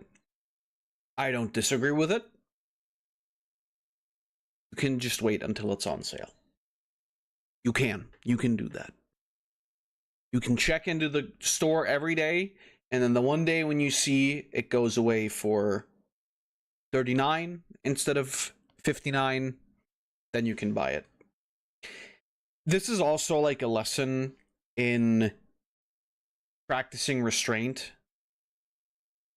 If you are not willing to play a game, if you're not willing to pay a certain amount for a game, wait until it goes on sale. I know that doesn't happen a lot with Nintendo, but evidently for, I don't know, maybe for Mario Odyssey it never happened. Evidently, for some of the games, it happens twice a year. Then you know what to wait for. Then you know you can save $10 every month, and then you'll have that money in. And then you won't even, I don't know, or maybe you'll be able to save together $120 and then you can buy multiple games if they're on sale. I understand the point, and again, I've said this a billion times before, $60 for games and then them never being on sale, not acceptable. I've very often criticized Nintendo's business decisions, and I still do that because I think they're still bullshit. I can afford them,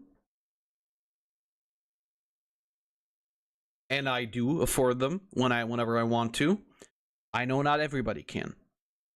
For me, it's not really an issue.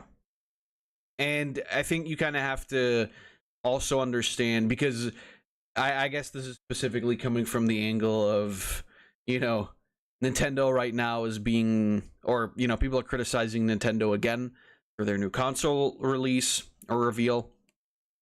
In my opinion, I don't have an issue with it. Two things can be, you know, we heard that earlier in another video. Two things can be true at the same time. I can believe that what they're doing is bullshit. I can believe that their practice of asking for 80 to 90 bucks for a video game is complete bullshit. I can agree with that. I can at the same time also say though that like I still want to buy it because for me the money is most likely going to be worth the experience, or rather the experience is most likely going to be worth the money. And in that regard, the biggest issue that I have is that literally one of the only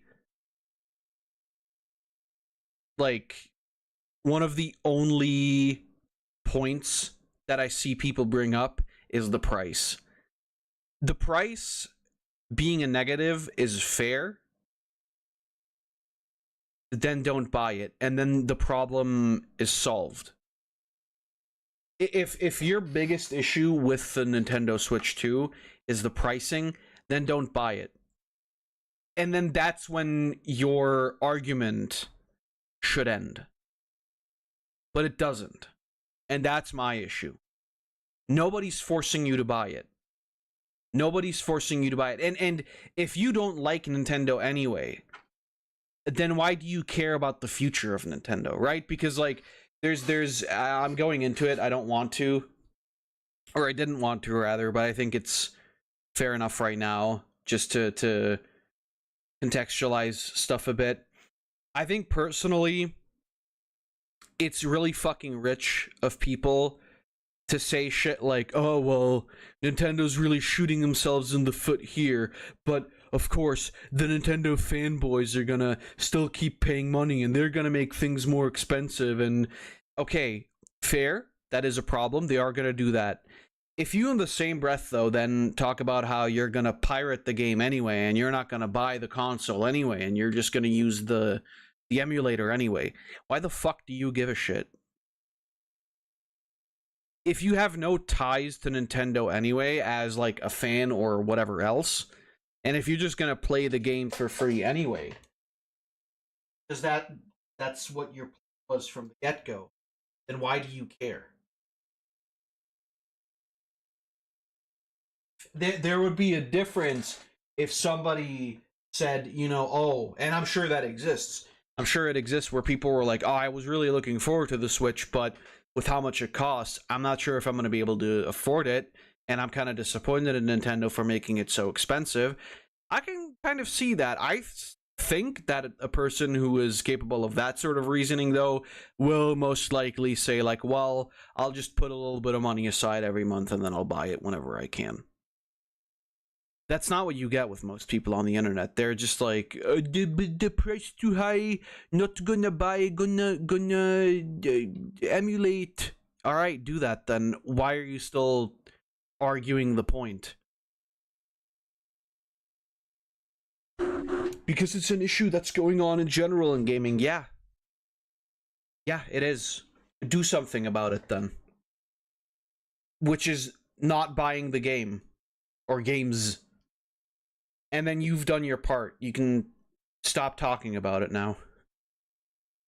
Find multiple examples with multiple games. Mario Odyssey, same thing. Smash Bros, Mario Kart. It even happens with Sony. God of War, Bloodborne, even Sony's movies are having their price drops limited. The games will only go on sale when they want them to go on sale. Your options are being taken away. They want to cut the retailers out of the picture to make sure only they get the full cut without any compromises. But at the same time, we're being compromised because... Number 3. Digital storefronts are dog shit. People used to have horror stories of walking in GameStop, all the awkward interactions, the fact the place smelled like piss and sweat, having most of the store be cluttered up with toys and junk, and then the cashier tries their hardest to get you to sign up for some dumb crap you really don't want to. All this trouble just to buy a game. A lot may view it as a positive that you no longer have a wall of soulless Funko Pop staring at you and judging you for trying to buy a copy of Hatsune Miku. Some may prefer not having to interact with people. All that trouble is now gone. Until you see the digital storefronts you have to deal with now. All the console digital storefronts are horrendous in a bunch of ways. Most of the time... Sorry, that's a console issue. Also, the Nintendo store isn't that... None of the stores are that bad. I've seen them all. They're okay. They're a complete mess to get through just to download games. I feel a sense of... Why? Just go in the store and search for the game you're trying to buy. Most of the time, it's on the fucking front page anyway. The search option exists for a reason. Are you, like, I mean, I get it if you're just browsing. Why are you browsing? You only want to buy a specific game anyway. I don't know. This isn't really an argument that I can, like, even agree with. Every time I need to access the PSN or Nintendo eShop. Oh yeah, I should say, I've been a Nintendo and PlayStation guy my whole life. I've only used Xbox for some exclusives, so you're not going to see me mention them much here, but I'm fully aware they have their own set of issues. But this is mostly going to be focusing on the other two, so my apologies to those Xbox diehards. I know you're out there somewhere. Steam is probably the gold standard for a digital storefront. There's a ton of different tags, filters, and labels to really nail down what you want to see. I mean, there's a lot of trash you gotta dig through, but still, it's still the best we have in the market. I like that that's the first thing he went to. Right now. But that's not really much competition. The PSN... Also, Steam is good. It's not perfect either. If I want to look through, like, the roguelike category, I get the same exact shit all the time. Maybe it's because I bought a lot of roguelikes, but... I mean, are you really looking for, like, indie games and shit on your consoles? Maybe on Switch. So I can sort of understand that point. The rest, though, I don't know. Store has been complete garbage since its inception on the PS3. This thing was like a slug moving through molasses. Look at how you search games on this thing. That I can agree with.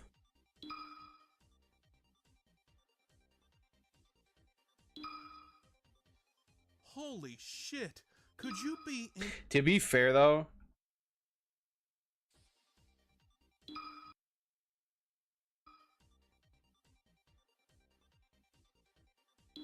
this is how long it really would have taken you. Holy shit! Could you be any slower and more cumbersome? And guess what? They loved the search engine so much, they brought it over to the PS4. For the first few years anyway. They eventually updated it because I guess enough people complained about it. And now we're at a point where we're complaining about things that don't exist anymore. You know? The Nintendo eShop is also a mess to get through. It feels like Nintendo hasn't updated the shop service since it was first set up in 2017. It feels like the thing is even struggling to load. The Switch eShop feels like a car that's ready to break down at any given moment. This could just be my internet, but I don't know. I've seen other people complain about it too. It's probably their internet too then. I don't know. I browse this thing on fucking Wi-Fi sometimes and it works just fine. The PS5 store is mostly a rehash of the PS4 store, but it has its own issues, which I'll get into in a bit. The one thing all these storefronts have in common is they are absolutely flooded with garbage games. Now, which is the fault of the company? It is true that physical didn't stop garbage games from flooding system libraries. The Wii also that, thank you. being living proof of that. Oh yeah, garbage. But the bar for entry to make games for the system was still significantly higher. Okay, I mean, yeah, no shit. Nowadays, like, what is this argument? What is this argument? Like, you didn't have bargain bins at fucking every single store, every single retail store that sold video games. This isn't an argument. Oh, there's so many shitty games out there. Yeah. That was always that always existed with video games. Are you crazy? That wasn't any different in the NES era either. Why do you think why do you think AVGN's NES shelf is that fucking big? Because 80% of that is fucking trash. And back then it was worse too, because you went out and like rented a game and then it was dog shit. And then that's all you had to play with for like an entire weekend. Nowadays, if there's a game that's complete shit, usually even if it's digital, you can return it and then you can just get something else and play something else immediately. I understand the point, but like this isn't really an argument. Like, there's so many shitty games, yeah, on Steam too. That doesn't have anything to do with that doesn't automatically make Steam worse.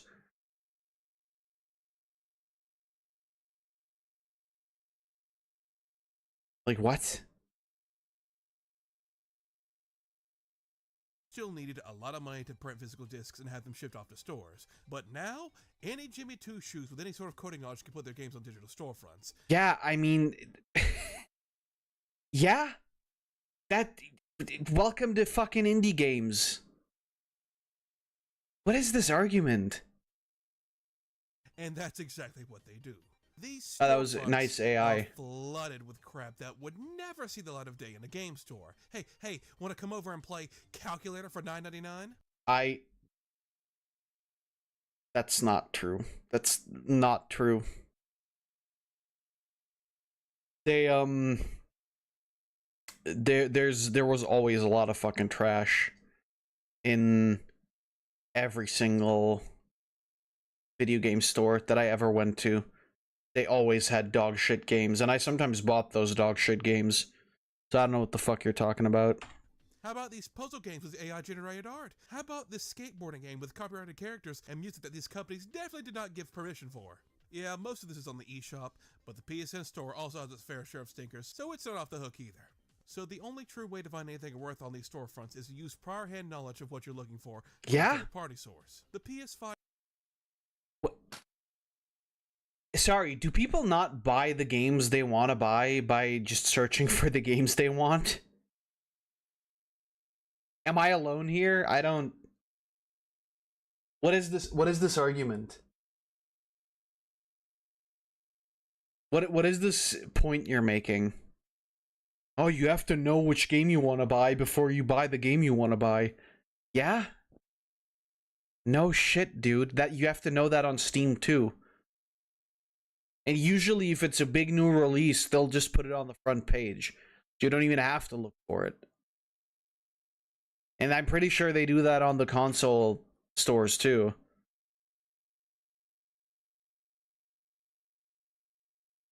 Huh?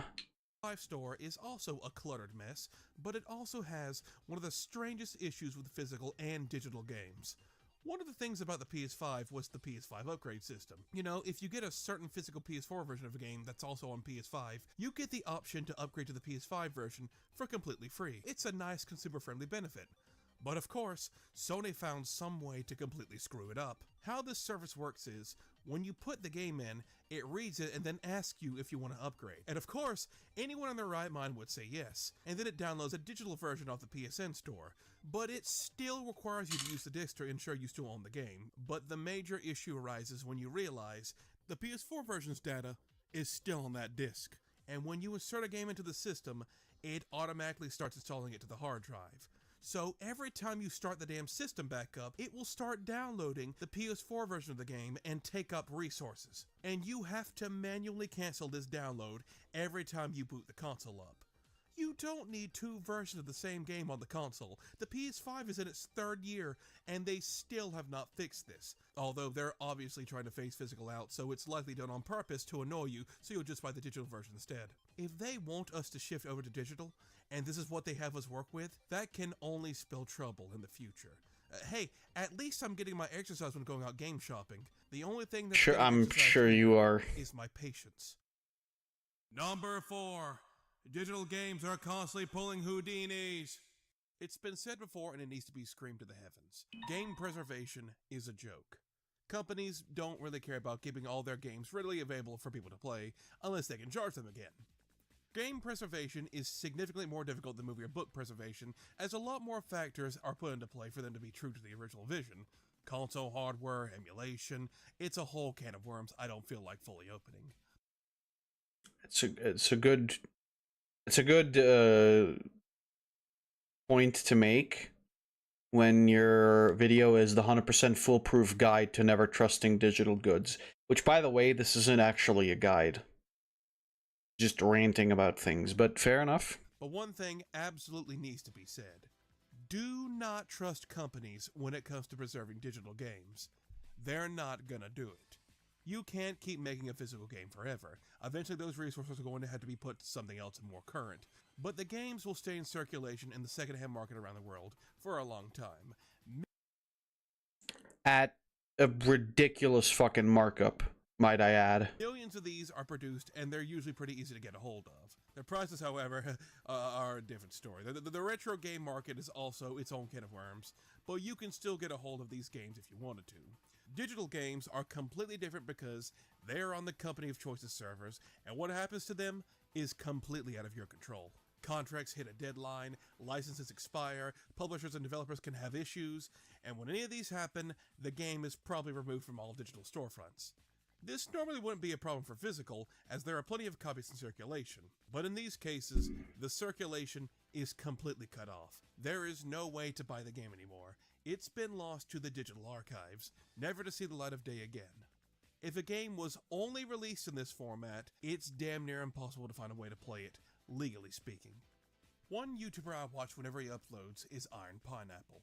He has a series where he covers Souls-likes not many people have heard of, and I like this series a lot. A lot of hidden gems can be found here. One game he covered was called Vigil the Longest Night, a Souls-like Metroidvania with an art style I really like. This one... Souls like Metroidvania, no way. That's so... Man, that's never been done before. Caught my eye compared to the rest, and then I went on Steam to check it out. Only, surprise! The game has been delisted from both Steam and the Switch eShop. Cool. Apparently, the developer and the publisher had a falling out, and the game, with no announcement or warning, was delisted, with no sign of ever coming back.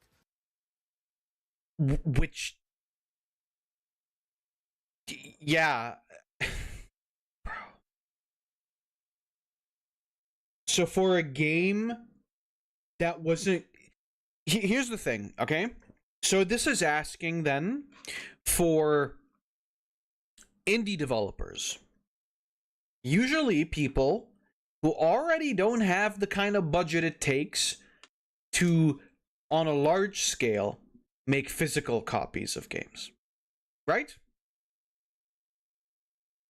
So do we want less indie games then, or have indie games by, I don't know, I guess like AA, single A companies only? Because that's what that means. If that's what you want. Are you... What is this argument? Like, the first couple of argumentations I can understand, I could kind of agree with. This, so, like, okay, so... I understand this for games that were released by these big companies. Yeah, this is a fucking indie game you're talking about. They weren't gonna have the amount of cash it takes to produce games physically on a large scale anyway. What do you mean?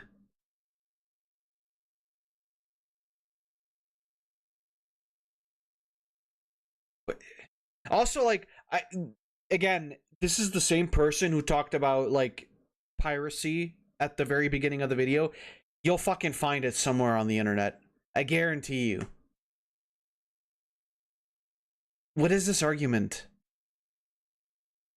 So, because the two parties had problems and disagreements, I gotta suffer because of it. Yeah, you do. Welcome to life. Bro, this is actually giving me an aneurysm. Are you fucking serious right now? Yeah, because the fucking company or because the fucking publisher and the dev had a falling out, their project isn't gonna be made anymore. Yes, that's how it works. No fucking shit. Are you insane? Are you insane? What is this argumentation? This isn't even about the system as a whole. This is just fucking like, oh yeah, I can't play the game anymore because the two stinkies had a fight. What is this doing in this video? This doesn't have anything to do with media preservation.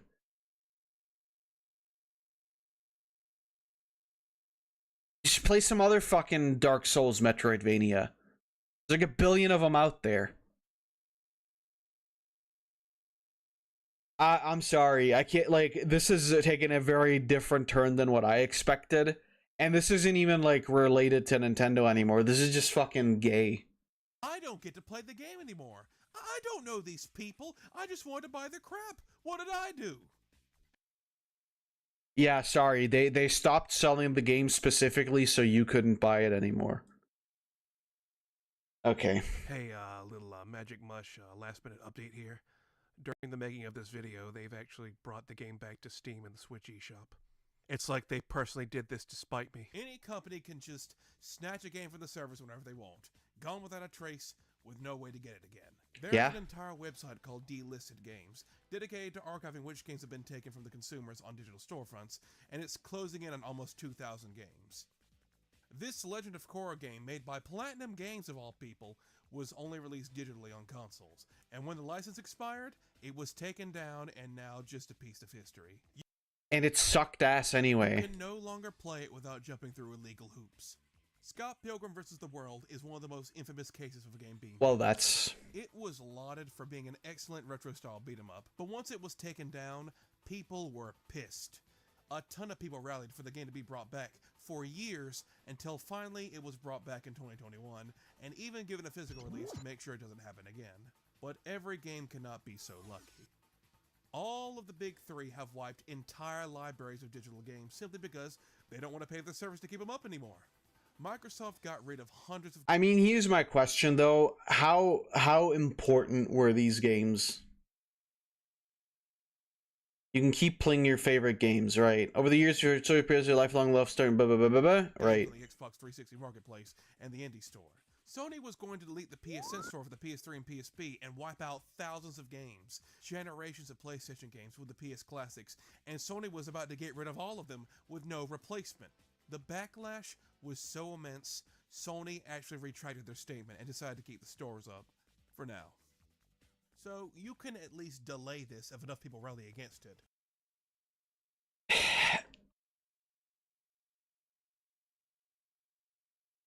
This isn't to say that it's okay. Just fucking emulate then. Sony doesn't give a fuck anyway if you emulate. You just get a fucking PS1 emulator. That shit runs on every fucking hardware. And you can play the games, all of them, for free. I think this is a much more fair argument in this regard, because it's about old games that otherwise you wouldn't be able to play, and that is something that I agree with. I want these games to also have an option of being able to play them on whatever the newest console of the company is. Here's the thing.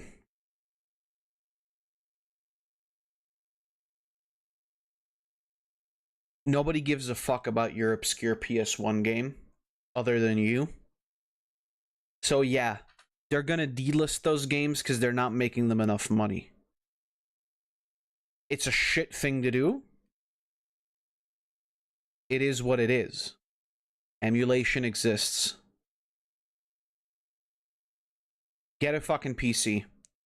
If you like, if after all this, you're still a console gamer,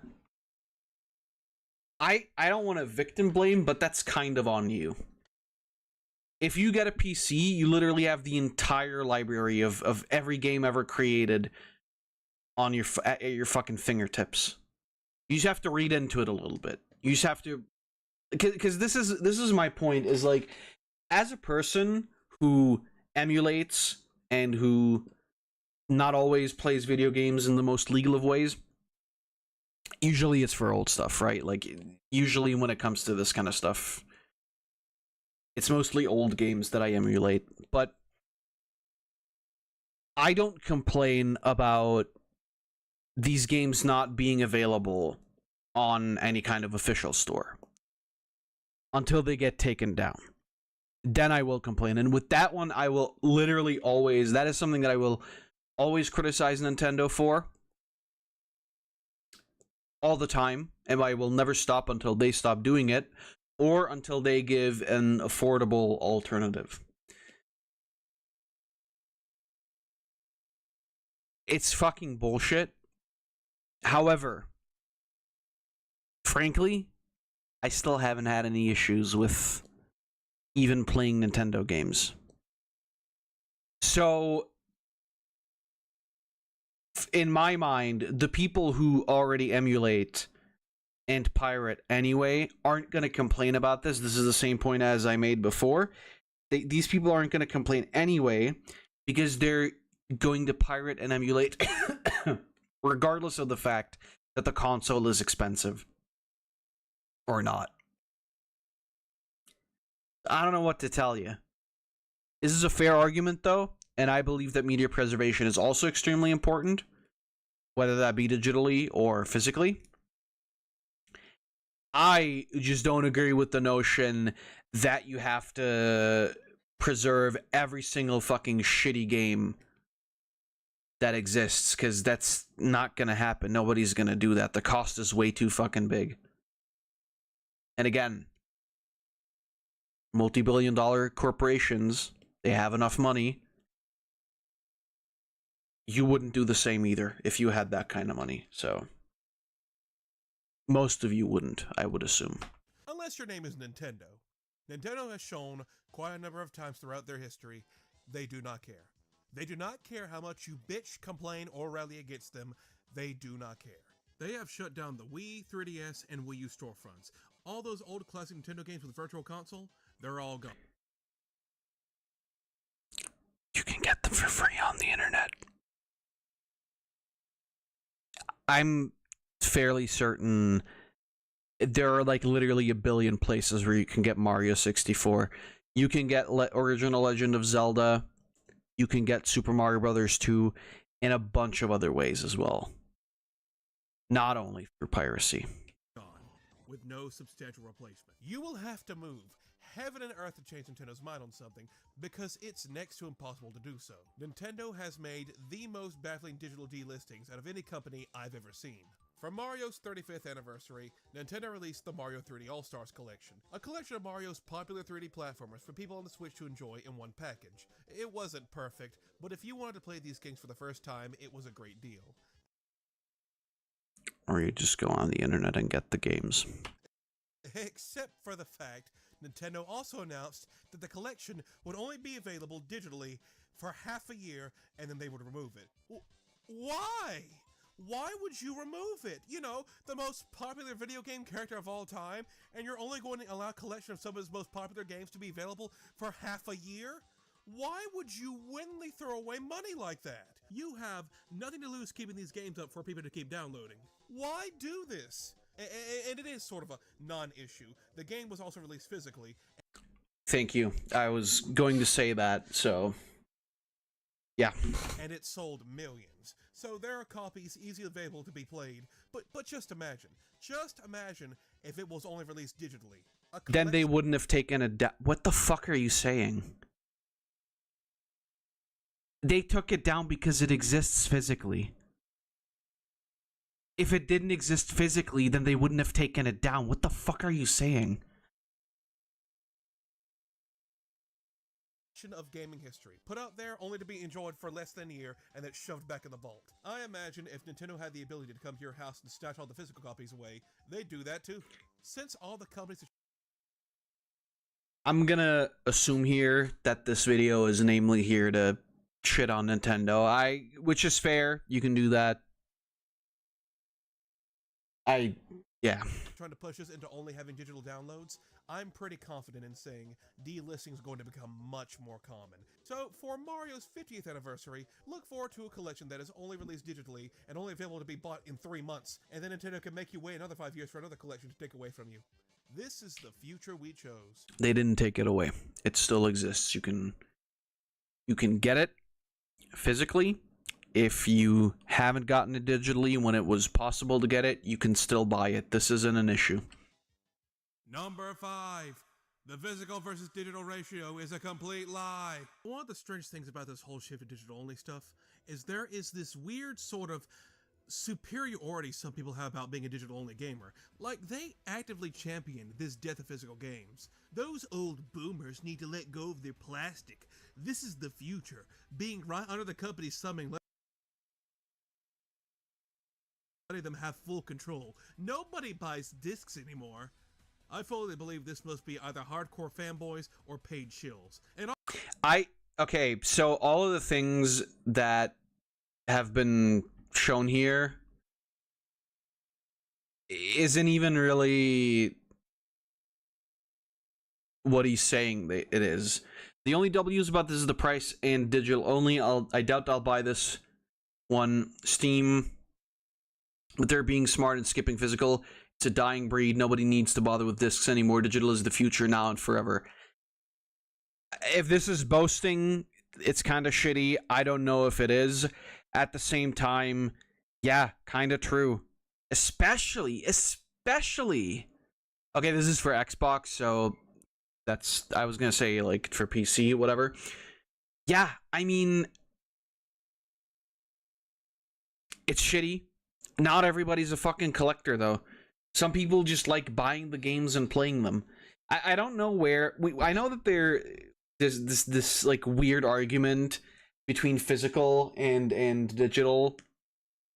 I don't know if there's really any superiority complex. I'm always the kind of person who mentions, yeah, I almost exclusively buy games digitally. It's more convenient. I like it more. I like being able to buy the game the moment it releases. That's it. I have no other agenda behind that. It's, for me, it's literally just convenience. I assume that's the case for 99% of people who buy digital only. I don't think... There might be that 1% of people who is, like, coping for some fucking reason about the fact that, oh, I have no plastic clutter and everything. Like, I've never heard that opinion being made by, like, an actual person. I'm not talking about fucking people on Twitter. I've never heard that argument being made by anybody. So I don't fucking know what this is, what this point is even about. If you've heard those physical collectors, but I don't personally care, that's a personal opinion. It doesn't affect me. The industry has been moving toward digital. People can be in denial about it all they want. That's true. That's... First part is an opinion. Second part, it's kind of a fact. 98% of people are digital only. I don't think that's the case. I think there's still a lot of people who buy digital only. I wouldn't say that it's like 98%. Boomers need to let go of their plastic. This is anti-consumer. How do you buy games on Apple or Android devices? Digital and physical is a choice for the publisher, not a consumer right. I don't agree with that necessarily. However, there's also truth in this. The publisher can decide whether or not they want to do digital or physical. Whether it should be a consumer right or not, you can argue about. Also, this isn't, like, so far we haven't seen anything that's, like, you know, particularly engaging with the point that he's talking about. The future, being right under the company's thumbing, letting them... This is why I jumped ship from Xbox. That doesn't even have anything to do with this. Less plastic boxes and less discs and less of the waste from manufacturing them as well, as sounds like a pretty good thing.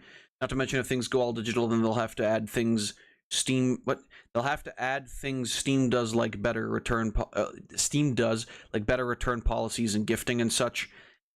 True. The first part, is also true, I guess. I don't know how big the impact of that would be. I don't think that there's a lot of people who throw away their game boxes. Yeah, I don't really see how this is also like this isn't the facetious argument that this dude is making it out to be. Full control. It's the future, bro. Embrace it. I feel like that's a meme answer. The Series X is irrelevant now. That's talking about the fact that the Series X has a disk drive while the Series S does not. That one's digital only. The Series X isn't irrelevant either, though, because if you have old games, you can actually play that on that. Whereas with the Series S, that's not possible with every game. I fully believe this. Nintendo is next. Retailers have been doing it for them, though. Agree that it's anti-consumer, but I believe others will follow, including Sony. I think that's, like, not even disagreeing with the dude talking. That's just saying that, like, yeah, you know, most likely they're all gonna follow. Either hardcore fanboys or paid shills. It's happening to music, it's happening to games, it's happening to movies. The majority have voted convenience. Maybe it's better for the environment. No clue, but this is the future. And also, none of these comments even disagree with the guy, necessarily.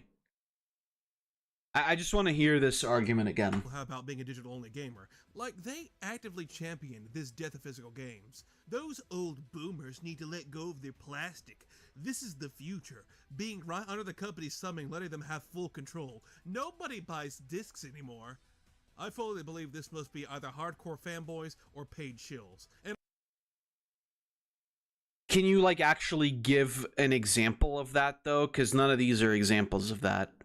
This is another one of those videos. Like, I know I put it in the playlist. It's my own fault. This is another one of those videos where it's like, I understand that you're ranting about things. Maybe you should have fucking picked your footage better, though. And also, maybe just... We just said and also at the same time. Like, you know, maybe do a bit better in terms of research and what you're showing on screen. I know that most people aren't really going to read into this as much because they're just going to, like, listen to this video and then accept what he's talking about. The problem, though, is that, like, this is kind of straw manning here. nobody buying discs anymore. That isn't really true. You see constant news reports about this digital to physical ratio and how insignificant physical is, except for the fact this number is always extremely disingenuous. See, what this looks like in a clickbait headline is, the games sold like tiddlywinks in boxed form because everyone ran to the clunky PSN store and bought them there instead. But when you read into the actual reports, you see this isn't actually what it seems.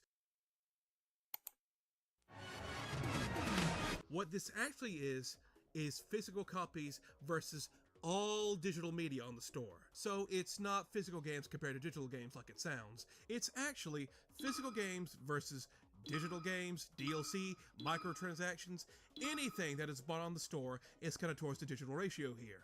So the odds are just automatically stacked against physical here. Like, no shit you're gonna sell more 99-cent skins than $60 physical games by the sheer nature of how cheap it is. So the numbers are extremely inflated in the digital's favor, and damn near every single company reports their numbers like this. Then you don't listen to that and just keep buying it the way you want to. I also don't think, I genuinely do not believe that companies are actually going to go away from physical. I think the market there is still way too fucking big, because you can also do a lot more with physical than you can do with digital. I understand that there are companies that do like digital collector's editions and whatever. Nobody cares about those though. And of course, we could say that, you know, maybe that means that we're moving into the direction of there's only going to be physical collector's editions. I don't think that's the case either, though. I think that they're still going to bank heavily on physical games forever. Because this is, like, what you don't understand is that, like, there is still a market for all of this. You can still fucking buy vinyls en masse at stores. I visit, like, tech stores and shit like that a lot. They have tons and tons of fucking vinyls. CDs. I think some of them even have cassettes because there's a style to it. They will ask for more for it, which is kind of what's happening with some physical games right now. But yes, digital media exists. It's for those who want convenience. Physical media exists for those who want to collect. You can argue whether or not that's a good thing. Here's the thing, though. The person who wasn't going to buy physical anyway wasn't going to buy physical anyway. And physical isn't going to go away for a long time. It might get less. It might, the sales numbers might actually go down. There will still be tons of people always who will buy games physically. Just because they prefer to, just because they want to collect. There's a lot of people. Especially on console. And again, they're doing here is scummy. They are faking the numbers. Every company is always faking the numbers. This isn't for you anyway. This is for shareholders. Hell, Nintendo counts their online subscriptions as part of their digital ratio. So if you buy Nintendo Online, you're contributing towards their digital sales. But in some reports, one might point to the fact that I mean, yeah. What? What do you mean? Yeah, if I'm paying for Nintendo Online, I'm contributing to their digital sales. Yeah. What? Yeah, of course. What? they do compare digital and physical game ratios, like here. However, this is also not entirely what it seems. The term used here, full game, what exactly constitutes as a full game? Well, I'm going to assume this is for anything that would qualify as a game and is sold among them, but this is also lumping in those smaller, below $10 titles with it as well. All those little indie games you could buy for a few bucks, those also qualify as full games. Yeah. What do you mean? Like, of course they fucking do. What are you talking about? There's still full games. There's not a oh my god. We're moving into such fucking dog shit territory with this now. Yeah, there's still full games. If it's not a fucking demo, it's a full game. It doesn't matter if it's 2 minutes long. If it's released properly, not a demo, not early access, it's a full fucking game. What are you talking about? And yeah, obviously those aren't gonna get physical releases. This is exactly the point that I made earlier with the fucking indie game studio. What are you talking about?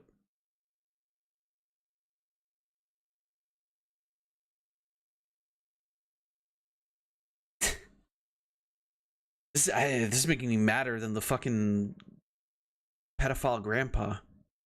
It's not, for the record, but the arguments here are so fucking dumb now.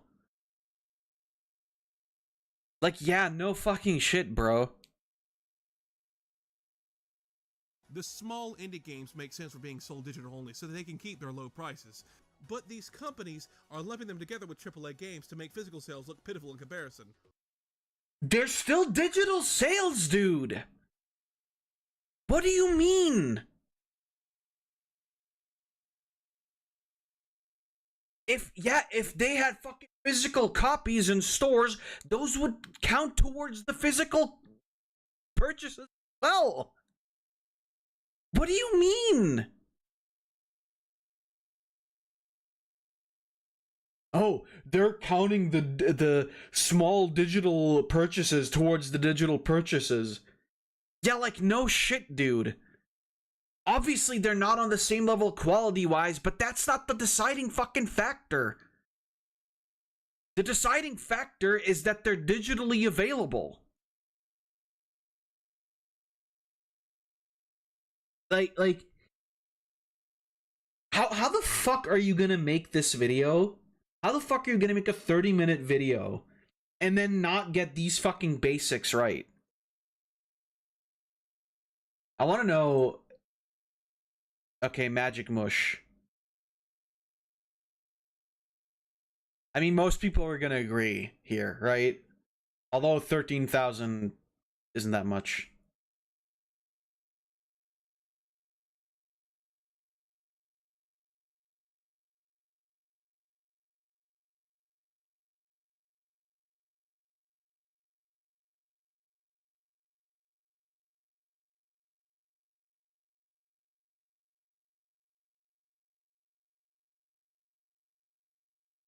What's that TikTok? Okay.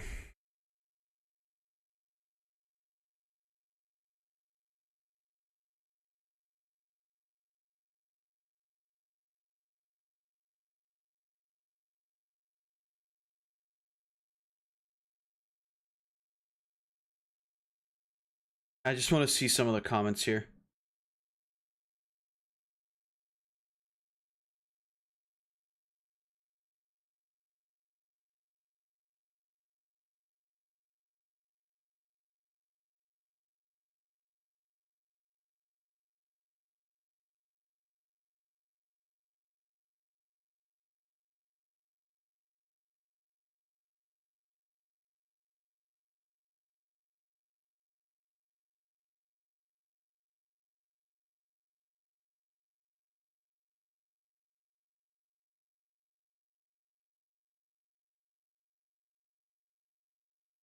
Yeah, I don't really I don't exactly see that there are people really taking in the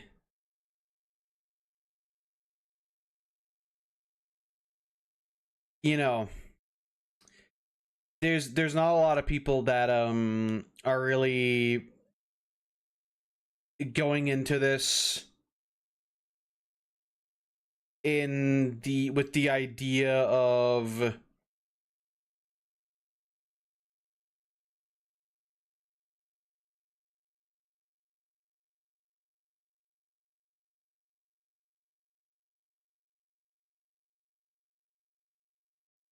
nobody's like really taking into the account here the points that I've brought up too, which is like because maybe they didn't watch the entire video. That could also be. What I really find crazy is again, there are a lot of points here that are very true. The thing is, and this is kind of important to take into account, is that a lot of the indie games that you guys, a lot of other people know and love, that are, for usually the right reason, very popular enough to get physical releases in store, are only as popular because they were released digitally only. I'm not trying to say that digital only is the way to go for the future. What I am trying to say is that both of these things have their merit. While I personally think that it's still important to keep, physical copies alive and well, which is also why I believe that they will stay alive and well. Maybe in a kind of different way, maybe, I don't know. I believe that they're still going to keep physical copies alive, which is also like a pretty big part of the Nintendo debate right now, is that apparently some games are going to basically be cartridges where you have a game key on it, and then you put that into the console, and then you have to download the game, and then with that cartridge you can play the game. Arguably, I would say that it is different than what physical games used to be. Specifically on PC as well, you would have, you would have an installer on the CD, put it in the PC, you'd, click the installer, it would put all the game files on your computer, and then Sometimes you might get like a license key with it or something.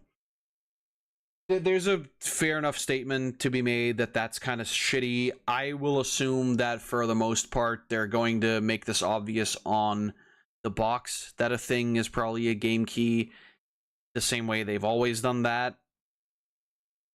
It's still fair to complain about. I don't think there's anything wrong with that.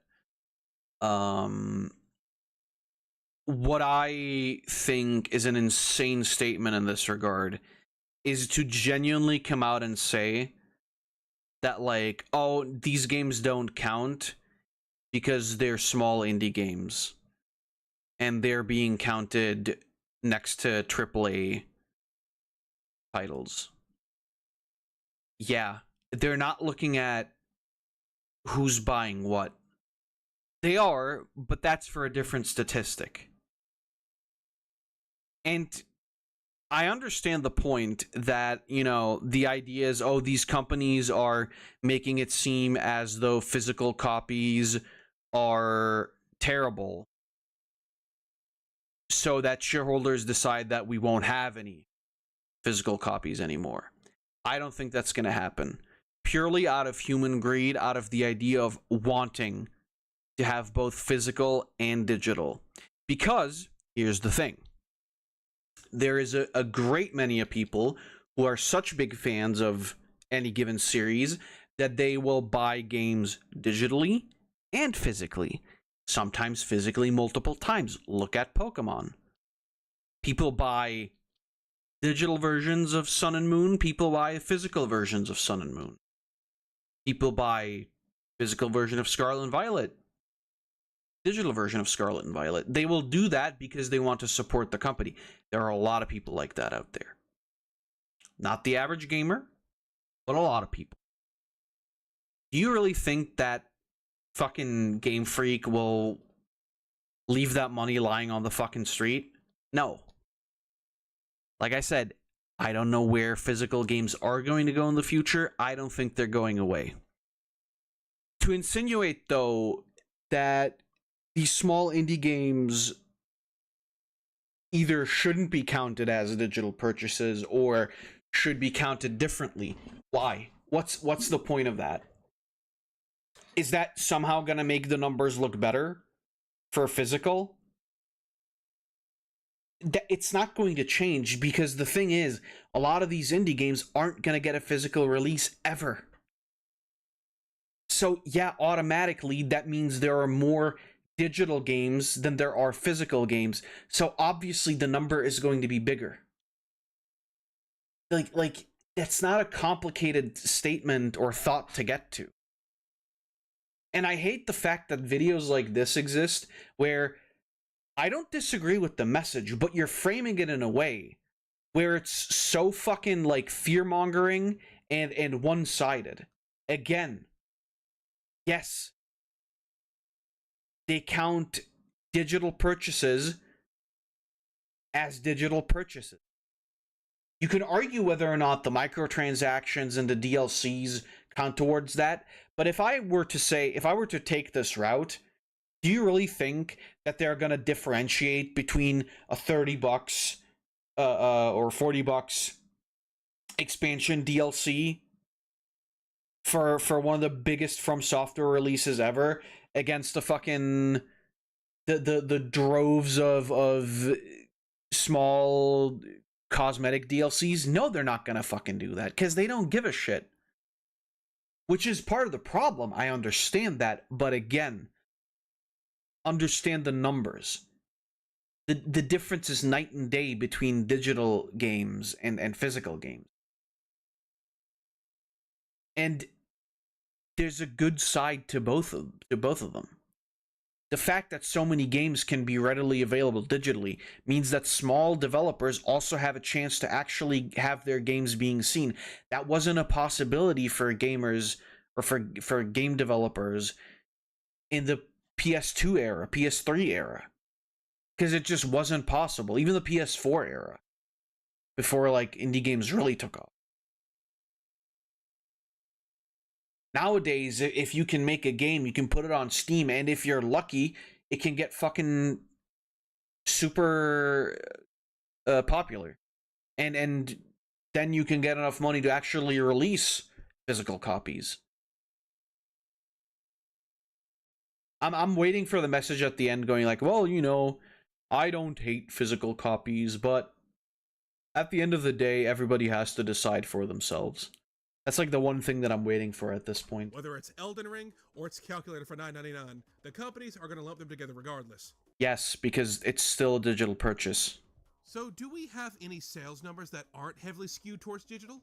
Well, actually, we just recently got some unbiased numbers from an unlikely source. In that Insomniac Games leak that happened in December of last year, some documents were leaked that showed us a completely different picture to what the companies are pushing. Now, this was a pretty bad leak, you know, a bunch of games got leaked, Memories broken, yeah. documents, and even some personal information and passports. So, out of respect, I'm not going to show anything in this video from that. In fact, I don't even think I could show if I wanted to. I'm not going to risk getting taken to court by Sony just to prove my point.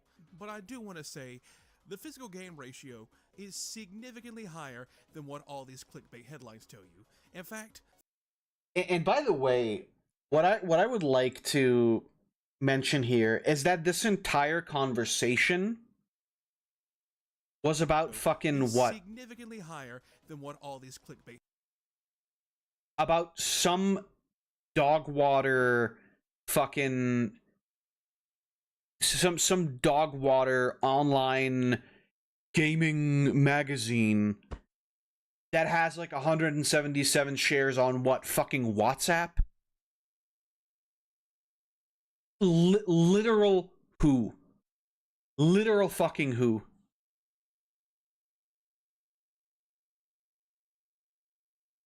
Yes, Stephen Tailby. Who doesn't know him? This is nothing. Like, don't fucking cherry pick. What is this about? Generally, the video is about 100% foolproof guide to never trusting digital goods. It's not really a guide, although I guess you could say that it sort of is. The first 2 points that have been made were sort of understandable.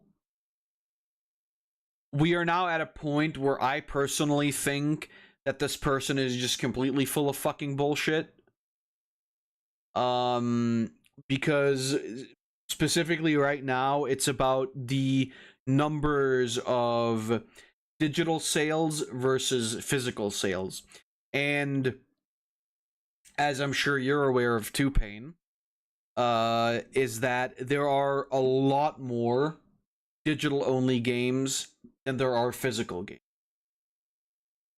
Simply due to the fact that a lot of indie games exist. And the point that we've made is that, well, it's unfair to say that there are less physical sales because in digital sales, they are also counting not just full games, but also DLC, microtransactions, and I don't know, anything else that's like being bought digitally.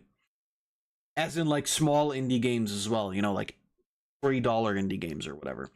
And in my mind, that in and of itself isn't a fucking crazy statement to make, because yeah, all of those things are purchased digitally. So fucking obviously, there's gonna be more digital sales than physical sales. I don't think this is some big fucking conspiracy by whatever dog shit newspaper, quote unquote, this is. The one that has 57 comments on the next State of Play show. The one that has 3 comments on some fucking bullshit about Persona 3. This is the source that we're using. Why didn't you show a Polygon?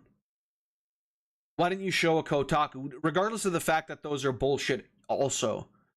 Why not show the big ones? I wonder why. Do they not fit the narrative? Headlines tell you. In fact, physical is still outdoing digital in Mind also, my point being, This isn't even the companies necessarily saying that these are the sales. This is some fucking third-party piece of shit saying this. Multiple ways. So take that for what Which is already like, yeah, no shit that these news outlets, quote-unquote news outlets, are lying to get you to fucking click on shit. Why include this in your video? You can do your own research. I'm not going to risk that. I have no doubts Nintendo's case is very similar. No clue about Microsoft because they had Game Pass and all that. Hell, very recently you get news reports about games breaking physical records and still outdoing digital versions. This is evidence physical and digital should coexist. And they do, and they will? What the fuck? What is this argument? What is this argument?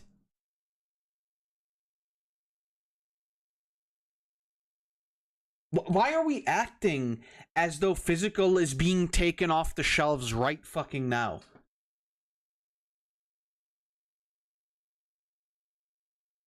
And this is exactly my point. Both still sell extremely well, so they're not gonna get fucking rid of physical.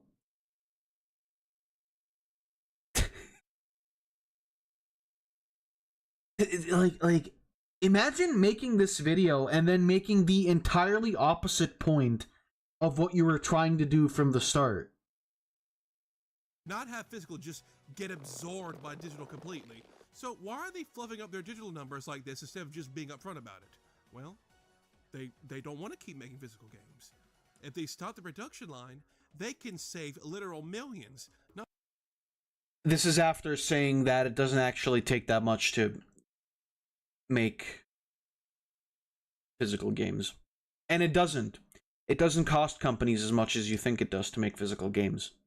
The markup is massive. But they save $1 million or $2 million here and there? Possibly. Would they make a good couple billion less? Probably. Don't think they're gonna do that. I'm going to France. Switch 2 is cheaper there. I don't give a shit. I have enough money. But yeah, I mean, fuck it. If you want to. You want one? No. I'm just gonna order it for the regular price. Not to mention that retailers don't get a cut anymore. You are buying straight from them off their stores, and they get the majority of the money. This isn't about cutting down plastics. This isn't about being eco-friendly or the fact that nobody buys physical anymore. This is about saving those corporations a ton of money. I don't know if it's really a ton of money that they're saving. They can boast to their investors about how much money not making physical games and shipping them out to stores can save. That's why they almost always lump every single digital purchase on the store together. That's what is that, Nintendo News or My Nintendo News? One of the most dog shit fucking gaming newspapers, magazines I've ever seen. I see their fucking tweets all the time for some reason. All of them are shit. Literally all of them are shit. I don't know why we're taking these guys as, like, gospel now. And it gives you that pitiful ratio number for physical, and more reason to kill it off. Every time one of these reports come out, just be cautious about it, because more than likely, it's not actually true. Number Thank you. That could have left that part out completely. 6, you will own nothing. That's a different It's story. time for probably the most infamous of all digital downsides. Everyone knows it, even the ones who push for digital know it. You do not actually own your digital games. Yeah, they're under your account, but whose servers are you on at the end of the day? The companies have full control over every single one of your purchases, and there is nothing you can do about it. For well over a decade, companies have been trying their hardest to stomp out the used games market. From putting one-time codes to unlock online modes, or Xbox trying to make the Xbox One not even play used games. And with digital, they can finally achieve that. There is no such thing as a used game in the digital world. You can't trade them or lend it to a friend.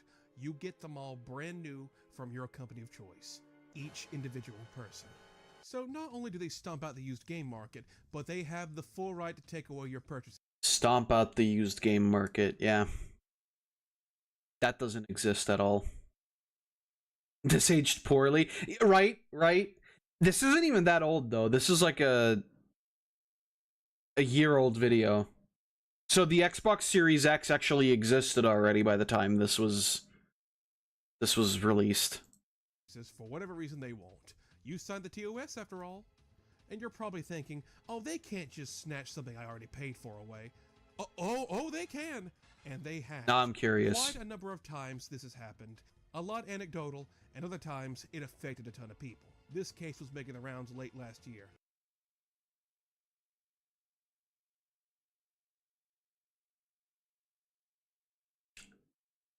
I'm curious. This dude was playing Apex Legends and in chat sent the most basic ass trash talk possible. STFU. He got reported, and then not only did EA ban him from Apex Legends, they banned his entire EA Origins account. And okay. All right. Okay. Yeah.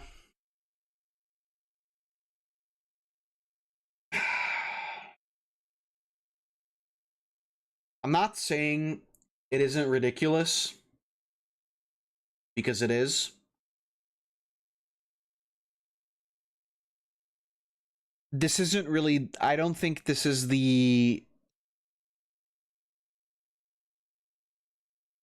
Is this the argument you want to use here?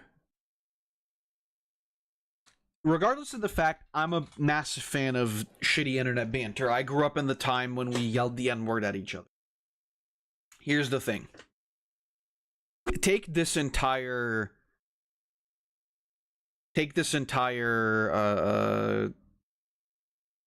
conversation, this entire interaction into the real world. If you tell somebody to shut the fuck up for whatever reason, I believe that guy was free from the claws of EA, so I believe this is divine justice. To be fair, yeah, he was freed of being able to play.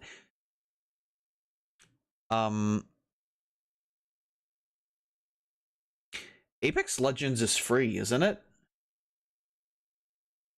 I guess this means like he can't play EA games at all anymore, though.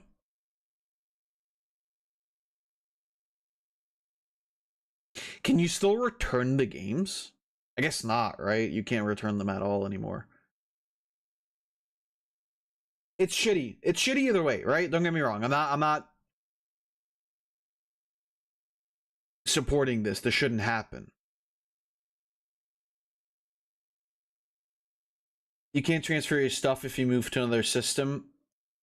Well, but the account didn't get deleted.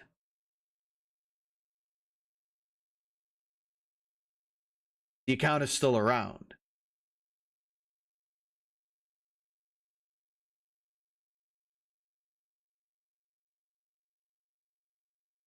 The account is banned. It's still around. You know. I don't know if that means you can not move things over. I have no fucking idea. I don't use EA. Either way, it's a shitty thing to do. It shouldn't happen.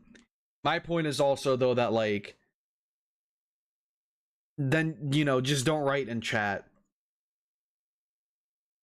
Frankly, I'm of the very strong conviction that the people who write in chat should be playing the game instead. I noticed this a lot with Marvel Rivals when I was still playing it.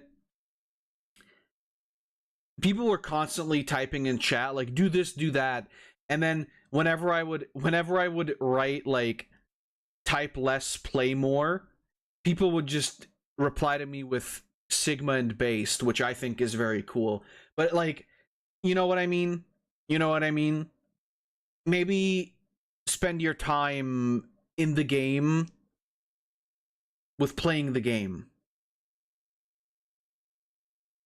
You can trash talk if you're like ESL level, then you can trash talk and play the game, but most of you aren't that, so fuck off. And also, I'm sorry to say this, but like, if you accepted the TOS and the TOS say you can't be the meanie head in the game, then yeah. Kind of sucks ass, but I did see Emma Frost's design, and yeah, I mean, it's Marvel Rivals. They make big butt white women all the time. Not that I hate that. I'm just saying. Third one. How about we get another Asian woman with a fatty? Or another black woman, I don't care. Latina is fine too. The thing is, no one reads the agreement. That doesn't matter. If you accept it, you accepted it. That does not fucking matter. That's not an argument. I know that, like, that's an argument that a lot of people make. Doesn't fucking matter. If you agreed to it, you agreed to it. You can't go back and say, like, oh, I didn't read it. I know you're just saying it. I was gonna mention that.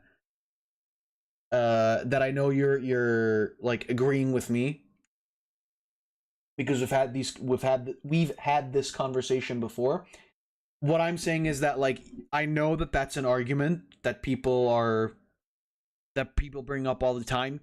You still clicked on agree. That's a conscious choice you have to make. I always click on agree without reading it. Because I don't care. Because I also don't do this shit. They took all of his games away from him for this nothing burger. This shows you the true power they have over your purchases. My question here is, though, then, like, did he go back and, like, contact support? Or did he go into for a ban appeal? Because you can usually do that. Disregarding the fact that it shouldn't have happened anyway. Do we know this? Did he ever talk about that? Probably not. Which is to say, it shouldn't have happened in the first place. I don't know. I've gotten banned for stuff, and then I said, for shitty stuff, and then I said, like, hey, look, sorry. I did it out of, like, emotion. I didn't mean it. I wouldn't usually say that. And then they unbanned me on, like, probation almost, you could say, but, you know. It was like, you know, we've got our eye on you. I'm fairly certain that something like that happens most of the time. Because I don't think that, like, these cases where people get banned happen, you know, they happen, like, pretty often, I think.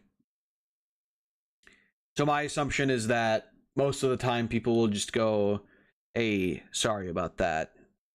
And then most of the time, unless they said something, like, really fucking crazy, they will get unbanned or something.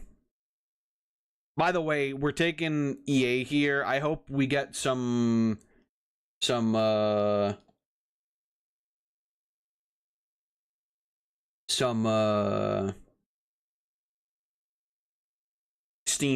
screenshots too. I got banned for a weekend on Xbox after complimenting a guy's banner in For Honor. It was the 40s symbol. Yeah, well, that's on you. If you piss the right person off, they can report you and have everything you bought taken away. I got stinkied. I got stinkied for cheating to help people in Elden Ring. Even though I wasn't even using cheat engine while I was playing online, I just did it beforehand to give myself, you know, everything I need. And I still got stunkled, but I think that's been a while, so technically I think I could go back now and do it again. I mean, I'd still be able to play the game, I think, just not online. Man, what a DLC. Yeah, I wanted to help people. I, like, went in as Maiden Less You Are. And I helped people through bosses in the DLC with my based magic. My based maxed out holy magic. And then FromSoft was just like, no, you smell. You can't do that. Just wanted to help people. And I didn't even beat the bosses for them. I just helped get them down to, like, you know, a certain level of health. Then I would wait to see if they could fight them. Or I would, you know, just, like, heal them or some shit. Bro. Miyazaki, I'm just out here trying to help my friends. My fellow Tarnished. Come on. And it's not even exclusive to games either. Digital movies and TV shows have probably been taken away from people more than anything. Warner Brothers wrote off a bunch of shows as tax write-offs in 2022. As a result, they were pulled from all streaming services. Oh, okay. But not only that, any digital copies that were already purchased were also snatched away from people who bought them. And a lot of these shows didn't even have physical releases. There is no legal way to watch them now. So you try to be let me solo her, but you turn into let me weaken them. Well, no, I didn't want to, like, because I didn't want to make it, you know, like unfair for people. What I wanted to do is I wanted to actually help them, right? Oh, you know, you don't do a lot of damage. Come on, I'll take some of his health off for you.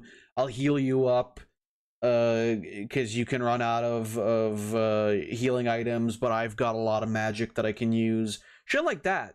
And it's like, I don't know, because I don't go out of my way to do PvP to fuck with people. I just like helping people in Dark Souls games.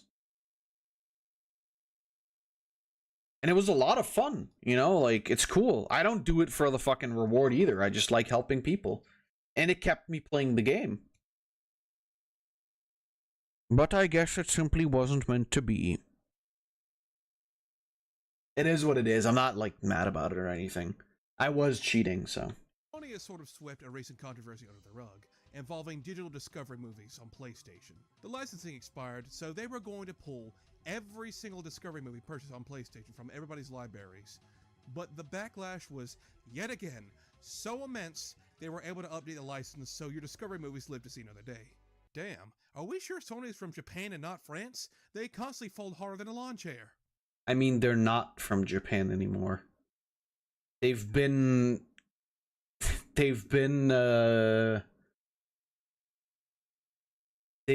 American for quite some fucking time now.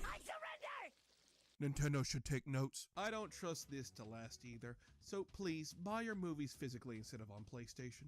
And if you're wondering, do people actually buy movies on PlayStation? yes, these companies are fully aware they have full control over your purchases. When eventually proud enough, they'll admit to it. Amazon, in a semi-recent lawsuit, has gone on record saying, no, you don't own the digital content you buy from us, you're buying a license to consume said content. Which has always been the case, by the way. And they can be revoked at any time. So, yeah, you're not buying anything with digital, you're renting from them. Rental stores never actually died. Blockbuster, Movie Gallery, and the others shutting down wasn't the end of game rentals. They've just now evolved into digital storefronts, where you now have to pay full price to rent a game, movie, or TV show you will never own. If a company wants to snatch all your games or movies away, they can, and, well, you can just suck it up, Buttercup. It's the future. Ubisoft has gone. It is shitty. It's in the TOS usually. I'm sorry to tell you. Record to say we should all get used to not owning our games. Well, they didn't actually say that. It was out of context clickbait. But let's be real. Thank you for making the point and then saying, oh, but not actually, sorry. Thank you. That's what a lot of companies are actually thinking. But hey, at least you don't have to get up to change discs, right? Number 7. I'm out of topics. This is the end of the video. Well, we're Alright, well, done for the day. I decided to make this video because with all the news of retailers fizzling out physical game shelf space, it's obvious what's coming. I still enjoy current year gaming and all. So don't believe the news outlets, but do believe the news outlets when they say physical copies are going away. Right. But we need a balance of physical and digital, because I know damn well companies will take full advantage of having us all under their thumb, and it can only spell disaster. I'm not going to be a doom and gloomer because, well, I have ways to get around this. I don't hate the concept of digital. If you're a digital-only person, that's fine. But you have to come to the realization, you are not in control. You could say physical is barely much better these days, and maybe you're right, but it's really just that last barrier keeping us from fully succumbing to consumerism. I hope anyone... I don't think so, because they can also just as well remove your ability to play. Like, if they take it off the server, they can just as well say, like, oh, sorry, you put this game into your disc, but, sorry, you put this disc into your system, but, we don't play that game anymore. Sorry. There's no telling that that's not what they're gonna do. Which, again, it's shitty. It is shitty. Condemning digital only, though, I don't think is fair. Neither is condemning physical, but not a fucking... This video didn't exactly leave me with a positive opinion of this dude. What I'm watching this video takes into consideration of what you've witnessed. And if you don't care... Because it feels very straw man-y at a lot of points. We can't really do much here. It's yet again not up to me, not up to you or anybody else, but the companies behind everything. And if they want to save those few bucks not making physical, we can't really stop them. But never forget, it didn't used to be like that. God bless, like and subscribe, and good night. Never let companies take your hobbies away. Enjoy them in the way you want to. Oh, yeah, garbage. Can we get something good now? What is this achieve? What is this achieve? What does that achieve what? What is this gonna do? Mowing my game zone. Maybe you'll quit playing for a while, get a job, pay some of your bills. I'm never gonna quit playing. He's having it.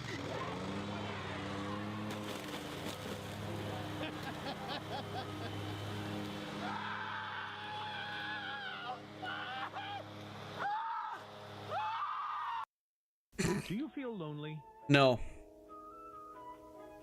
Tired of having no friends and no partner? No. I like it, actually. And maybe looking for a connection that feels real? Fuck no. No need to worry anymore. Well, I wasn't worried. The solution is the dog. Ah. That's crazy. Okay, tell me more. To be loving, trustworthy, and loyal to his Oh, owner. okay. Can mine do that too? It is the best companion for emotional support. Right? If you feel sad, pet him. Yeah. If you feel angry, pet him. Right? If you feel anxious, pet him. Yeah. The dog is just like a human friend. Well, I don't know about that.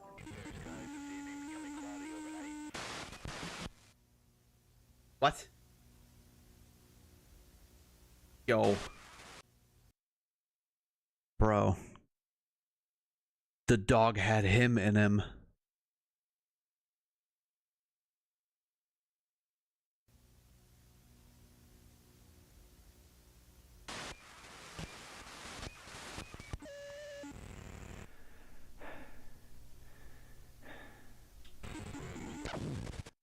Giant company. So we just put people into dogs?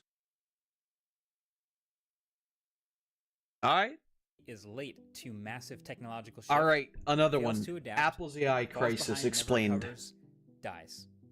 That is a tale as old as time, and it does repeat itself. Now, Apple is the biggest tech company in the world. They're worth Right. $3 trillion. They have Damn. more cash on hand than anyone could ever spend.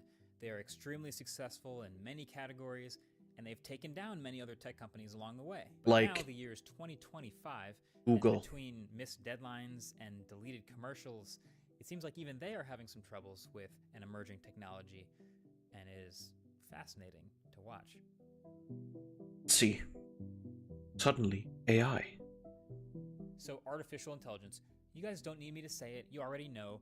The explosion of consumer AI in the past couple years has been nuts. How many times have you heard those two letters next to each other? So suddenly everyone for the past 2, 3, 4 years has been talking a lot more about AI. And 2 years doesn't even really sound like that long, but tech moves fast. Remember Skype? Remember how Skype was like the default for online video calling? No. And then the pandemic happened in 2020, and then like 2 years later, everyone used Zoom. How did they blow that? Like, that's how fast tech moves. Now, I mean, to be fair though, Skype always sucked even before COVID. Apple is a lot bigger than Skype was, but none of these companies are immune. Like every one of these big public tech companies, all these companies are beholden to making as much money as possible. Of They have course. shareholders, they have investors, and if they don't think you're doing everything you can to grow Stupid as much idiot. as possible, they're not going to be happy. You had So when a shareholders, now certain you're ChatGPT stinky. comes along and gets 100 million users in 2 months and seems to prove that AI is definitely the next frontier of consumer technology. Absolutely. Well, then you start seeing a lot of tech companies suddenly talking a lot more about AI. Oh, I love AI. It's the best. It's, you put the word and the thing, and then it do. And this is all happening. All eyes are on you. There's a lot of pressure to show some sort of AI something. Now, there is some conventional wisdom that would say, hey, Apple, take a second, sit back, relax, do your typical second. No, you can't do that. You gotta be the first in the shittiest fucking rat race in the universe. Thing. You don't have to rush this. Because there are a lot of examples where Apple's not necessarily first to something. They sort of sit back and let someone else do the working on it, and the maturing of the technology happens, and then they jump in and implement it. Which I think I can respect, even if I don't like Apple necessarily. Wireless earbuds. They were not first to make a tablet. The iPhone itself is a perfect example. There were so many other smartphones before the iPhone, but they just executed on it in a way that differentiated them so well that people wanted theirs. The thing is, this second mover strategy is very much a hardware strategy. That's very true, actually. And this AI thing is different. It has very much just been these companies iterating as fast as possible and just moving and trying to implement as much as they can with these little on-device models to give people whatever useful features they can come up with, and just throw them out there. So on a Google device, that looks like Circle to Search and Gemini Assistant and Gemini Live and the Add Me camera feature that lets you take 2 pictures and fuse them together to get everyone in the group shot, stuff like that. On a Samsung device, that's Galaxy AI. You know, they have things like that really impressive object removal. On a Windows 11 computer, that's going to look like Copilot. Oh, God. AI editor into Microsoft Gay. Paint, stuff like that. Now, certainly, not all of this has gone super smoothly. There's been I plenty hate of Microsoft Copilot. with companies like the recall feature from Windows. That's one of my biggest fears recently. Because at my new job, they're trying to, well, I've been here for like 3 months now. I don't know if it's new, but they're going to try and do like schoolings on Microsoft Copilot, which for everybody. So I don't rightly know if that's gonna work out great. I'm not looking forward to having to fix something that Copilot fucked up. People didn't love. Lots of stuff has not been ideal. There have even been whole startups that were born and died just trying to jump on the AI bandwagon as best they can. But at this point, basically every big tech company has something that they do that they can point at and be like, all right, look, see, we do AI. You can see we're being useful to our customers, so you investors can relax. We're on the forefront of it now. So then what does Apple do? Well, same idea, right? At WWDC 2024, they announced Apple Intelligence. Oh, get it. Again, it's just a branding umbrella term for all the AI stuff they're going to do across iPhones and iPads and Macs. Things that involve using generative models and large language models. On the surface, it's kind of along the same lines. A couple silly features here and there, Genmoji, image playground to just generate random cartoonish images. But there have also been some useful things like writing tools and ChatGPT integration, and then big promises of significant upgrades to make Siri actually good. No. It's been lagging behind and bad for years. That's not happening. This, feels right in line with a lot of these other companies are doing. A lot of it kind of silly and easy to ignore, especially if you're not an investor, but some of it potentially really cool. I know I, for one, would like Siri to be decent. Get out of here. Get out of here. I remember being there at WWDC in the summer when they announced Apple Intelligence and thinking, oh, okay, great. I would like to review this thing when it all finally comes out. And then it never does. September rolls around, the iPhone 16 launches, Ew. and it's built from the ground up for Apple Intelligence. And so it has iOS 18, but it doesn't have any Apple Oh. Intelligence features Aw. at launch. At all. Like, literally none of it. It's all still pending with software updates. Was that an anime game? Okay. But at least, there's some betas coming up in the pipeline. So a few weeks later, iOS 18.1 comes out, and then it's got some of the features. It's got writing tools, notification summaries. So it's starting to have some stuff that I can test, but it is missing a lot of the bigger stuff. And also, notification summaries kind of turned out to be not that great all the time. A few more weeks. Sorry, what? And also, notification summaries.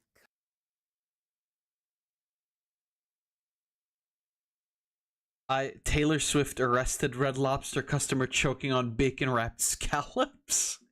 Kind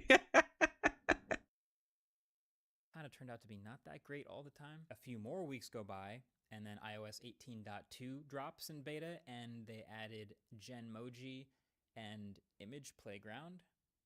Okay. It also added that ability to kick out more complex queries to ChatGPT. So, I mean, okay, it's progress, and I'm glad it works, and people can generate cartoon images on their phone, but, like, is that really the core of Apple Intelligence? Have we really Yes. seen that yet? I'm The still full thinking no, power. I'm gonna keep waiting. I'm not reviewing Apple Intelligence yet. So a few more weeks later, Damn. we get These guys are iOS moving fast. 18.3. At this point, we're But are months they away moving from good? the original iPhone launching built for Apple Intelligence, but this time they flipped the switch on visual intelligence, which I think is the first genuinely really useful, interesting thing, using the camera feed to answer questions about your environment or add an event to your calendar from a poster, things like that. But it also did disable notification summaries for news and entertainment apps. Because of all Oh, the okay. mistakes That's it's kind of making. cool. I There's mean, still no improved Siri. This new Siri is supposed to have all this great stuff like on-screen awareness and being more conversational and having more in-app controls, but none of that is launched. And at this point, I just don't know when it's coming. So I eventually just did a review of all of the Apple Intelligence features that are out so far, because I don't know when the rest are coming. And I thought that would be helpful, but at the same time, it's frustrating because they promised so much, and yet... they are stinking. It's not real. So this is where it gets kind of weird. Not to get too existential, but this job that I do, that we do, these tech YouTubers and tech journalists, things like that, you can kind of boil it all down to just going around and just doing endless tech demos. Like, we just go from tech demo to tech demo, and it's other people's jobs professionally to give us cool tech demos. And then we Based. camera at it or write an article. I would And fucking our do job that is to, if I cared one, enough. decide if the Fuck thing that they're technology. demoing is a good idea or not. But then two, to try to understand how real that tech demo actually was. That's really what it is. It's just cool tech demos left and right. So like a new product might come out and get announced, and they show it to us and they're like, check this out. And part one, again, is, okay, are these new features in this thing actually a good idea? Would people want that?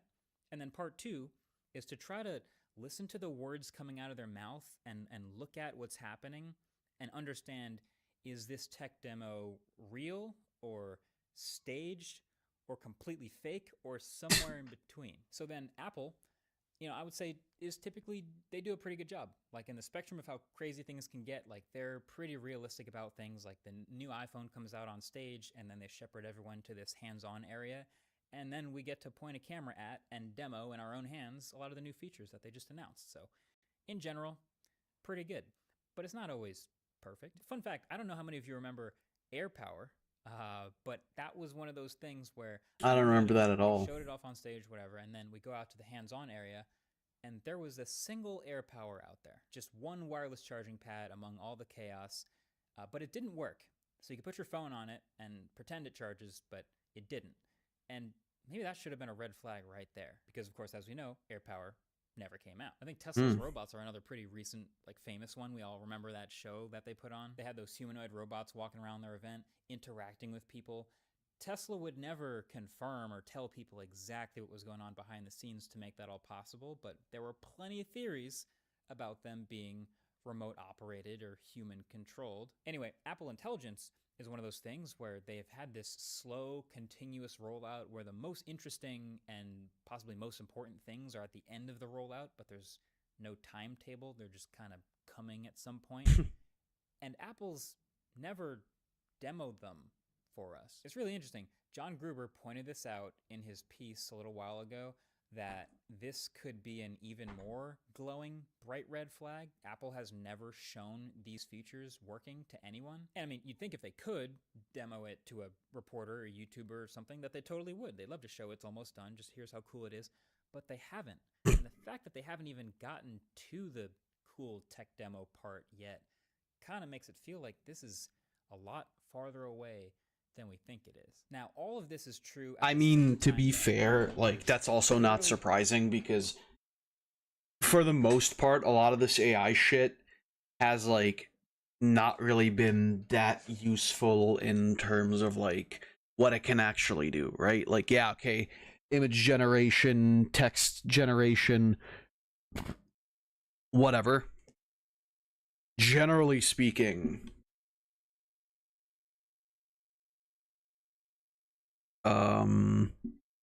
they don't really do a lot. And so, like, you have all these companies and tech companies, I guess, in general, try and jump on this bandwagon of AI stuff without even really understanding what it is. And that's why they can't bring in any, like, cool features, because they don't know what the fuck it does. Because the technology is still not far enough. And it's getting better. It's starting to get, like, specifically in image generation, which, you know, is another big controversy in general. But there, you know, it's getting better and better. And yeah, I mean, I don't know. We'll just have to see where it goes. Commercials and billboards and plastering Apple Intelligence all over their website and every announcement. They talk about it all the time, to the point that you'd assume it's like the most important new feature of their devices. They even had to delete a commercial that they made and published. They had to take it back because it was literally just advertising a new feature of this big Siri update that doesn't exist yet. It's like looking into your phone and using context to tell you something. That straight up didn't work. Siri, what's the name of the guy I had a meeting with a couple of months ago at Cafe Grinnell? You met Zach Wingate at Cafe Grinnell. Hey! Zach! Oh, wow, I didn't think you'd remember me. Yeah, of course. As soon as I saw you, I'm like, it's Zach. Nobody walks like Zach. That's fucking fraud, you piece of shit. You know, I think it would be cool if Siri actually could look into your phone and into your apps and calendar and actually tell you things about it, but it can't. And we've never seen a demo of this outside of this commercial or Apple's official videos. So yeah, this disconnect between how successful Apple would like us to believe that they are with AI and how poorly and delayed things are actually going, that is the crisis on Apple's hands right now. It's interesting, fascinating to watch. And you know, it's totally fine to delay products. Like, that happens all the time. It's actually very normal. But just with AI, with how immediate it feels, with it being this paradigm shift of technology and all of their competitors shipping things, it feels like things are moving very quickly. So that's how you end up with apparently internal meetings and reorganization and people inside of Apple calling it embarrassing. To people paying close attention to Apple, I think Apple Intelligence has from the beginning kind of always felt more like a nice thing to please investors more than a for sure, revolutionary set for sure that regular people are going to love. But now that it's so delayed and the disconnect is so it's really interesting because, like, I think for Apple, if they were actually trying to work on the features, they could do it. Like, I personally don't like Apple products. I'm not very familiar with them, at least, like, not as in-depth as I am with, like, Windows or Android or whatever. But they're you know, they're the biggest tech company for a reason. And I think if they actually focused on really working on these features that from the perspective of, like, we want to actually improve lives of our users, they could totally get it done. But the problem is, since they're focusing more on the shareholders, they're not going to keep moving because shareholders don't give a shit. They just want, like, they want everything that sounds great, and then they want it immediately. Well, they want the money for it immediately. So you're kind of barking up the wrong tree. in terms of your creativity and whatever, but I mean, that's Apple's problem, right? But again, I think that if they actually like went into the correct direction of, you know, figuring out what people want and working towards that, I think they could totally do it. And they'd be great at it too. It's never been more apparent.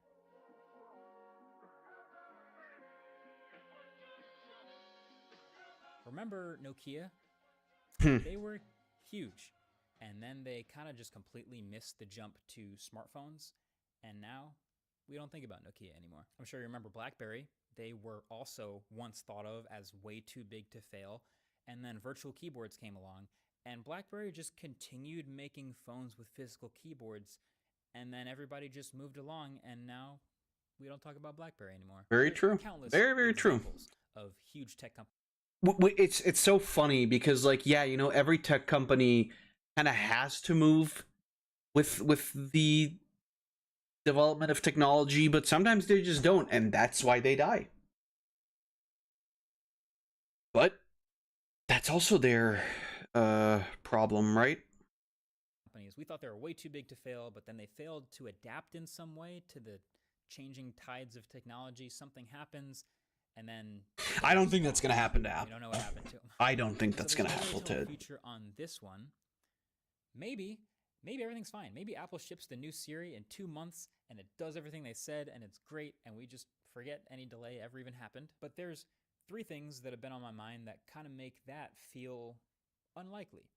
So, number 1 is just that AI is just not at the core of Apple's business right now. I think that's an issue. Perspective, they make a ton of money selling hardware, yeah, selling the services. They're like software in general. I don't think they're that hard on, or they're that like deep into. Just innuendos all around here, Jesus. Which I think is the big issue. Is like they're not really focusing on the software and the AI thing at all. For them, it's mostly just like, you know, ship out hardware, hard and fast, make that cash, ask for a shitload of money for a lot of things that should just be included in the original price of the device. And I think, you know, sooner or later, if they don't get behind actually trying to improve things, I think that that's going to bite them in the ass. I don't think they're going to die immediately, but I think if they don't try to like actually adapt and go with, you know, leaning more into the software angle, which is the angle that's developing the most right now, they're going to have an issue. Going to have a big issue. Attached to that hardware, and they will continue to make tons of money iterating and doing all that like they usually do. Financially, they'll probably be fine. Like, it's kind of hard to draw a straight line from Apple Intelligence is successful to Apple making way more money, especially when they're such a privacy-focused company as well. Like, a lot of these features don't go hand in hand with that. But then, 2, their usual advantages don't really work here as much as they usually do.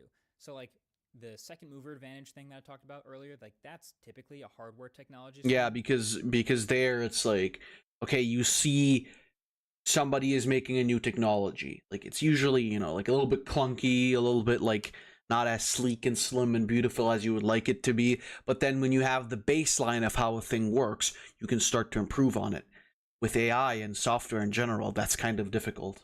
And so AI being software, with software, Apple's usually able to just rely on their massive, enthusiastic army of developers to support things and give it a kickstart and get it off the ground to get people using it. And with this, it's kind of the opposite. I don't think they're interested in this. Like, just think if I'm Uber, if I'm developer for Uber, and this new Siri is supposed to be able to reach into my app and perform an action. That's a huge issue, yeah. It just goes, hey Siri, call me an Uber to the airport, and then it does it without ever opening my app. I don't actually like that very much. That gives me less control. Yeah, that's kind of what I was thinking at the start of this, is like, that's like a huge invasion of privacy. And especially because, like, you know, specifically with AI, the information is most likely going somewhere where I don't want it to go. And that is something you're not going to be able to bring out, especially in Europe. Especially in Europe. And, you know, you can say whatever you want. Europe is a huge market still for any tech company, but especially for Apple.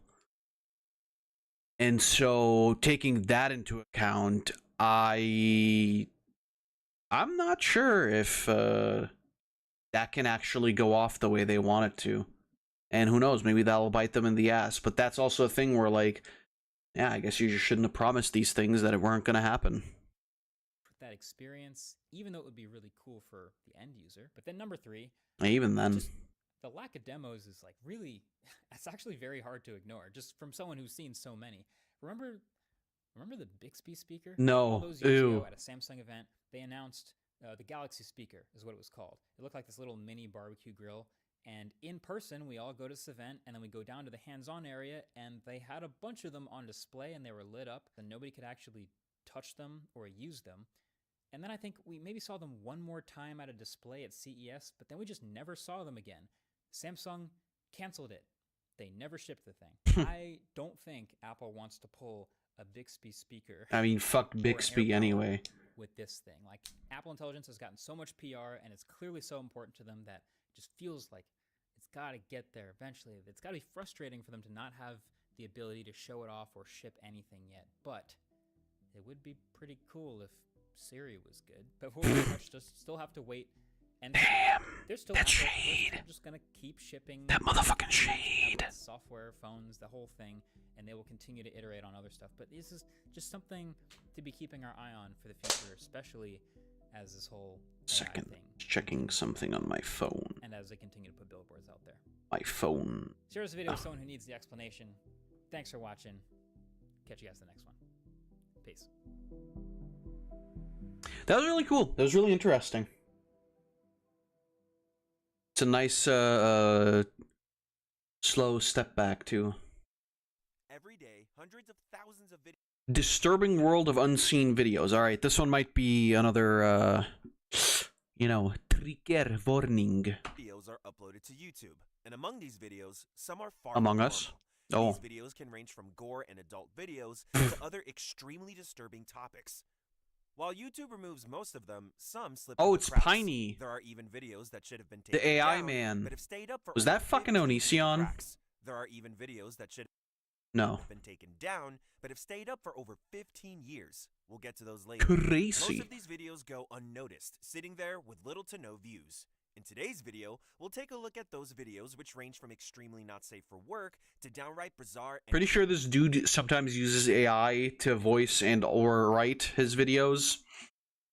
Before we start, shout out to subreddit Deep Into YouTube for helping me find these. It's a cool subreddit where people share strange and obscure YouTube videos they come across. With that said, let's get started. Let's go, baby. Let's go. Careful lady to comply with yeah. Spencer loves drinking wee. This video, which was uploaded 13 years ago and has only been viewed 400 times, a guy says he will drink urine for 10 pounds while his friend records. He says, "Yes, I am drinking piss for a tenner. What a dickhead I am." And then actually drinks a glass of urine without vomiting or reacting much. I mean, do we know? It might just be... I guess it was like lemon Fanta he would vomit, so... While there's no way to confirm if it was Nice real or penis in the staged, background. the setting and overall vibe make it seem genuine. Russian man vapes his own. This video shows a Russian man pleasuring himself. After finishing, he collects his liquids in a dish and then uses a vape to smoke it. Shortly after, he vomits into a bucket. Wonder, wouldn't that be like too thick though? I mean, maybe he like watered it down a little bit. I don't know. Seems a little too thick, too viscous to work in a vape. But what do I know? I've never vaped cum. This video was quickly removed from YouTube as soon as it started gaining. Well, but Piney, you said it. Oh. Attempt at reviving a frozen rat. This video, which only has around 300 views, Is this the frozen rat? Am I looking at the frozen rat right now? Camera. After which, he then turns it to a rat laying seemingly frozen on a makeshift experiment table. The man then claims it is his third and final attempt to resuscitate the rat. Ah. He spends the next 20 minutes of the video trying to revive the rat while music is playing in the background. What is this? Halfway through, Were the those man beer realized the video bottles? trying to revive the rat while music is playing What kind of fucking Dr. Frankenstein ass shit is this? in the background. Halfway through, the man realizes he cannot bring the rat back and starts to give up. The video ends with the man saying that the experiment is useless and that he is just going to dissect the rat since that's all she is good for. He laughs at his failed attempt. It wouldn't be too outlandish to assume that throughout this whole experiment, the man had been drunk, attributing to his slurred speech and seemingly disarrayed thought process. Cooking rats. The video is exactly as the title says. 2 rats are seen being cooked in a pan with an egg. A woman in pink is cooking while a man off camera records. The pan is small, and the rats' tails and feet are hanging out as she flips them a few times with a fork. Reminds me of the rat burgers in Demolition Man. Hell yeah. The rats are not even skinned, I think, but it's hard to tell since the quality is bad. Mm. The description of the video simply says, rat meat is delicious and has a high nutritional value. Clearly those people have seen Demolition Man. Rat burgers. Bird smack. Bird In smack. this 17-year-old video, a kid laughs while smashing a dead bird with a baseball bat for the first half.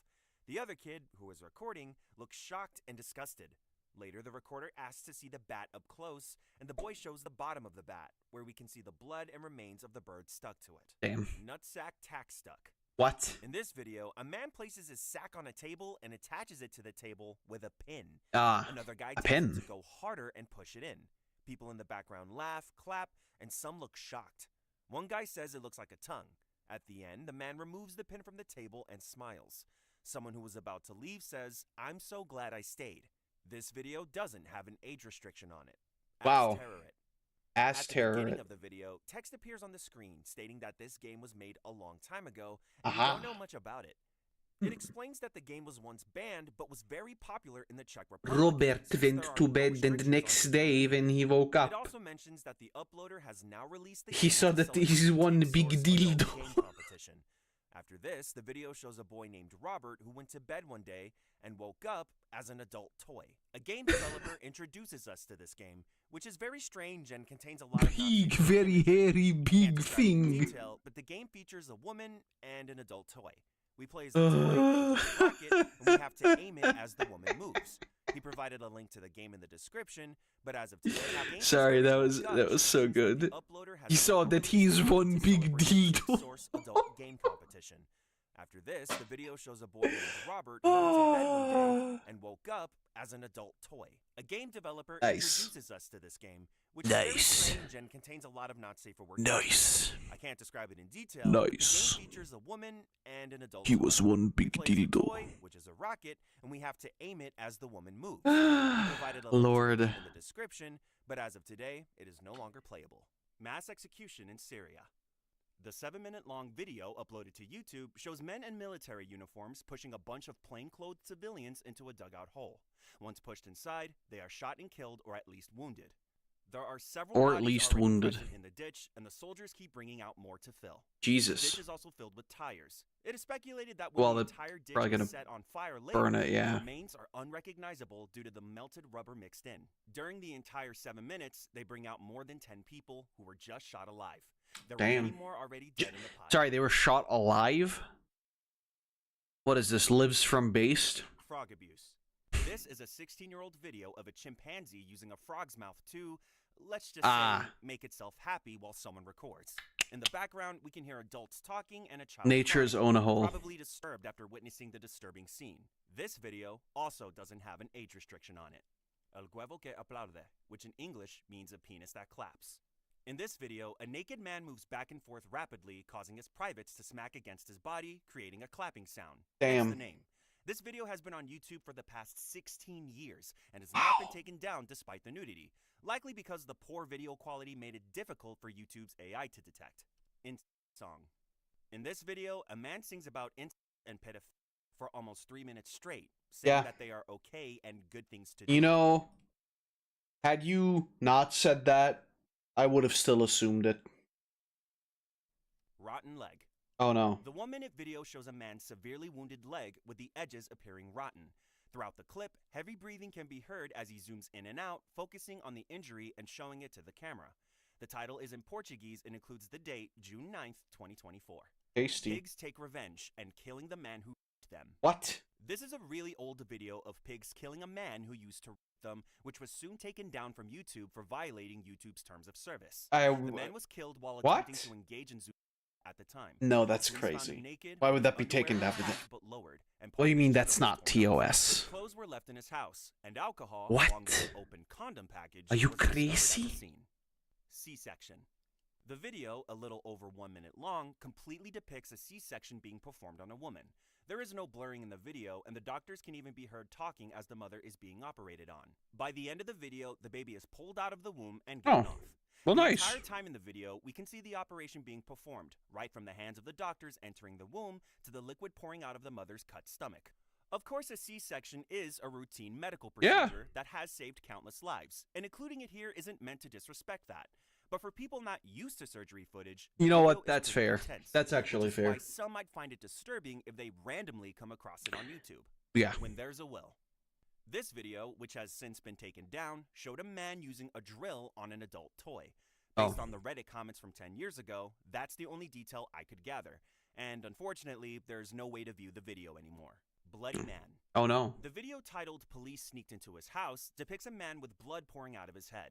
He was bleeding profusely, with blood staining his clothes down to his pants and still continuing Is to the bleed. red There are also juice is coming straight out? tissue hanging from the wound, which is recorded by another man Damn instead it. of helping. The Even though YouTube bleeding. does restrict the video as disturbing content, they have not taken it down. Diving beetle eating baby hamster. Oh The video no. shows a baby hamster being dropped into the Is that the tank of baby a diving hamster? beetle, Is that the which hamster? proceeds to go after the creature just dropped in for food. The hamster is seen struggling for a few Hamster. seconds after being in the tank, but is soon ended by the beetle, who then proceeds to eat it for the next 2 minutes of the video. BTS 011. Oh no. The video starts off with a man in scrubs talking to the camera before moving away from it to reveal a severed human body behind him. The body looks like a puppet, but is very realistic. The guts of the body are seen poking out of the body, adding to the Ew, not guts and gross and stinky. table. The doctor lightly slaps the man's face, after which the body convulses and starts coughing out blood. In a very disturbing display, the doctor continues to check on the man while huge amounts of blood begins to pour out of the severed half. When the man stops convulsing, the doctor moves back to the camera and ends the video. The video is fake, but the jarring nature and the very realistic gore will still shock you. Rafflecopter. In this video, What? a nude woman holds her hands over her breasts while rapidly moving her elbows back and forth.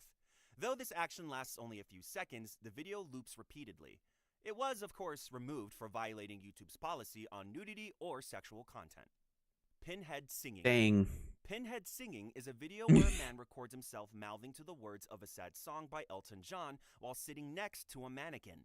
The mannequin is the definition of disturbing, with huge unblinking eyes. I don't know if it's the definition of disturbing, but Like substance which looks like blood running all over its face. The mannequin's head is attached to a machine, which makes it rotate along with the beats of the song. The entire video is just the man and his machine moving with the song. Bro, Or he's- Heaven on Earth.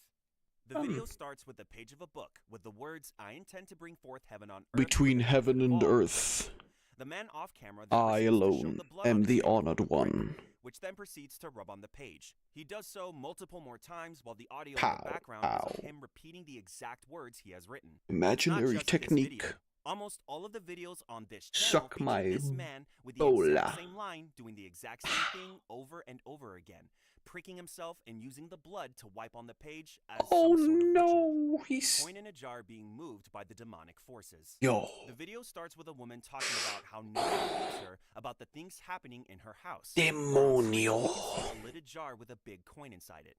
All of a sudden, the coin starts jumping Force. inside the jar. The woman backs away to the other side of the room and starts asking questions like, "Why are you here? Why are you around me?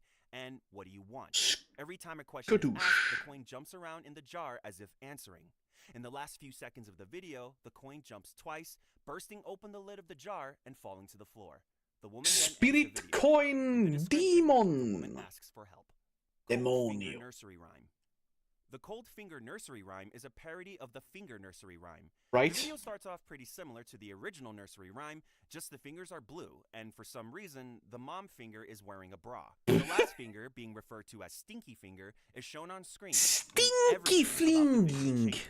The background changes from children-friendly stock images to pictures of skulls, dead bodies, and conflict. The Stinky Finger has realistic eyes and inches closer to the screen as the background music distorts and the screen slowly turns red. The video ends abruptly. The video was released in 2016 and has not been taken down since. Bear in mind, this video wasn't made for kids and even has the setting for it to be shown on YouTube. I am this can be very dangerous the Stinky Finger. Children. FuwaFuwaP 1995. Yes, FuwaFuwaP. Also known as black soup, is a Swedish dish made using animal blood. Oh, right, In the video that uploaded thing. to YouTube, a woman can be seen using a syringe to draw blood into a huge tube sitting around in a room. The blood is not little. Oh, the funny Swedish people, always drinking blood. Popping in a person's arm. The blood is then used to create this soup, and even the recipe is shown in the video. The video ends with what looks like a feast, with multiple people sitting around a table and dishes being passed around, presumably filled with this human blood soup. I love human blood soup. It is so tasty. Decorations being filmed in VHS. Oh shit. Here's this. Well, that one's wrong. That one can't be here. He's a bit too late. Suddenly, another man is seen walking down the stairs. Scum boom bum bing bung bingaling bung bung bingalang bing. Gets jumped by Santa. Santa then proceeds to attack the man with a knife and ends up immobilized. Oh shit. There's even fake spurting blood. Yo, Santa ain't fucking around. Tear open the man's stomach and pulls out his intestines, rubbing them on his face. All of a sudden, a different man walks into the room. He looks at Santa and is terrified and ends up being killed too. Damn. The video ends with a woman walking into a room, screaming, then smiling at Santa, before proceeding to eat the head of the man killed in front of her. Oh. How to use a rat. The 30-second clip shows a man another holding rat. a taxidermied rat in his hand while showing it off. Oh, I thought. Shows how he had turned the rat into a pouch and points out the zipper attached to its body. He then proceeds to unzip the rat, which he check sells with out a packet of mints. He my states rat how it is a bag. good way to store your gum, and then proceeds to take one out of its body. Is this what they call a rat pack? What? The video, uploaded in 2020, shows an old man dancing while singing a song he created. It would be a harmless video, if only the man wasn't talking about getting orgasms in kindergarten and looking up girls' skirts. Well, that's a problem. While singing the song. He says this is a newer version of this song, which he originally created in 1990, and is even uploaded to SoundCloud. House collapse. The video shows a family gathering, presumably post-wedding celebrations. There is a game of musical chairs going on, played by the kids while the adults that's so nice. them while watching. Bing bong dang boom bing ba boom. But in a split We're running around the chairs. All of a sudden, well, to be fair, bro, this house doesn't look like it's. Was hollow, leading to multiple people on top falling into this empty space. It can be assumed that there were definitely injuries, maybe even broken bones. Right in the That's center of the floor still an kids. injury. Before the camera cuts, people can be seen reaching into the hole to save the people. Man licking cat. Ew. The video starts with a man calling to his cat while growling behind the camera. The camera then cuts to the man and his cat. T-door time. He is hugging the cat from behind while shoving his face in there, sticking his tongue out to lick the fur of the cat.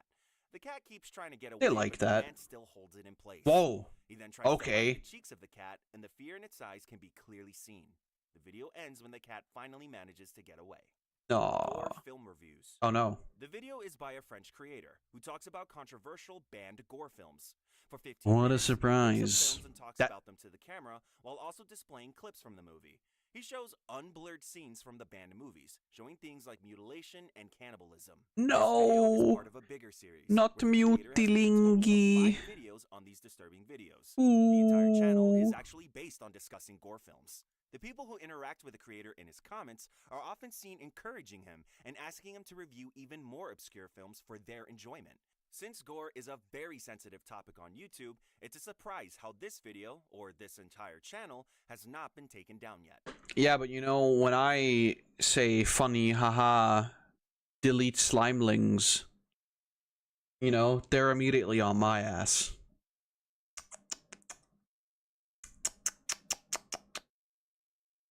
YouTube. Boof it.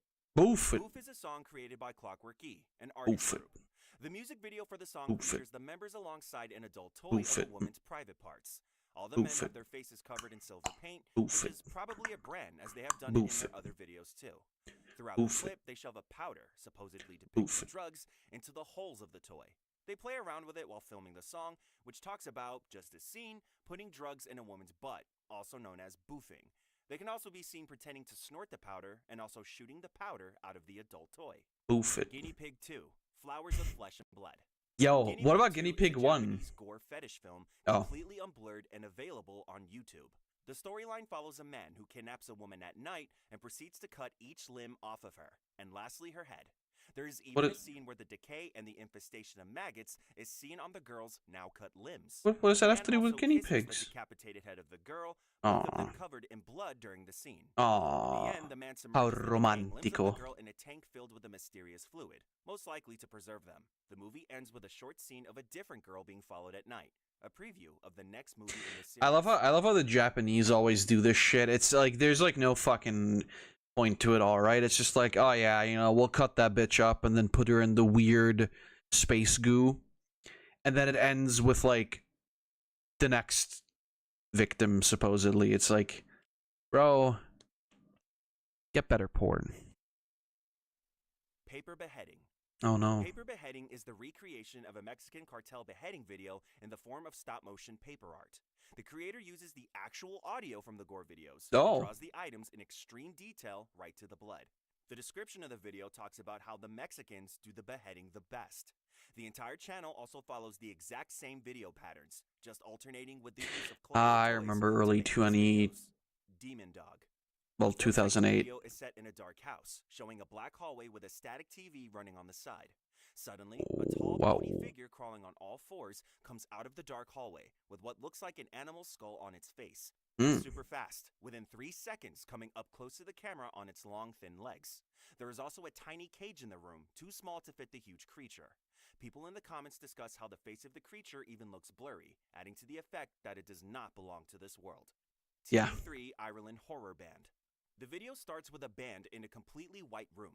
The female lead singer moving towards In the camera a to white grab the room mic and sing. with Something black seems to go wrong, curtains. and all of a Scoop sudden, up. the guitarist of the band raises his instrument and attacks the singer, damaging her neck and blood spraying out of it. Then, chaos erupts, with the bassist then punching the guitarist and breaking his nose. The drummer then picks up a cymbal and throws it as a disc towards the bassist, slicing his head clean half. Damn. Then, the drummer continues to play his drums while there are screams of the singer and the guitarist around, the blank walls of the room now painted red. Heroin just equals death by torture. Right. The video shows a man chained in a dingy room, with a narrator in the back talking over. He explains how historically I there are love various methods used to torture. heroin. On screen, Heroin rats are seen walking out of is a so cage onto the man tasty. tied. These rats then proceed It's to eat like- the man alive while he screams for his life. The It's narrator lemon then explains juice. How while the rats continue to eat you alive for months, maggots will start forming on your body, Heroin. furthering the deterioration. Ah, All of this course. is shown in extreme detail. Right. From the flesh being eaten to the moving maggots on rotting flesh. The narrator then says that nowadays, instead of torture, Unbelievable. use heroin. On screen, a man can be seen foaming from his mouth and convulsing before his body stops moving. The entire video is an unnerving. Damn, they're not even doing. You can't look at them newfangled torturers anymore. You know, back in my day,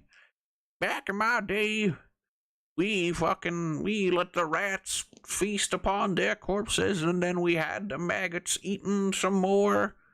Nowadays, all these young'uns do is get some heroin and put it in their arm, and then what kind of shit is that? You know, where's the finesse? Where's the love for the art? Everybody can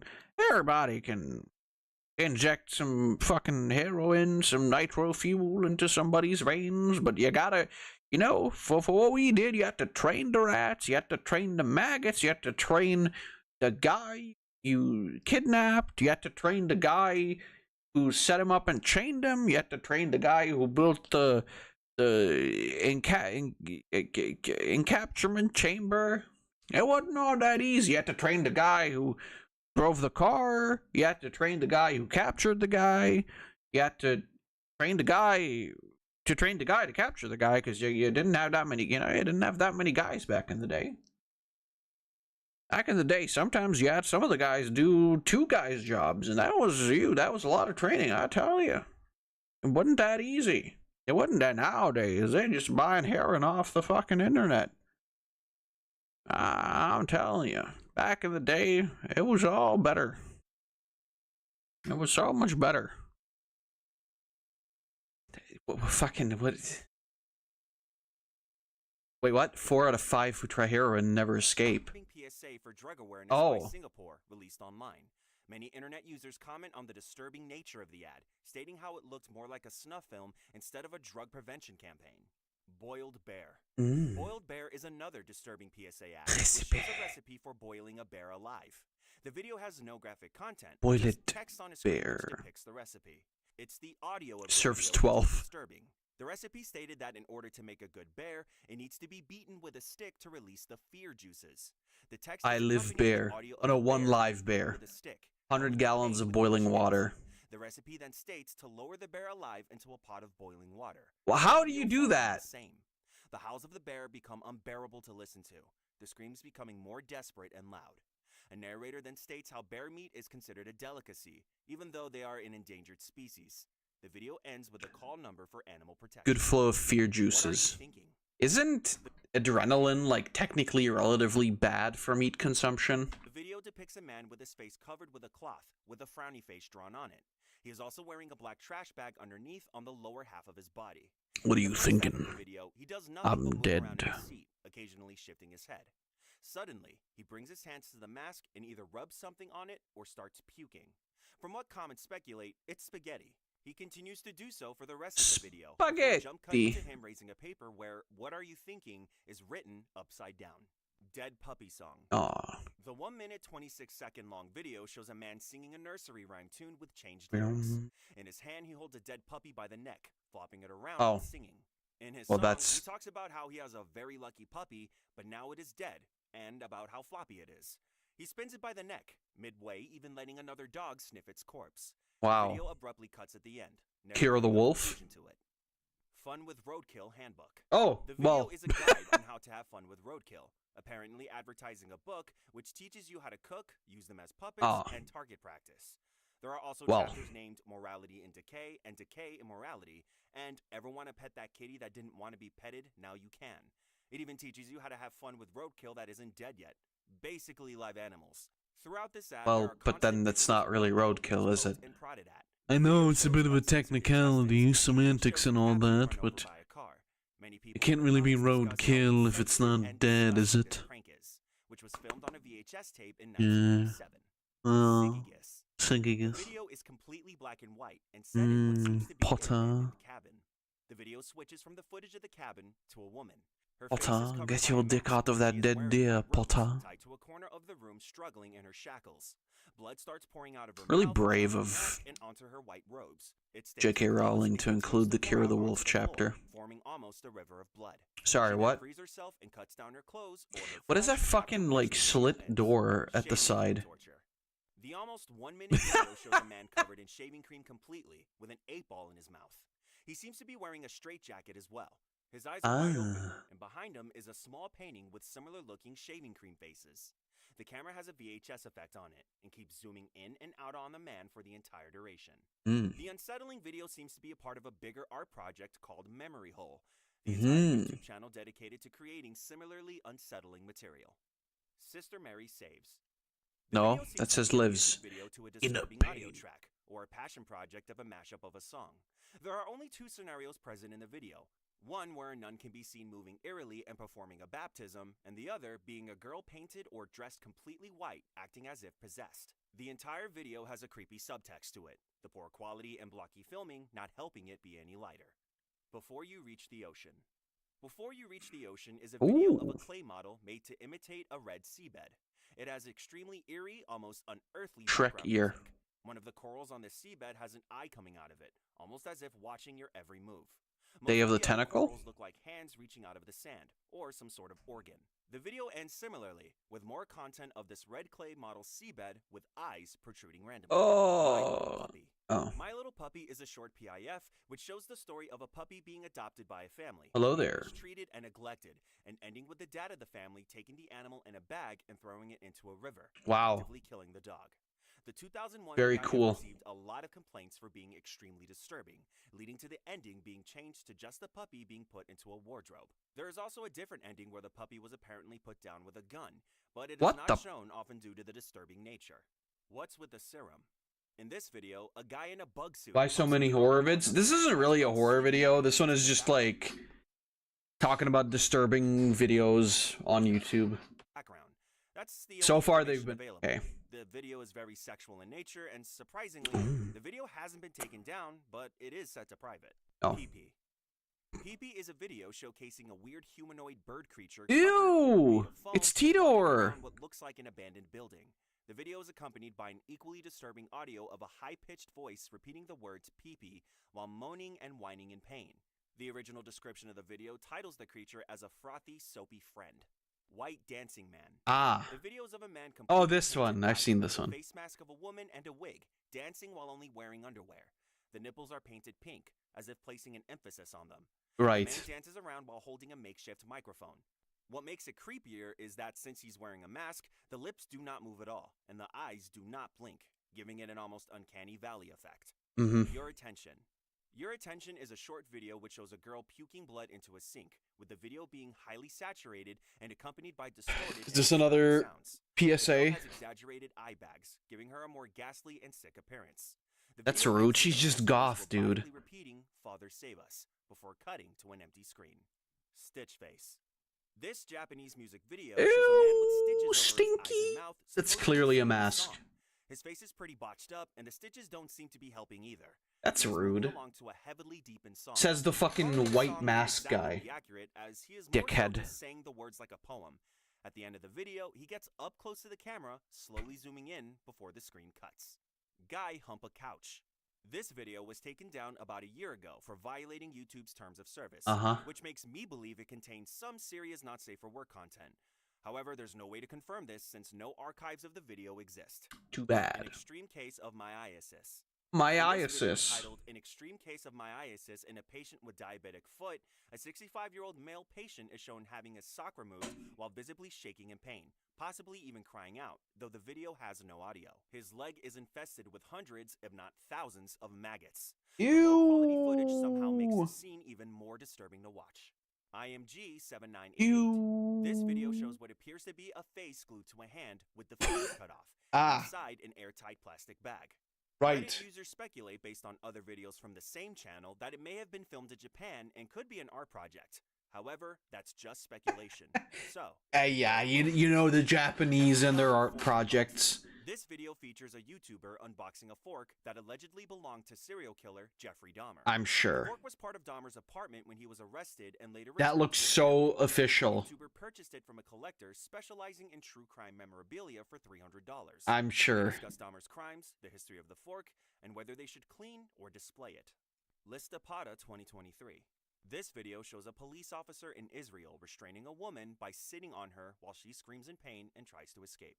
Despite her efforts, the officer keeps holding her down. The video ends with her appearing unresponsive, which suggests she may not have survived. Damn. Babies Making Babies. What? Babies Making Babies was a not safe for work video that started as a slideshow of nudity, but near the end, it abruptly switched to disturbing images of fetuses with weird effects. This video was followed by Fetuses with weird effects. with crudely edited baby faces. But this video was soon taken down after it was posted on Reddit. Tits Ass. This is a very weird animated video about the title. Hey, I think we're in my zone now. Posted on Reddit. Tits Ass. This is a very weird animated video about the title. It's difficult to explain what's going on in the video in a non-graphic way.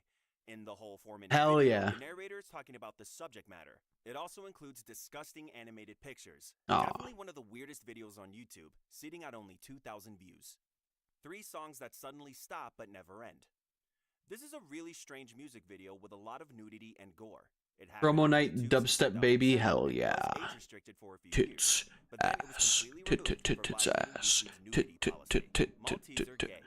The video showed an elderly man staring at a photo of a bodybuilder. Maltese are gay. He stood up, adjusted his pants, and began to masturbate.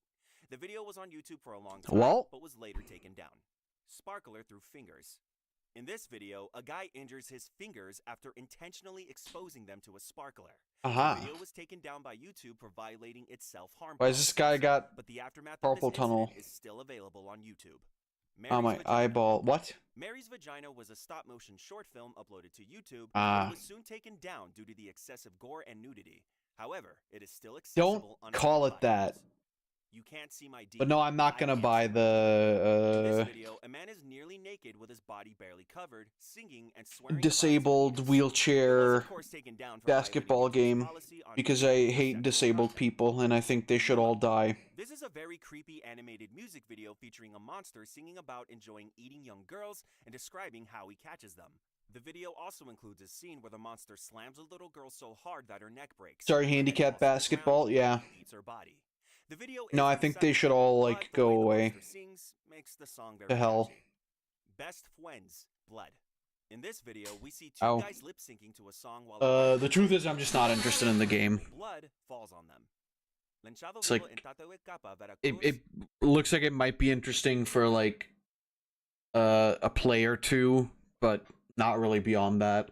31 Agosto 1996. Perfect game for Drift to help This video out. shows people in a I'm town not hall sure if in that's true. Vicente taking justice into their own hands. A man wearing only briefs and tied up is accused of essaying and killing a girl, but he was not given a fair trial or a chance to defend himself.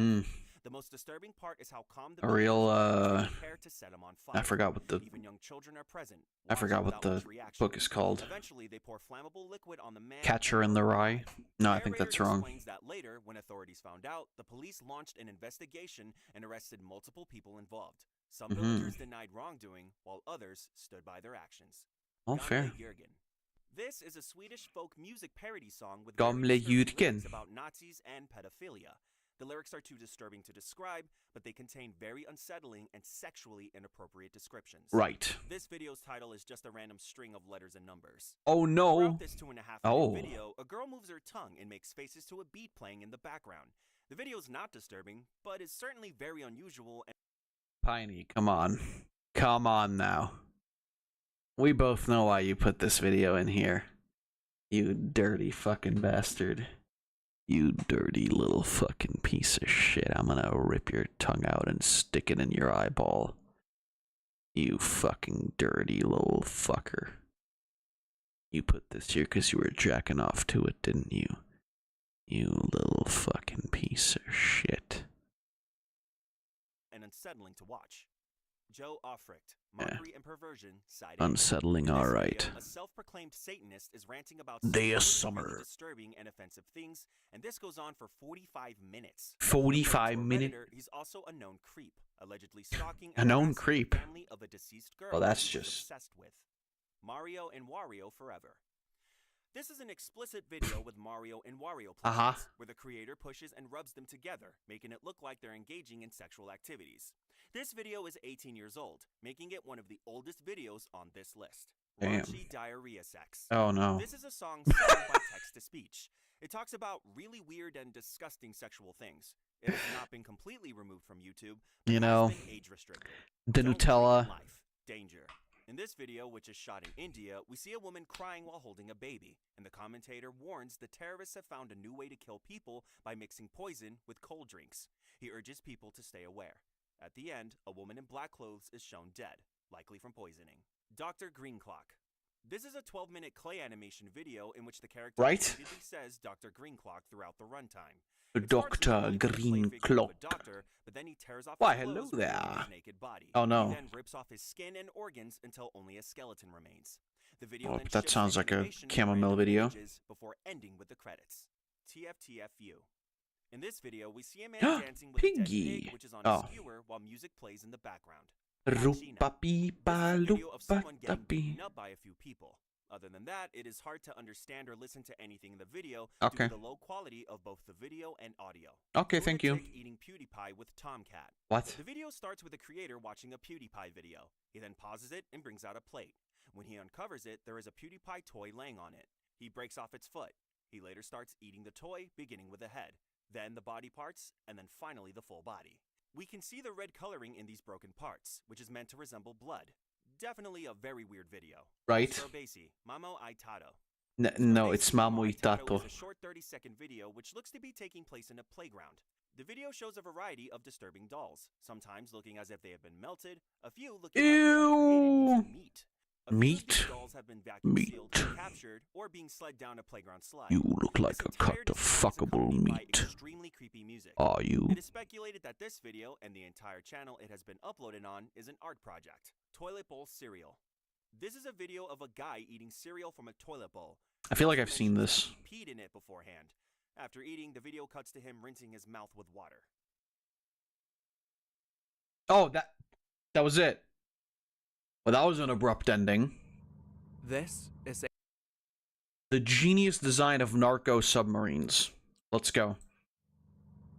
This is a narco submarine. Tino, I didn't know you were making videos. Is this from the Fern channel? Yeah, it is. So these guys are German dudes, and they make some really, really interesting videos. And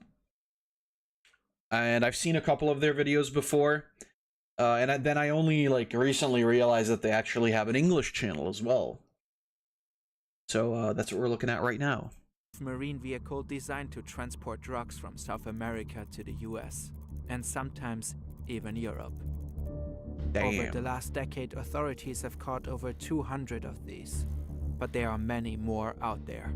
Hey yo, guys, if you need somebody to speak English without an accent, call me up, bros. I got 180 subscribers that are not gonna subscribe to you. Let's go. Today, we will take a look at 4 different models, ranging from simple all the way to transatlantic high-tech. How do these submarines work? How do they avoid detection? And what does the Coast Guard do to catch them?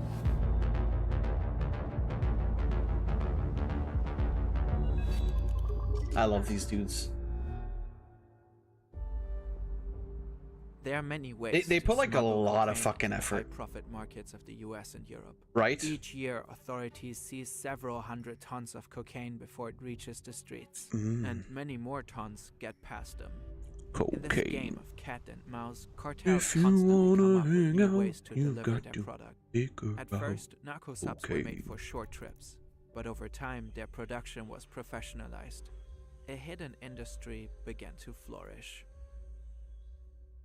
This is Oscar Moreno Ricardo. Oscar Moreno Ricardo. The king of semi-submersibles. Why'd you make him white? Here, deep in the dense Colombian jungle, hidden along a river, he operates a clandestine shipyard, far beyond the reach of authorities.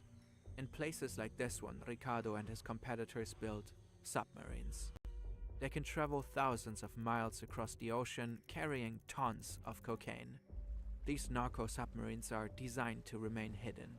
But there are rare moments when we get a glimpse into their worlds. Cocaine in your cup. H.I. Sutton studies the craft of Ricardo and the others. He has dedicated his career to uncovering their secrets. He's a specialist in defense analysis and unconventional naval warfare. I've been looking at narco submarines for about 15 years and keeping a database of all the incidents of narco submarines and analyzing their designs. And looks like a Pixar dad character. Now, let's dive into our first sub. Ah! You son of a fuck. This is a very typical narco submarine. They started to appear like this in the late 2000s and they're still being found today. It's roughly 14 meters in length and not a true submarine. Rather, it's a so-called low-profile vessel. The top remains visible above the waterline. Its color blends in with the sea. Due to its low height, radar systems have a hard time detecting it. Currently, it is en route to Central America. Guatemala. Looks kind of comfy. Inside the cramped vessel, 5 men sit in tense silence. Every so often, the low hum of the diesel engine pulses through the hull as it pushes them forward at 16 kilometers per hour. Wow. The sub is divided into 3 compartments. This middle is the crew area. It's sparse and uncomfortable. Bunks cramped tightly together, a single hatch above for entry. Here at the rear, the diesel engine roars, vibrating against the thin fiberglass walls. It is located behind the crew compartment, so they can access it to do. It's fucking crazy though that like this tiny little. I mean, obviously it has to be small, right, to stay under the radar and everything. But it's kind of crazy, right? Like they're doing this like uncomfortable shit just to earn a measly few bucks with some cocaine. Come on now, really? Is that worth it? I mean, obviously the drug market is fucking gigantic, right? Like, you make a lot of money out of it, but I don't know. I mean, if it was just me on my own, hypothetically speaking, if this were a real thing and this was actually happening in the real life and drugs existed, good English, and I had the opportunity to do this, I don't know. I mean, I know.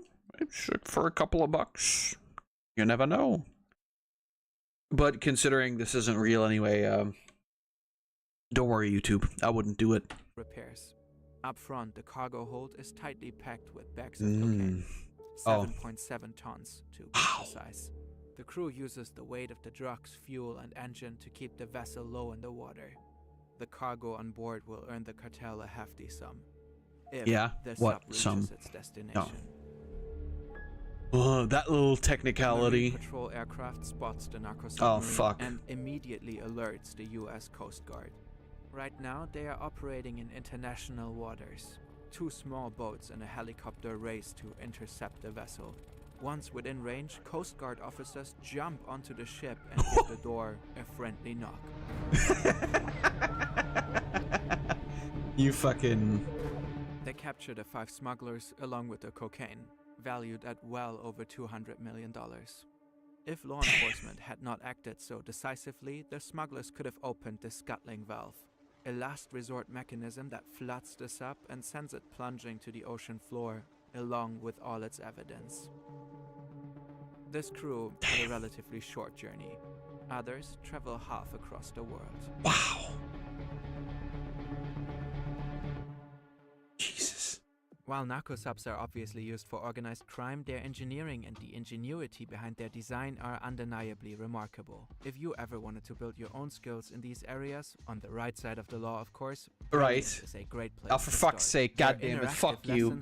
How dare you? New skills, whether it's physics, math. Yeah, are they gonna teach me how to fucking build drug submarines? You can customize the content and work through the exercises and problems at your own pace. Take a short quiz when you sign up and you'll get content that matches your personal skill level and interests. With Brilliant's science lessons, you'll explore the physics of everyday life and dive deeper into the principles that submarines rely on. Scan this QR code or visit brilliant.org/fern to try Brilliant son of a bitch for a full 30 days. You'll also get 20% off an annual premium subscription. Wow. Start developing new skills today. Let's go. Number 2, baby. A different part of the Amazon. A narco vessel departs near Manaus in Brazil and is making its way to Macapa, the Amazon's mouth. What about The Yokapa? semi-sub is over 20 meters long and nicknamed Che. Inside Che sit 3 men. Agustin Alvarez, a former Spanish boxer and captain of the vessel, and 2 Ecuadorian men. They are about to cross the Atlantic. Traveling at around 9 kilometers per hour, they will cover roughly 6,500 kilometers from the Brazilian rainforest fucking all the way to Europe. What the With no fuck? GPS and only a compass to guide their way. That's it will take them insane. About 2 weeks to reach their destination if all goes according to plan. 2 weeks in that Narco sub fucking is very thing? similar to our first one, but it is more modern and larger. It also has 3 compartments. You've got the engine in the back, the crew in the middle, and the cargo bay. Nearly half the sub's size is reserved for fuel. Mm. 3 massive That makes tanks sense, holding yeah. 20,000 liters, ensuring the vessel can make the long journey. The men have no proper beds and use plastic bags as toilets. For food, they have the choice between energy bars, rice, or cans of sardines. There's only one. I mean, sardines are actually pretty good. Lie down at all times. The men endured 3 storms and almost hit a larger ship on the way, but finally managed to cross the Atlantic. But well, luck is not on their side. Dang it. After 27 days, the sub runs out of fuel. Oh no. The journey took twice as long as planned. Because of the conditions at sea, they can't deliver the drugs to another vessel. 2 attempts to meet with cartel boats fail. As a last resort, Alvarez contacts old friends from his hometown Vigo and hopes to get help from them to unload the cocaine. But this also fails. Damn. So they travel near the coast of Galicia and sink the vessel. Afterwards, the crew wants to flee, but law enforcement has already spotted them. Dang it. The EU's Maritime Analysis and Operations Center has notified Spain that a suspicious vessel is heading damn. They watch them using night vision goggles and observe their arrival in Galicia. So what the fuck is the point of these things if they're not, like, capable of going under radar that well, even? That sucks, dude. I mean, it's good because they're criminals, but, like, you get the idea, right? Like, bro. I mean, I'm assuming that the amount of dudes that, you know, make it through is a lot higher than they're willing to tell us, but goddamn. To Ecuadorian men shortly after the sinking. Alvarez can flee. He hides nearby in an abandoned house for 5 days, and then finally gets arrested. Ah, dang it. Spanish police refloat and confiscate the sunken submarine. They find 3 tons of cocaine, worth around $100 million. Damn. Every time one of these gets caught, a cartel loses a lot of money. Reason enough to innovate. Ooh. Now we're talking. At first glance, this just looks like a real submarine. It has the typical cylindrical shape and is around 24 meters long. This build can almost fully submerge. Only a snorkel protrudes from its top, allowing the vessel to breathe, drawing in air to cool its diesel engine and provide fresh oxygen for the crew. It also gives the vessel its name, the Snorkel Sub. Unlike most real submarines, or most naval submarines, it's not built out of steel or metal, it's built out of fiberglass. The diesel engine powers the sub, while an onboard generator provides electricity for various systems. Nice. Including a camera mounted atop the snorkel. So they always have an idea of what's around them when they're underwater. Ballast tanks allow it to take in water and dive deeper when danger is spotted. The interior feels cramped, yet sophisticated. There's a basic toilet and a sink. Small luxuries that make long journeys more bearable for the crew. The bougiest of drug boats. Up to 8 tons of cocaine, Damn. carrying its illicit cargo thousands of kilometers from Colombia to destinations like Mexico. Haha.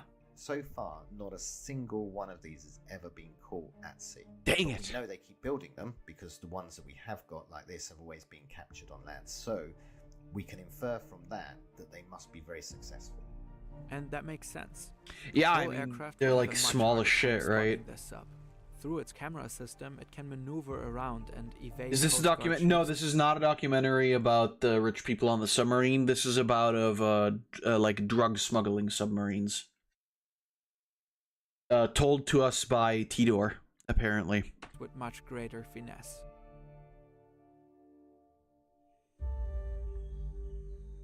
The fact that such a complex machine gets built in a jungle in the middle of nowhere is remarkable. These shipyards are far from traditional supply chains or modern facilities. Narco submarines are designed and the construction is overseen by master builders. These are artisans, very technically proficient. They're impressive designs in the sense that while they might look very shoddy and minimalist, they really are the perfect example of the minimum viable product. These subs need to be good enough to reliably transport extremely expensive cargo thousands of miles, but at the same time they have to be built with very basic materials. Not many people are capable of doing that. These master builders, there's only so many of them, and we can tell that because each designer, if you like, has signature. They have certain ways of solving problems that reveal themselves in the designs. And one of these builders far outshines the rest. Let's go, baby. Time for the spaceship. In November 2020, law enforcement stumbled upon something extraordinary in the Colombian jungle. A fully submersible, 12-meter-long narco submarine. There's no fuel storage and no diesel engine in the back. Instead, the sub houses a whopping 10 tons of batteries powering 2 electric motors. This the is green peak of option. Narco sub ingenuity. Construction costs roughly $1.5 million. Dive planes control the depth of the submarine. Like, just one fucking like successful drug haul, and you got like 100 of these. Jesus. Its batteries have an estimated endurance of 12 hours. Traveling at 5 kilometers per hour, this sub could reach a travel distance of about 60 kilometers. This sub can travel neither fast nor far. But it doesn't have to. This vessel is not designed to make long journeys on its own. Do you see this little thing here? Oh. That's a towing ring. Oh, it can be attached to larger no. ships, allowing the narco sub to be pulled long distances undetected. When the smugglers reach their destination or Coast Guard appears, they simply unhook and continue Son of a bitch. This sub is extremely hard to detect. In fact, it has never been found in action. Authorities have only discovered this one example in the Colombian jungle, but there are most likely many more of them out in the waters. God further, this incredible just like the other. All narco submarines are statistically successful. Most get through, but these ones are even harder to find, and has never been seen in the wild. This narco sub is proof that drug smugglers continue to design new, sophisticated vessels to move drugs into profitable markets. The trend has been towards smaller payloads, so they carry less drugs than they used to, but there's more of them. And yeah, so I mean, it's really about optimizing their supply lines and getting the drugs to the market. It's funny to talk about it in this way, right? Because like you talk about it as though it's like an everyday business, right? You talk about it as though it's like transporting bananas from A to B or some shit. But like the truth of the matter is that like, say for the fact that it's illegal, or maybe because it's illegal, there's a lot of like crazy logistics behind it, right? Because obviously they have to jump through a bunch of hoops with the whole thing of like not being detectable. But like, damn, that's crazy. That's really, really crazy. When the sub completes its mission, it may end up here, in a massive graveyard of narco submarines on the ocean floor. Because almost all of them are only built for a one-off trip. I mean, yeah, it makes sense. In 2022, the reign of Oscar Moreno Ricardo, the so-called king of narco submarines, came to an end. After years of eluding authorities, he was finally arrested in a joint operation by Colombian and American authorities. His capture marks a significant victory for law enforcement, but it is far from a decisive blow. Yeah. Another worthy successor will most likely have already taken his place. Somewhere in the depths of the Colombian jungle, a new genius is already working on the next generation of narco submarines. More advanced, more sophisticated, and designed to beat the latest tactics of law enforcement. God damn. Oh, the back rooms. Tape 1, let's go. Bakirumi. Oh shit, is this? Damn. Hungary. So beautiful.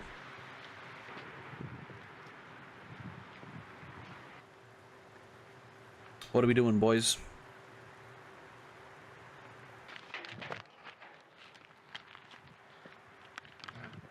This is the place. Mm-hmm. I'll get it on film, so yeah. That'll have to believe me. Of course. I hope this... I don't know if this is filmed on a piece of shit, but it kind of looks like it. If not, at the very least, it's like... very well, like, edited. Because it has that feeling of, like, an actually old video.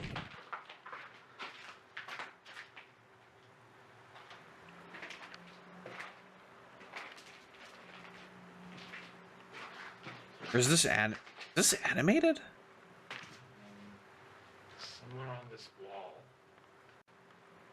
Because like look at the way the outside world moves. It doesn't look natural. Somewhere on this wall. Is this animated?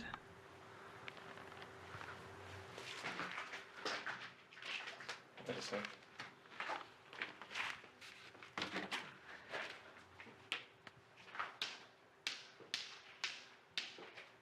Okay.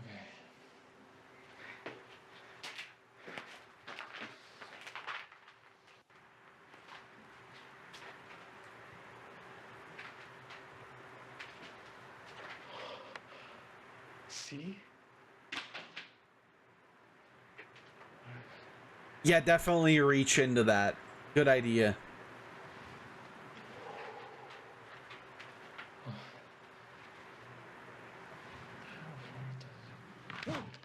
Oh.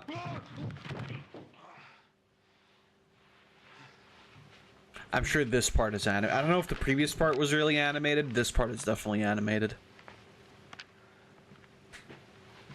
You can kind of see it on the... Well, I don't know. Those might have been... Wow, I green? Yes. Hello?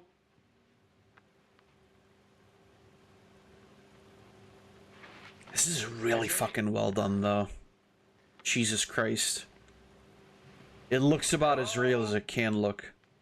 I wonder what this was made on. I don't think this is a video game engine. I think maybe they did the thing that they did in the Lion King 2019 and Surf's Up, where it's a 3D like environment, very, very high quality and very high res, and then they, you know, used like a camera, or rather they used like a, you know, a VR headset to simulate movement through a camera through all of this.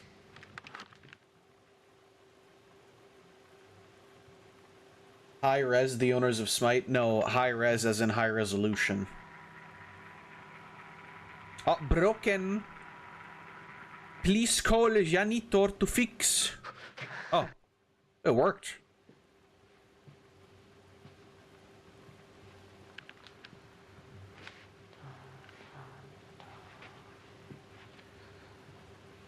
I do still like the back rooms a lot. I think they're just so overdone at this point. There's like very little in terms of creativity that happens within them. How long is this video? 21 minutes. And that's like my biggest problem, right? It's much like every other horror thing ever. At some point, people just run out of ideas, or will just replicate the same exact ideas over and over and over again. And it just kind of stops being interesting, really. And it's sad, because something like this is so impressive as a project. But then you get these, like, dog shit, like, 50-cent Steam games that are all the same exact thing.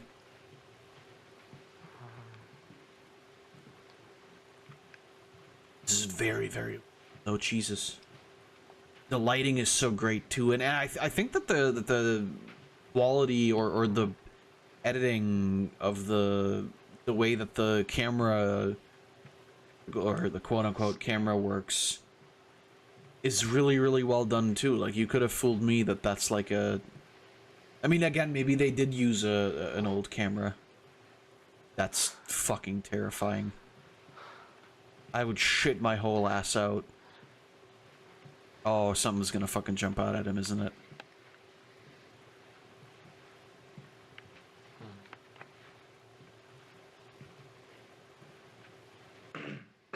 I think this captures, so far, I think this captures the feel of the backrooms really, really well.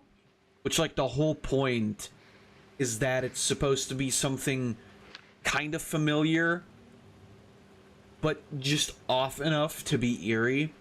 And that's like one of the things that people never get right about the backrooms, is that feeling of it feeling like something you should know, but it's just different enough that it makes you feel uncomfortable. Because a lot of them are just like, you know, it's like a Gmod map. You load in, you drop in a fucking next spot, and then you die.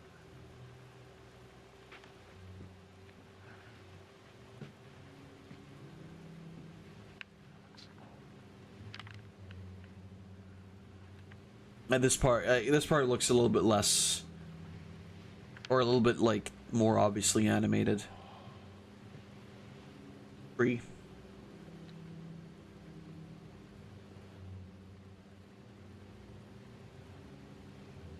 Very nice tree.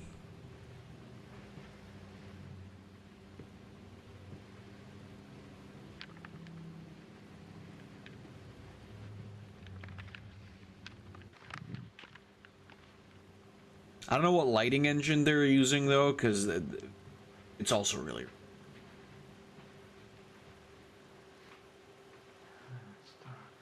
I think I'm still one of the only people who find the pool level of the back rooms to be extremely like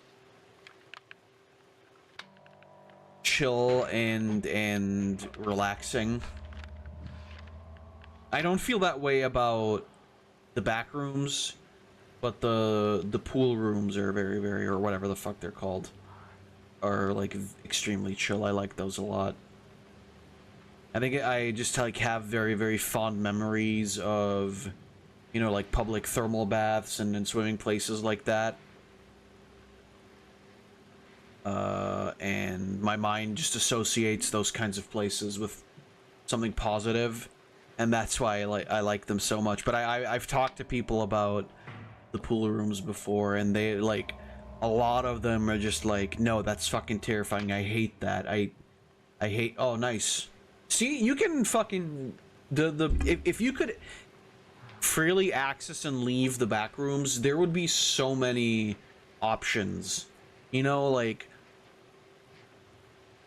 homelessness wouldn't be an issue anymore. The food situation might be a bit difficult. I don't know. Overpopulation wouldn't be an issue. You could probably find some way to like make teleportation or instant travel. Okay, that's not good. We can leave out the corpse of the Deku tree. We don't need that part. But what I'm saying is that, you know, since they're liminal space, you could possibly figure out a way to use them for like transportation or whatever, right? We could tear down some walls, build 18-lane highways. I think it would work. I don't know if there is a way to map out the back rooms, because they do have an end and a beginning, I believe, but it's they're so impossibly big that it's, you know, difficult to actually find or reach anybody else. I do wonder, like, because, you know, usually you're put into the back rooms and then at some point you're gonna be chased by some form of monster or another. I wonder if, like, how big would the chances actually be if two people were put into the back rooms at the same time? How big would how great is the chance of them actually, like, ever ending up meeting?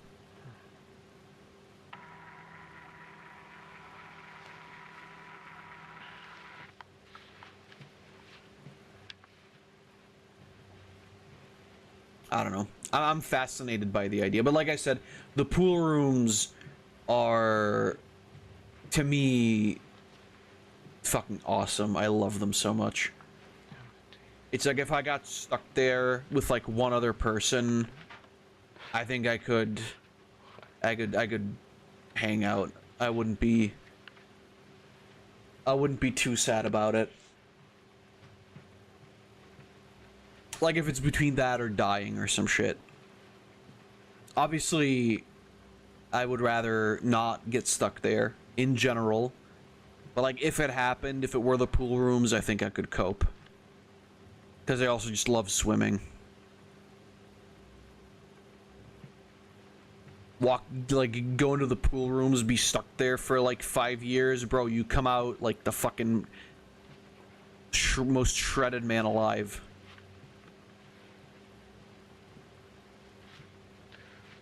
You know how good swimming is in general for your core muscles? You wouldn't believe. You would not believe. Gonna fall? Gonna piss your pants, maybe?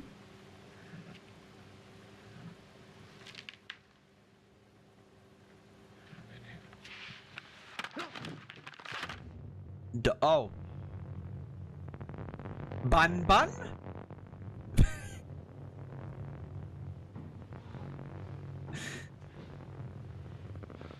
That dude styling. Oh, hell yeah. Look at that walk. Holy shit. That was a strut of confidence. Of insurmountable confidence. Wasn't that bad? Yeah, how are you gonna get back up, you dumbass? How are you gonna get out, you dumbass? You never even considered that. I don't even think he tried going back the way he came.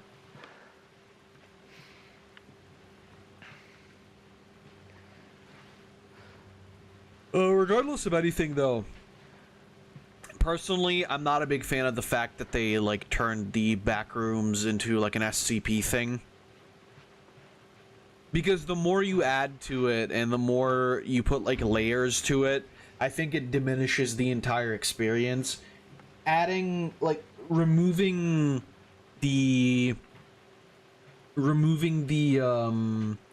level of mystery that it has, I don't think works very well. I think you need to keep the mystery alive. I don't think you should explain anything. It should just be like, things happen and they happen, and then that's it.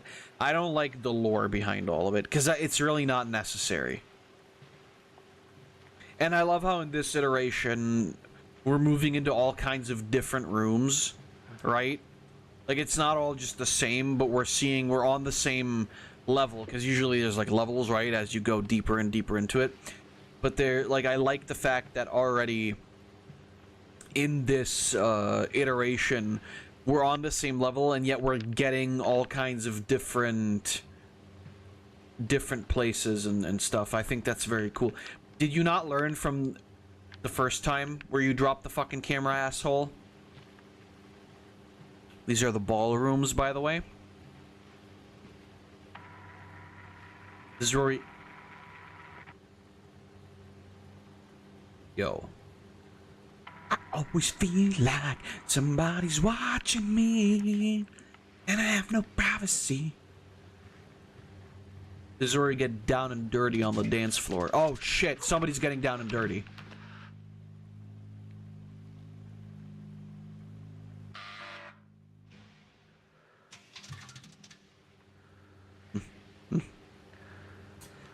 Well,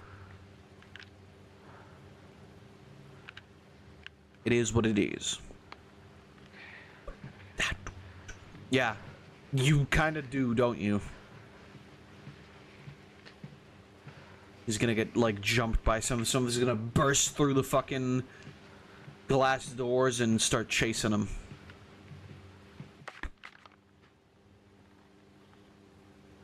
And I love the nonsensical nature to the creation of it all, right? There's, like, no real rhyme or reason to it. You just find things. Oh, look, the cafeteria.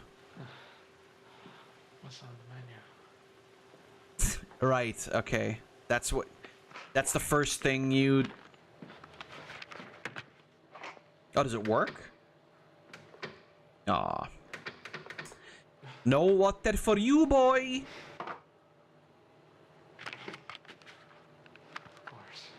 But I guess that implies that at one point there was working... Oh, these are like drink dispensers, not even like... The fucking PS2 noise? That's the PS2 noise. That's the PS2 startup noise.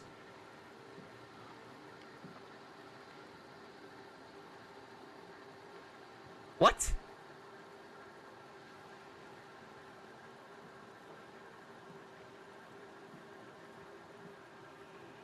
No fucking way.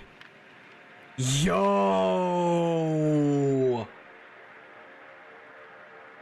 Get the fuck out of here. Oh, sorry, disc broken. It would be cool if it turned red now. Get the fuck out of here. That was cool as shit. Holy fuck.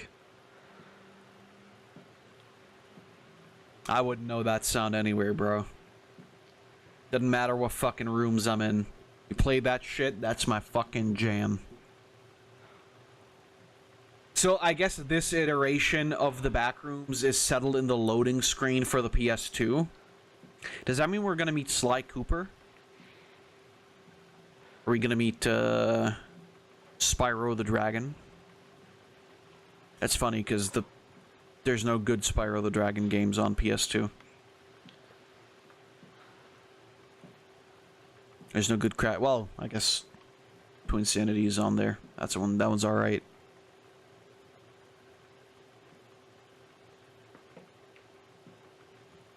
Are we gonna meet Red Ninja? The cool funny? Ah. Go back, dude. Fuck it. Go back to the PS2 zone. Jump down. Maybe you'll load into some GTA. Dang it. Dang it. Gosh, diggity darn dang it.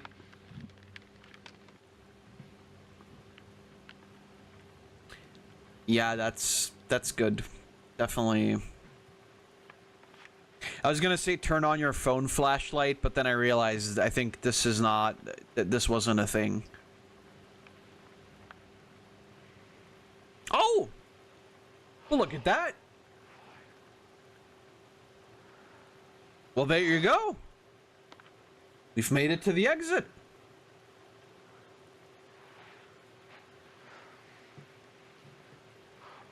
Now, surely, no slinky little demons are gonna walk out of this place and go, yum human meat. I won't be missing you. Surely no smiling demon type of creature is gonna get out of here and, snack you up.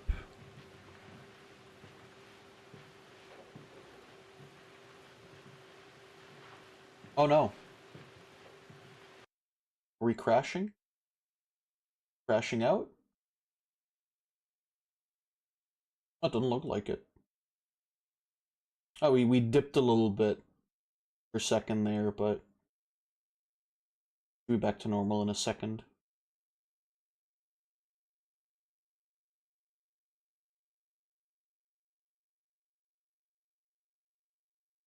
I think we're okay.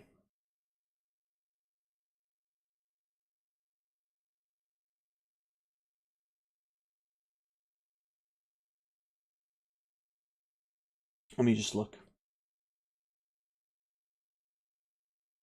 Safe.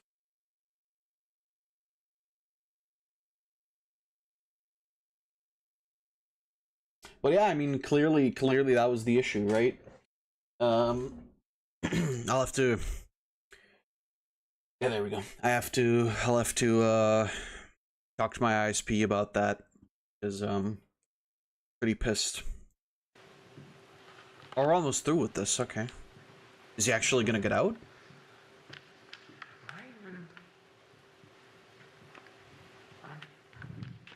Oh.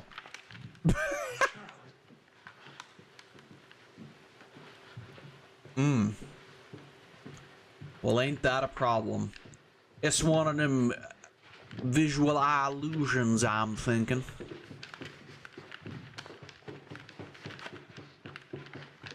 No. Oh, it's getting redder.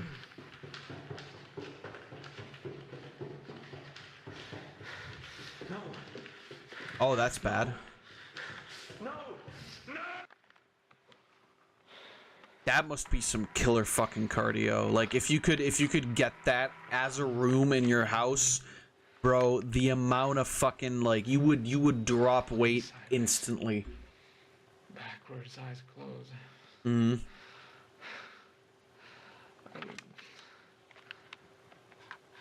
I miss them so much.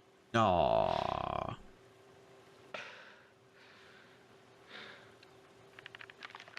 I can sometimes hear birds. Huh. Wait.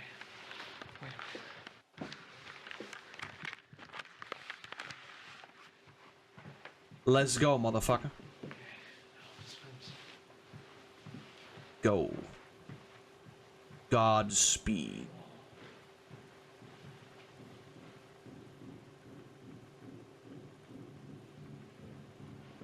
Told you. Best treadmill in the world.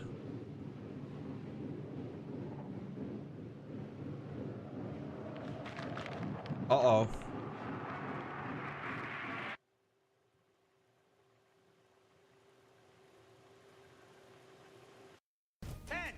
In the perfect final moments of the dim sum challenge. Well, I'm sorry, is this actually in the fucking... Oh, it is. Can I watch this without getting destroyed? Well, anyway, MasterChef Canada, something I enjoy watching quite a bit. Marita discovered Is this that her season team's 1? dumplings are missing in action. We never got those things. 2, 1, stop! Yeah, this is season 1, I think. We've got 4 out of 5 dishes on that platter. What's the one we can get? Both of us were like majorly screwing it up. I'm scared of going home. It's time to taste your dishes. Marita and Julie, please bring your dim sum up. Yeah, I remember. That for sure. What happened to the 5th? The shrimp dumpling. It didn't make it on the platter today. Why not?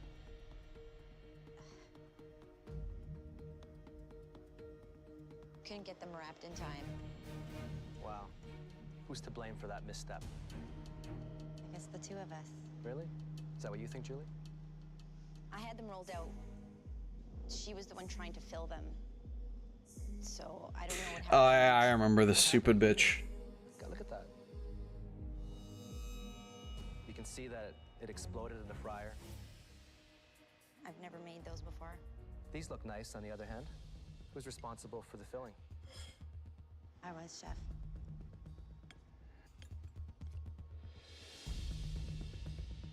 Dim sum are not easy, by the way. They're tasty, though. That's dim sum. Big flavors. It's tender inside.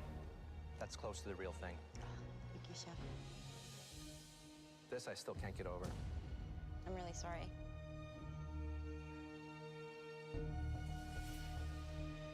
Like, fucking... Season 1 was not as good as Season 2, but because in Season 2, you have a lot of I almost said characters. You have a lot of people there that are, like, actually very, very nice and very cool people in general. And the dude who won Season 2 also, like, deserved it to no end. That guy was amazing. Season 1 had just, like, a lot of, like, mean and vindictive and kind of, like, catty people in it. I don't know. I wasn't a big fan.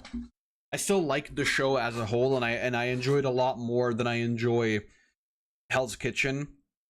Because Hell's Kitchen very much turns into the same thing over and over again. And that's not to say that, like, MasterChef Canada doesn't, but I feel as though there's a lot more focus on, like, personality in this regard. Like, I understand why, too, because this is, you know, this is, like, home cooks coming here and trying to prove something, whereas in Hell's Kitchen, it's about, like, fine dining and running a big fancy restaurant and whatever. Like, the difference is very much big, but I don't know.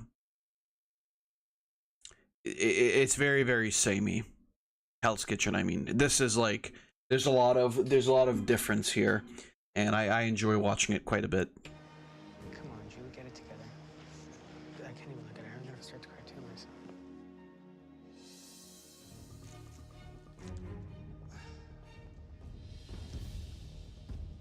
It's burnt. It's very greasy. That's unfortunate. Please go back to your station. I think Marita did stay. I think it was Julie who got kicked out. Tamara and Pino, please bring up your dishes.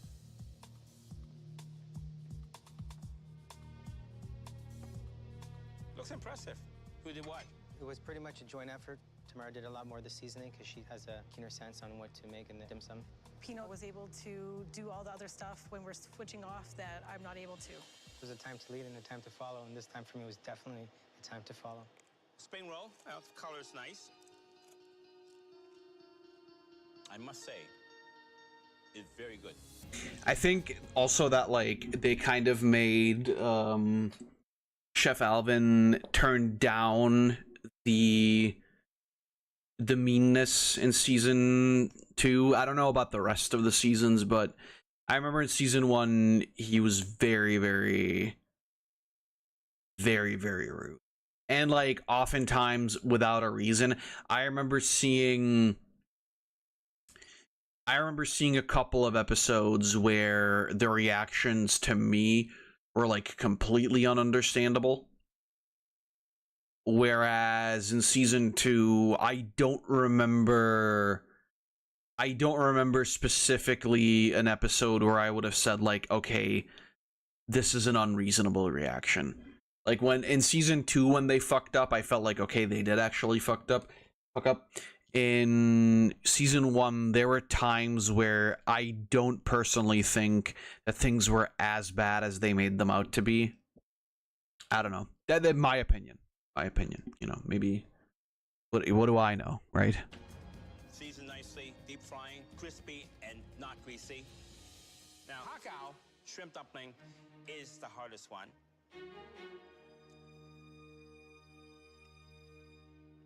Pastry and also the thickness, I think you got it right. Thank you very much. Unfortunately, seasoning a little bit bland, but other than that, very impressive. Coming from you, that's amazing. Thank you, Chef. So tell me what you put into the sumai.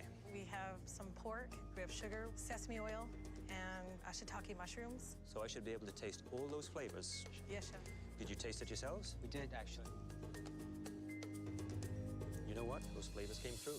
Thank you very much, chefs. Michael is really, really nice in general. It's so funny too in season 2, whenever like people left, you could tell that he was like sometimes crying along with them when they were crying, and it was really funny because like I don't know, like I if I had to pick one of my favorite judges, I think it would have to be like Michael, probably. He's like, because he's usually very like soft spoken. He's also very like, he's very direct when it comes to criticism, but it's never on the level of like, you know, it's never like mean spirited. With Alvin, especially in season 1, it often felt very, very mean spirited, and I think maybe they told him to turn that down. I'm not sure, but season 2 it wasn't that bad. I don't know about season 3. I don't know. Maybe this week I'm gonna start watching that. Kayla, Eric, please bring your platter up. This guy, by the way, won season 1. I must say that actually looks very professional. But then, your grandfather had a dim sum restaurant, right? Looks like he passed a lot of that. Eric in season 1, Eric always looked like he was about to fucking start bawling his eyes out. It's so funny. And then on the other hand, in season 2, I think Christopher was his name, also Asian guy. He was always like super, super happy and like always smiling and then very, very. Was it Christopher? I might be wrong. I don't know if that was his name. I think so though. Do you know how to make dumplings? Yeah, I've made dumplings before. Not easy. Very, very difficult, but very, very tasty. Very nice. I've only really made like pork and chicken though, so I don't know. MasterChef. Yeah, MasterChef is great. Well, Mike, definitely you put two cats in the cage, and they definitely came out fighting, but I don't think you got the result you wanted. No, but at one point, though, Eric did get a bit frazzled. You bloody lost it. You lost it completely. Yes, chef. And you want to know? She got you back. She calmed you down. Thank you, Kayla. We both did great. So let's see the hot gal. You can see it's a little bit loose. That's not what a proper hot gal should be. Severely underseasoned. The shrimp is overcooked and quite bland. Did you actually taste any of the filling? No, chef. You didn't. You have to.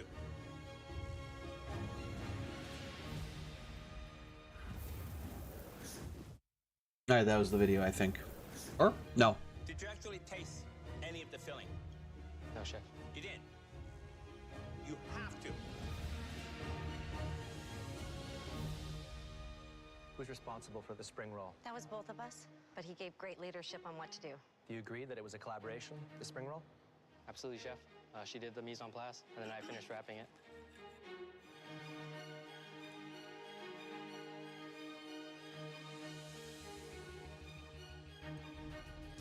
That's perfect. Hell yeah. Flavor, great texture. He looks like he's about to cry. Spring roll. Thank you, chef. Very nice. I remember Kayla, they always have like, they always have they always have these people in there. I don't know how they do it or if it's just scripted or whatever, but they always manage to have these people in there that are like very, how do I say it? Like, you wouldn't expect them to be as good of a cook as they are, but they really are, and it's kind of crazy sometimes to see what they can do.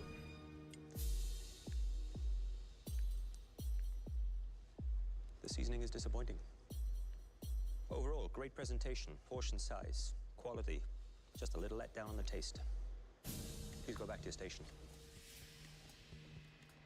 This is my cuisine, and it's really frustrating because I wanted perfection.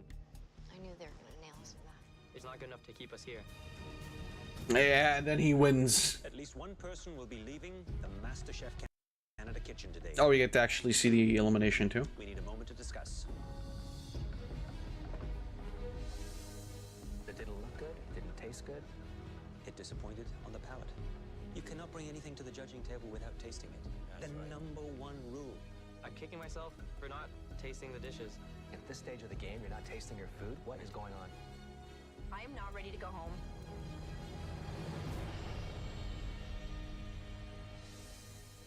There was one standout dish of dim sum. It was made by a team that managed to replicate the professional appearance of the sample platter. That winning dim sum platter belonged to... I mean, this one was obvious. Tamara and Pino. Congratulations, you two. Thank you very much. You're both safe from elimination. Head up to the gallery. Thank you, chefs. Pino and Tamara will now be team captains in the upcoming field challenge. Mm-hmm. And now, it comes down to you two teams. Kayla, if your team gets through today, who deserves most of the credit? Eric obviously has more knowledge of dim sum than I do, but I think we both worked equally hard, and we both did our very He best looks today. so sad. If your team gets through, do you think you deserve half the credit? No, Would you agree, Marita? I do agree. The team that is safe from elimination is... Oh, nice. Thank you, closed captions. I mean, I've already seen this. And it was obvious that it's them. You guys. Thank you. Because they at the very least finished the replication challenge. Yeah, like I said, like the show is really, really good. It's very entertaining, very... It doesn't get boring. It doesn't get boring, and that's what I really appreciate. What it did today because of your leadership. I think that, you know, like I said, like Hell's Kitchen, it's fun to watch because of Ramsey, but the substance behind it is kind of not there, unfortunately. Julie, you're going home. Marita, please head up to the gallery. I'm really sorry to see Julie go. She's a great home cook, but that's just the name of the game. She was kind of a bitch, though. Congratulations on making it this far. Thank you. I remember her being like not crazy cool throughout the entire season, or her entire stay there, rather, I should say.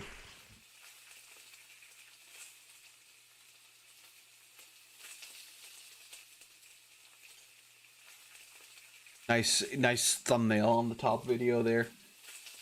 All right, what's next? What's next? Come on. This weekend I had to buy a new dishwasher because I won't connect my dishwasher. Yeah, you know what? We can watch this. This is the last video.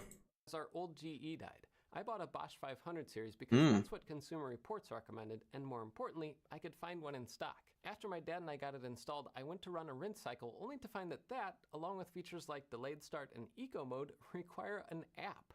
Not only that, to use the app, you have to connect your dishwasher to Wi-Fi, set up a cloud account in something called Home Connect, and then, and only then, can you start using all the features on the dishwasher. So getting back first to that old GE dishwasher, it was, I don't know, I think that planned obsolescence is something that applies to many pieces of technology. Oh yeah, absolutely, of course. The company knows, you know, if we design this to last 5 or 10 years, that means in 5 or 10 years, someone's going to have to buy a whole new one. Yeah, it's not even 5 to 10 years, I don't think, at this point anymore. It's more, it's closer to like really just 5 years.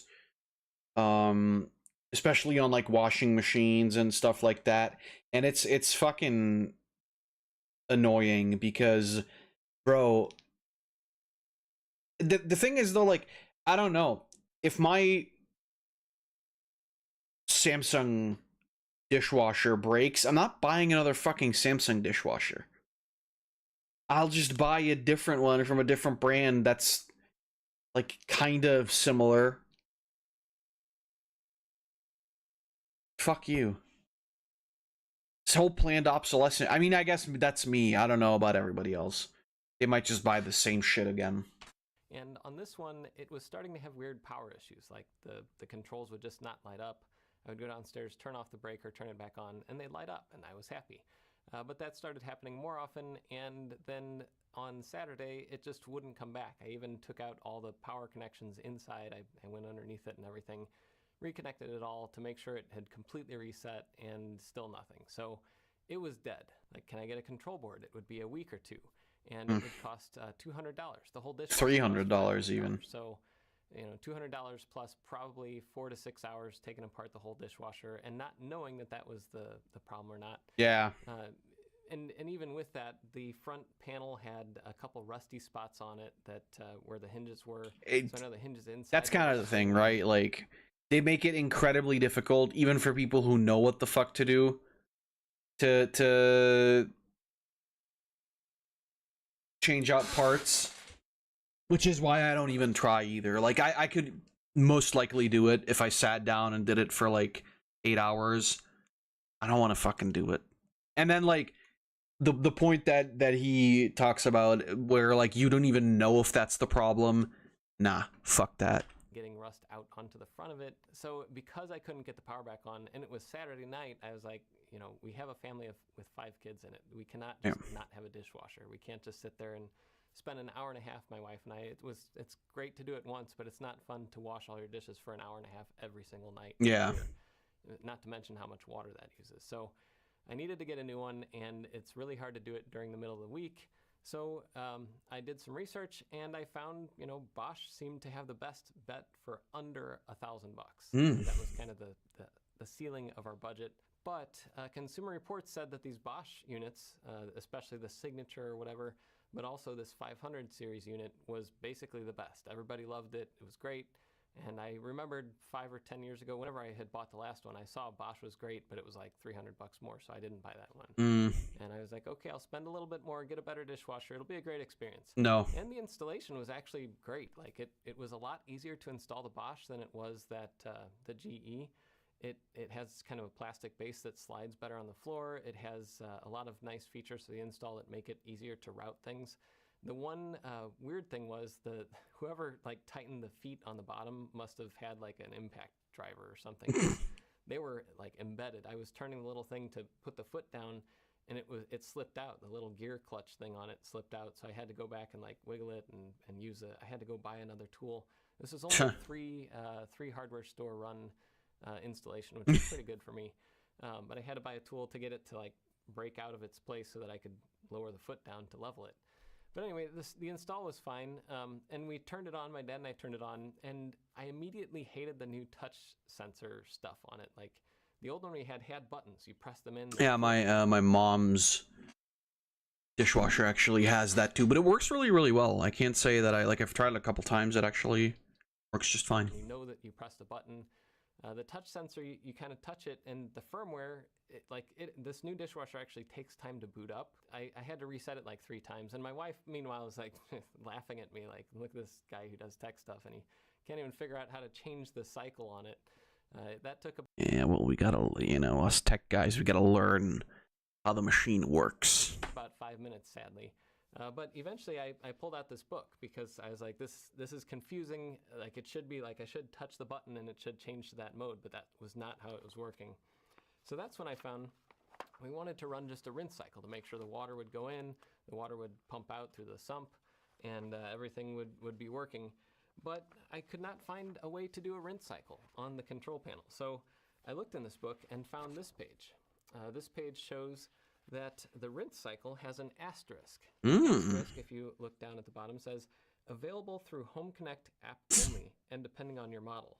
So the model that I have is not the premium model with the screen on it. So a lot of the settings like delayed start, the rinse cycle, the machine cleaning cycle, ridiculous half load cycle where it just does a very short cycle, eco, which takes a little longer, but it actually slows down kind of a lot of things to use less energy. I think my mom's does have all these on it. Behind this app. That's crazy, like, though. Okay, well, I'll look up this app and see if I can just like download the app and use it over Bluetooth or locally or whatever. No, to use the app, you have to connect your dishwasher to your Wi-Fi, which lets the dishwasher reach out on the internet to this Home Connect service. You have to set up an account on Home Connect. And then you set up the app on your phone, and then you can control your dishwasher through the internet to run a rinse cycle. That's fucking ridiculous. If it Bluetooth, I can get or some shit like that, or like locally, right, through like its own Wi-Fi thing. But to have it to connect it to your own Wi-Fi, like that's fucking insane. Zero sense why you would want to default to this. An app, I can get it, okay? You know, simplify your control panel, save a little cost on building that thing. You don't have to have physical buttons and stuff. Apps can be nice. It would especially be nice if I could see like, oh, there's a notification locally that my dishwasher is finished, or I can check on how many minutes are remaining without having to go look at the dishwasher. That's kind of cool. I mean, that's fine. Give me an app for that. But let me do it locally. Why can't I just have it local on my network? I don't ever want to create an account for a dishwasher. Yeah. I want to put dishes in the dishwasher, clean them, and then take them out. I don't want to have a cloud account for that. That seems ridiculous. So what can I do? Well, first of all, I could just not use those features. That's kind of annoying because I bought it with the assumption that I could run the cleaning cycle, that I could run the rinse cycle without having to have an app and Wi-Fi. That seems like a dumb thing to me. Another option is I could just connect it to my Wi-Fi. But it seems stupid for a dishwasher. Like, it's a dishwasher. It's not... Like, I can understand for a video doorbell, you might have a cloud service where the video doorbell gets footage. You might be on vacation somewhere. Somebody rings the doorbell. You want to see that, you know, is it somebody dropping off a package so you can call your neighbor and have him pick it up? Or is it like a robber or whatever? I get that, okay?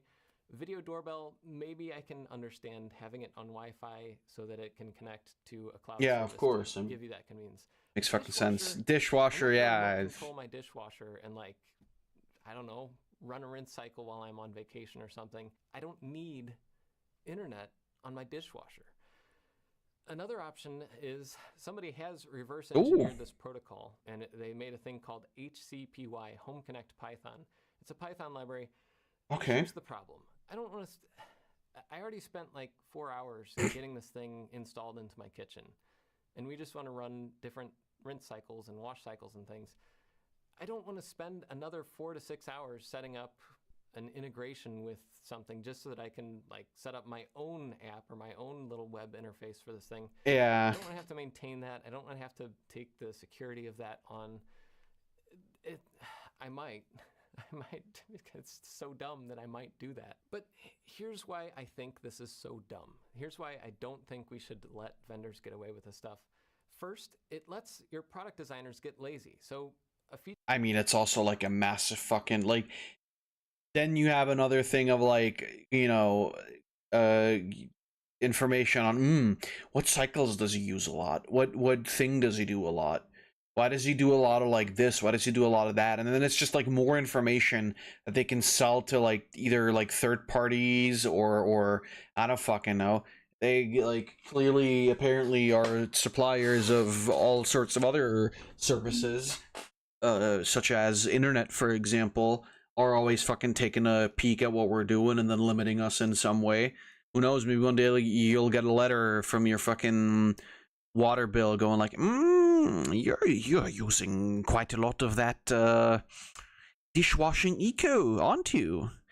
Maybe use the worse settings more often. You ever think about that? Like, fuck off. Feature like a little display, a little 7-segment display that can show like two letters and a number of minutes remaining or something like that. That's kind of like how my mom has it. How much does that cost? How hard is it to integrate that into every model, even the cheap ones? A lot of cheap ones actually have those things, but not the Bosches. Yeah, the Bosches, you have that's why you don't buy Bosch. To get that little display in the middle. So, you know, don't be lazy. Just give us a couple extra buttons. Give us a little display. Don't make me pay $200 for a 30-cent little 7-segment display. Second, this might be a little bit conspiracy theory or whatever, but it feels like it's part of planned obsolescence. Yeah, absolutely. Just like GE, a lot of parts are designed to like rust out after 5 or 10 years. If you have a cloud app, that means there's a cloud service that has to be running that costs money to maintain. And if there's no subscription fee right now, that means one of two things. One, they could be selling our data already. For sure. Look at the full terms of service or anything. For sure. I don't know if they already are, but that's one possibility. The other one is at some point they'll either close the service because it's a cost center that they don't want to pay for, and it costs maintenance once you have 1 million users using this thing. Or two, they're going to charge a subscription, and all of a sudden, if you want to use rinse mode, it's going to be $5 a month forever. That's disgusting. Insane. That's stupid. That's so dumb. And third, it's a security hole in your local. Oh yeah, absolutely. Like, okay, Bosch might be a little bit better than some like no-name light bulb company making IoT light bulbs on Amazon or something, but only a little bit. I don't trust an appliance maker more than I trust like even Google or Apple. I don't even trust those guys. I don't want to have Bosch having full internet access on my local network. Their API would be able to talk back to my dishwasher. The dishwasher, unless I put it on a VLAN, which 99% of consumers have no clue how to do that. Like, that's just something that shouldn't have to happen. This is a dishwasher. It's actually not a bad idea, though, putting it on a VLAN. A lot of people said, okay, return it. It's like, I spent 4 hours installing this thing built into my kitchen. I hooked it up to the water. It's running through cycles. It is working. I'll give them that. It does the normal stuff, but you know, there are some features that don't work without the app. That's just, it seems ridiculous to me. At a minimum, I think what Bosch should do is make it so that the dishwasher can be accessed locally. Yeah. With no requirement for a cloud account. Absolutely. Anyone building an IoT device, first local, then cloud. Cloud should be an add-on. It should be a convenience for people who don't know how to do things like connect to their dishwasher with an app locally. And it's not that hard. A little ESP32, a little $1 chip that you can put in there could do all this stuff locally with no cloud requirement at all. Literally. I think that there might be some quants or some people who want to make a lot of money. Absolutely. That's like not fucking people who are consumer first and consumer focused. Nah. This is like just for money making for sure. Press control first and then give them the ability to have additional features. Anyway, that's it for today. That's crazy. Jesus Christ. I'm so angry at this dishwasher. It was so sad because the install was actually quite nice, and then to be let down by the first time using it. That's insane though. I don't know if I can like recommend the Bosch 500 series. Not gonna. Fuck it. All right, whatever. We'll watch this too.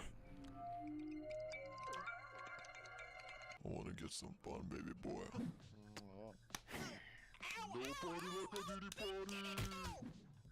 Oh, P. Diddy, no! Alvin, is that you?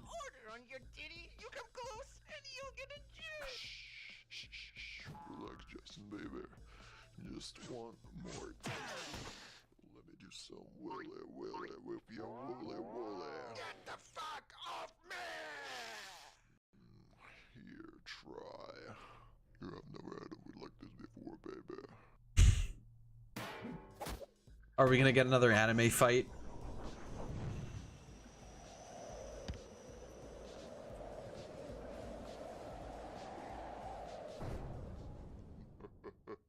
Welcome, dear guest, to my love island. Oh god. We fucked. Jesus Christ. Oh no, not the baby oil.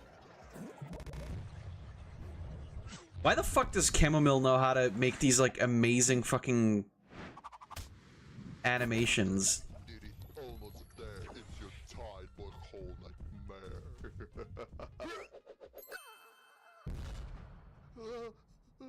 Justin, you're gonna have to power up, I'm sorry.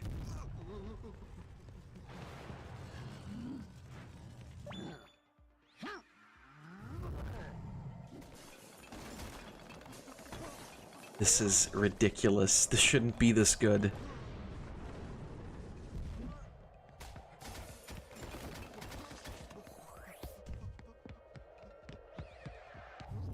Oh, hell yeah, let's go. Oh, that's...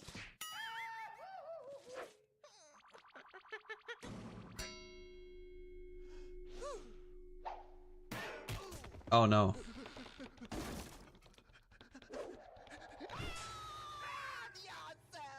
When can I find little boys here? Ow, ow. Ouch. Oh no, somebody help me. No, baby. Do not violate my butt. Oh, baby. Ouch. Ouch. Ouch. Ouch. I don't know how to feel about that.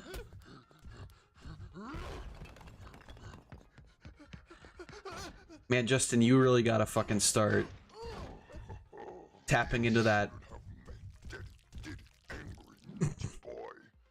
Now pray for your holes to be the same after what I'm gonna do to you.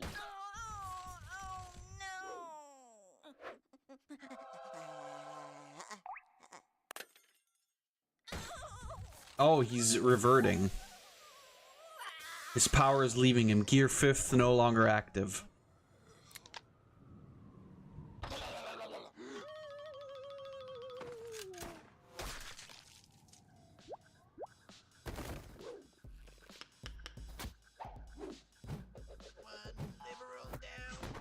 Is that Donald Trump? Oh my god. Whoa. Oh no, don't stroke my peanut. Hey, you. Did you know I wish I didn't watch that. You are helping this video to get more views and motivate me. So please, push it. Mwah. Well, you should definitely subscribe to Chamomile. This motherfucker... some crazy ass shit. Alright.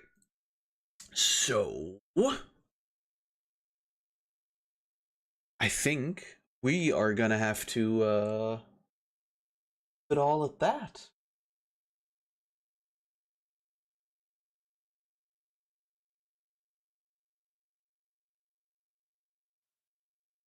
The end scene. So that worked out pretty well, thankfully. I was pretty fucking worried about whether or not I'd actually be able to properly stream this on YouTube. Apparently, I figured out a way to circumvent the drops in connectivity. I don't really understand what the problem is. I said it at the start of the stream, like, apparently it is an issue with the ISP for some reason. It's fine. I can always, like, I have an unlimited data plan for my VPN, so I can just use it for however long I want, really.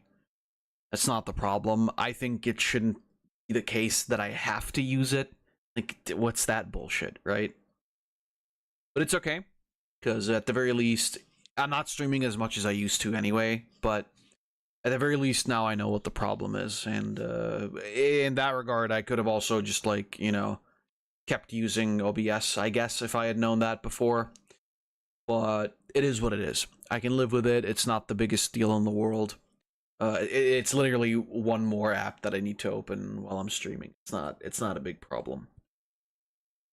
But yeah, tomorrow's Sunday. Starting next week, we are most likely from.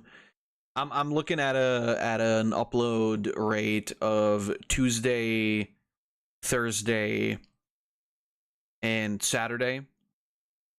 With Saturday being the stream. I'm also thinking about maybe doing Monday, Wednesday, Friday, and Saturday. But that's... I'm gonna need more footage for that, right? Because right now, the most that I have is Streamer Life Simulator 2. For those of you who don't know, I have been playing that recently and recording that. Last week we finished the second recording session of it, which gave me like a good bunch of more footage to use. So we've got a good amount of episodes that can come out. But as it stands right now, I only have like that and tomorrow's playthrough that I'm starting as something that I can upload. So for now, I'm gonna go for Tuesday, Thursday, and Saturday. And then eventually we're most likely gonna move on to like 4 days of content on the channel. That's the idea, right? Like, depending on how quickly I can edit the new playthrough and whatever, should be fairly easy. I don't know if I'm gonna well, not that I'm gonna put as much effort, or not that I'm gonna put less effort, but the question is whether or not I'm actually gonna go as far out as I did for the intro for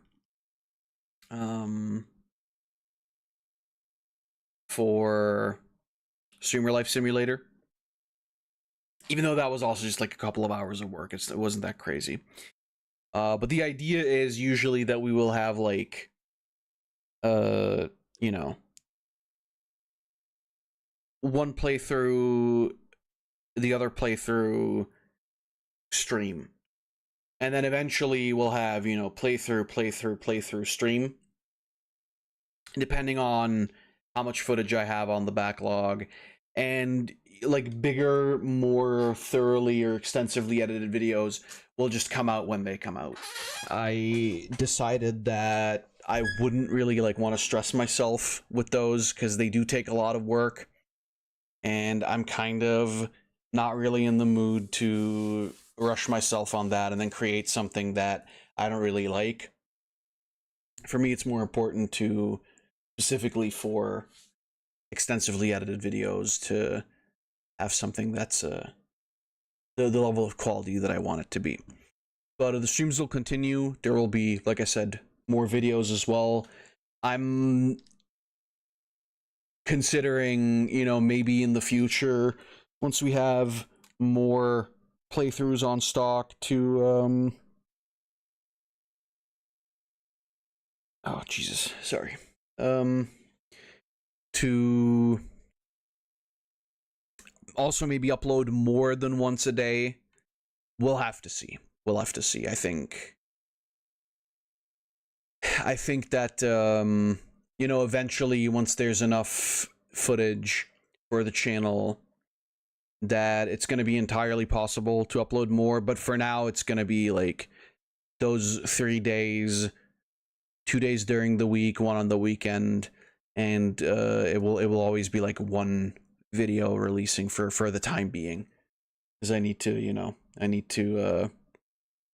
put in some distance. And I mean, you're getting like around 30 to 40 minute videos anyway. I decided that like the ratio that I want to go for, or rather the length that I want to go for, is between 30 to 40 minute videos.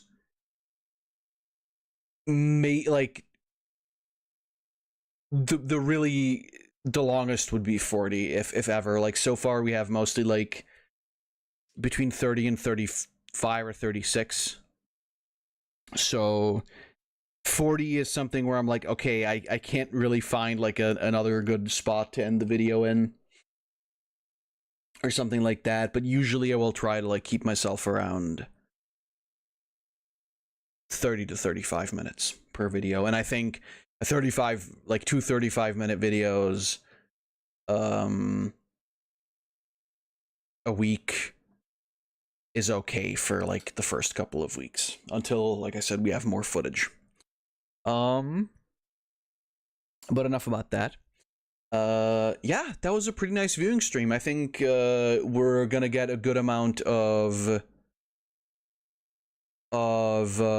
traction, or not traction, but I think we're gonna get a good amount of